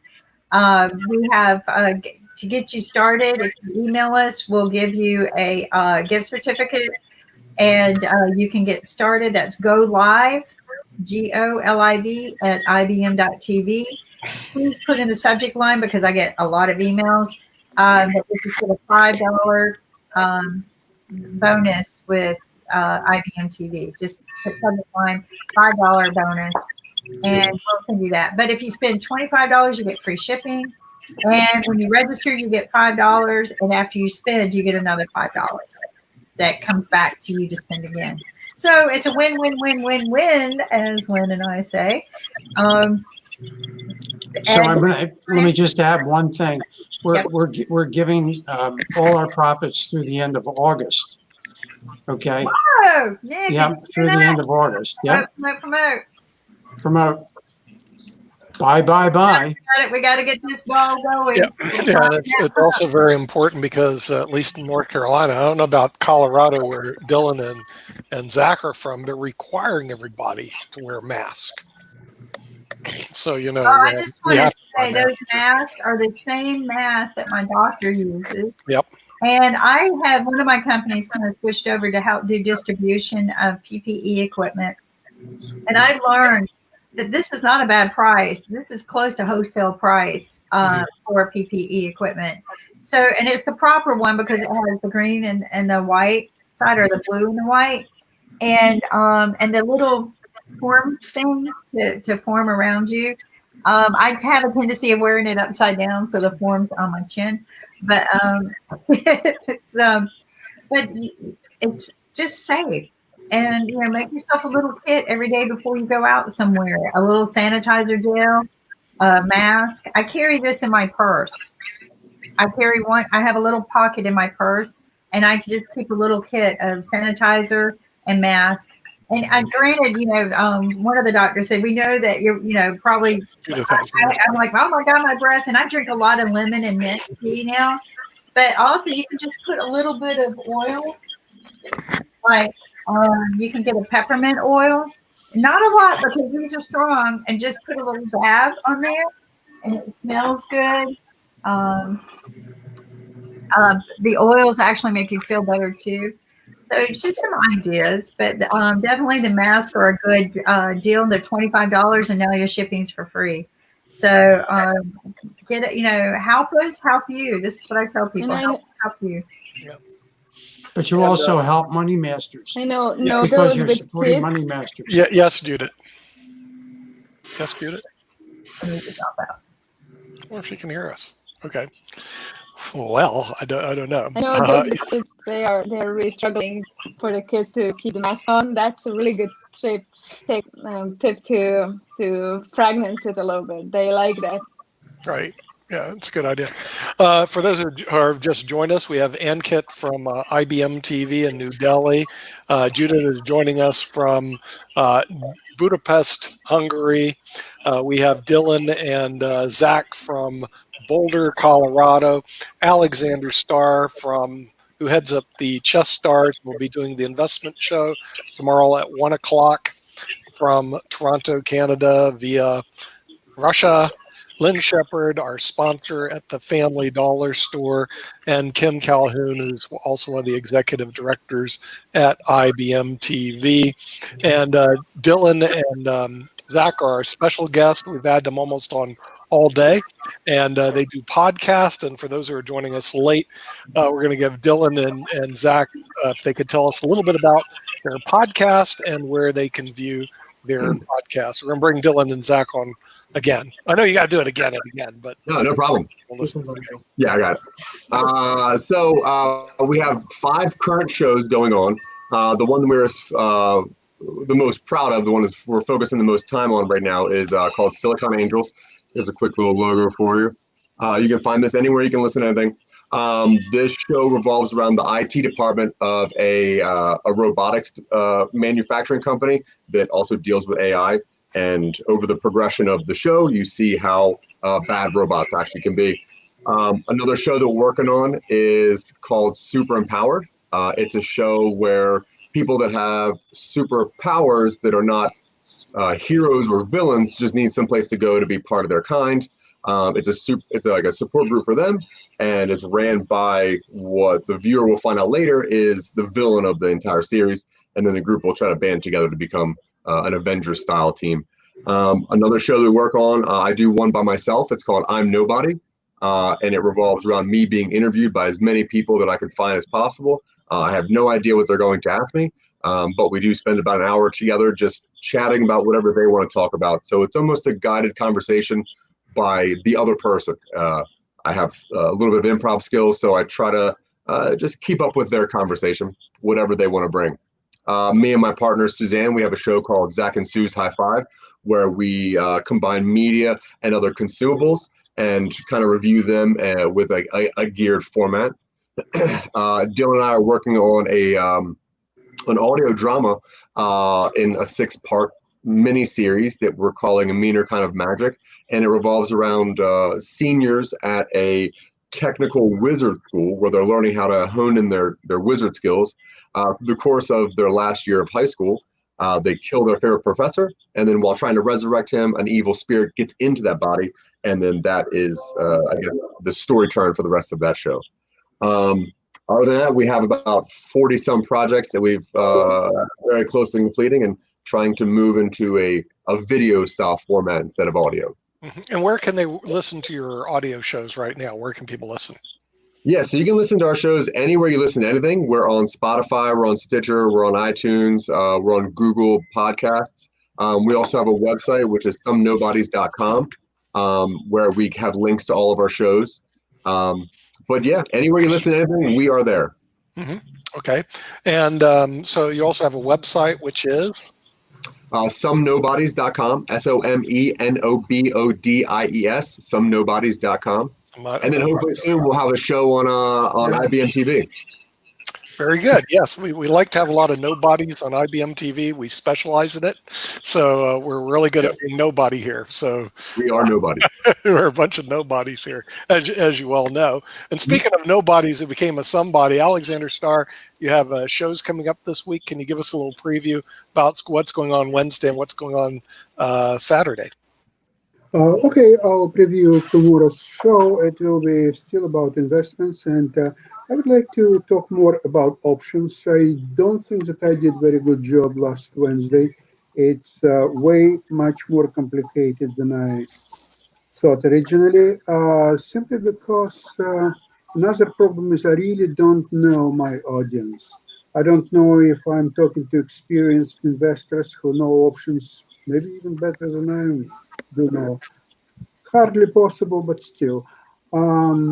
Although there might be some people who don't know nothing about options, and I have to start really from zero to talk about like obvious things and so on. So this is very, very challenging, much more challenging than I thought originally, but I'll go through it. I have a lot of experience and determination, and I'll do it right. I have tomorrow a couple of people with me with different investment experience, and I'll see how they taking their material. Another thing I want to explore tomorrow is anatomy of trade.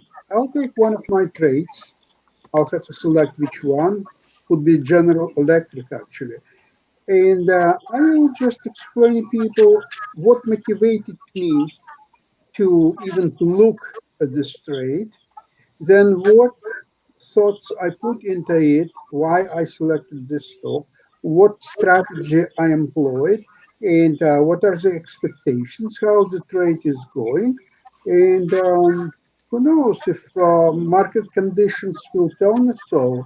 I may terminate trade just tomorrow in a live show. But you'll see if market conditions will verify that. Okay, let's speaking about investments. Now, speaking about chess show on Saturday, most likely I will have Irish, formerly Russian Grandmaster Alexander Baburin, whom we are going to have extensive conversation about chess. I'm almost complete business plan for holding World Championship for move predictors with this very substantial prizes. And I'll discuss with him that as well. And maybe he will play a few blitz games against participants on our show. So, and I will be preparing next contest in next few weeks, which will feature Alexander Donchenko, who beat Shirov just a couple of days ago. And I have to select an opponent for Donchenko, which is not easy because if he could beat Shirov, he could beat just anybody. So maybe I'll have to call to Kasparov or Magnus Carlsen or somebody like that. Well, we'll see. We'll see what life has. Play the grob. Now, when it comes to option trading, there's a lot of experienced option traders. Dylan and Zack, you guys studied options when you were in high school, right? Yeah, we definitely made some options. Yeah. Oh, okay, all right. But the thing is, have you done option trading before? No. No. Okay. How about Lynn? Lynn, options. Actually, not options, but Forex, yes. Forex, yes. Whoa, okay, all right. So anyway, on IBM TV, if you want to learn about option trading, there's your opportunity. It'll be on tomorrow, and investment choices. That'll be Wednesday tomorrow at 1 o'clock Eastern time. And we're starting to run out of time, Mr. Ankit. So we'll have to go chase down the Nigerian chess player and find out where the heck did he go? You know, and maybe he's trapped in the Ivory Coast. Maybe he doesn't have bandwidth. Excuse me, may I say a few words, something just to simplify all this problem with this African chess player. How many of you were ever in Africa physically? Don't all you raise your hands at once. Nobody raised. Nobody. Okay. Then I'll tell you that I was in Africa, in Guinea, in 1994. I was there representing my company at the time. We've got a property for exploration of diamonds, and I went there with my geologist. So we went via ferries. We arrived to Conakry, capital of Guinea. And next day we went to Ministry of Natural Resources of Guinea. It was a descriptive one-story building with one room, no electricity. So I talked to a few people here and there and asked for a map just to see where the property is. They say that they need special permission because this map cannot be shown to anybody or so on. So after paying them $100, the map appears. There were 4 people carrying enormous map, which was falling apart. It was prepared in 1962 by Soviet geologists. So it was hardly holding itself together. 4 people were carrying. Of course, because of the lack of electricity, there was no possibility to make any images of that, or any copies, or photocopies, or anything. Okay, that's fine. So then next step, we have to fly to the property just for geologists to see what it is and so on. So we asked if we could have a helicopter for a day. They said yes. Also, we are going to arrange very good price for you. Okay, what's the price? $5,000. Okay, so can you fly tomorrow? Yes, sure. And so we can fly in the morning and come back in the evening. They say, no. It's a 5-day trip, not 1 day, 5 days. I asked why 5 days. They said because that helicopter, which was made in USSR, it needs spare parts. So it's good enough to fly to the property, but it will not make back. It will not get back before the spare parts will be delivered right there in 5 days. And after that, it will fly back. Okay, facing this situation, I asked my geologist if he'd like to fly there for 5 days. The answer was no. So we declined that opportunity. And now what to do? We need a description of the property and geological report and so on. So we found Russian geologists who were working there. And so they supply us necessary material. So likely enough for us, we went back. Stock of our company went from 20 cents to $2.40. So the trip was successful, what should I say? But that's what you should know about Africa and how it works. Okay, that'll be interesting. I guess we'll have to go build the internet over there so we can listen, but Yep. that's how it is. So, and do we have our ambassador ready to go? Yeah. We'll do it. coronavirus से कैसे बचेंगे? Okay, hand होकर और ऐसे अपने खांसी जब आएगी तो ऐसे करेंगे अछू अछू और कोरोना वायरस को धन्यवाद हमारा म्यूजिक सुनने का. Perfect. Grazie. Spasiba. Thank you for joining us today. And we'll see you tomorrow on Startup Wednesday with new guests and new people around the world discussing about startups and business. And thank you and have a good day. Take care. It's time to wrap up. Bye.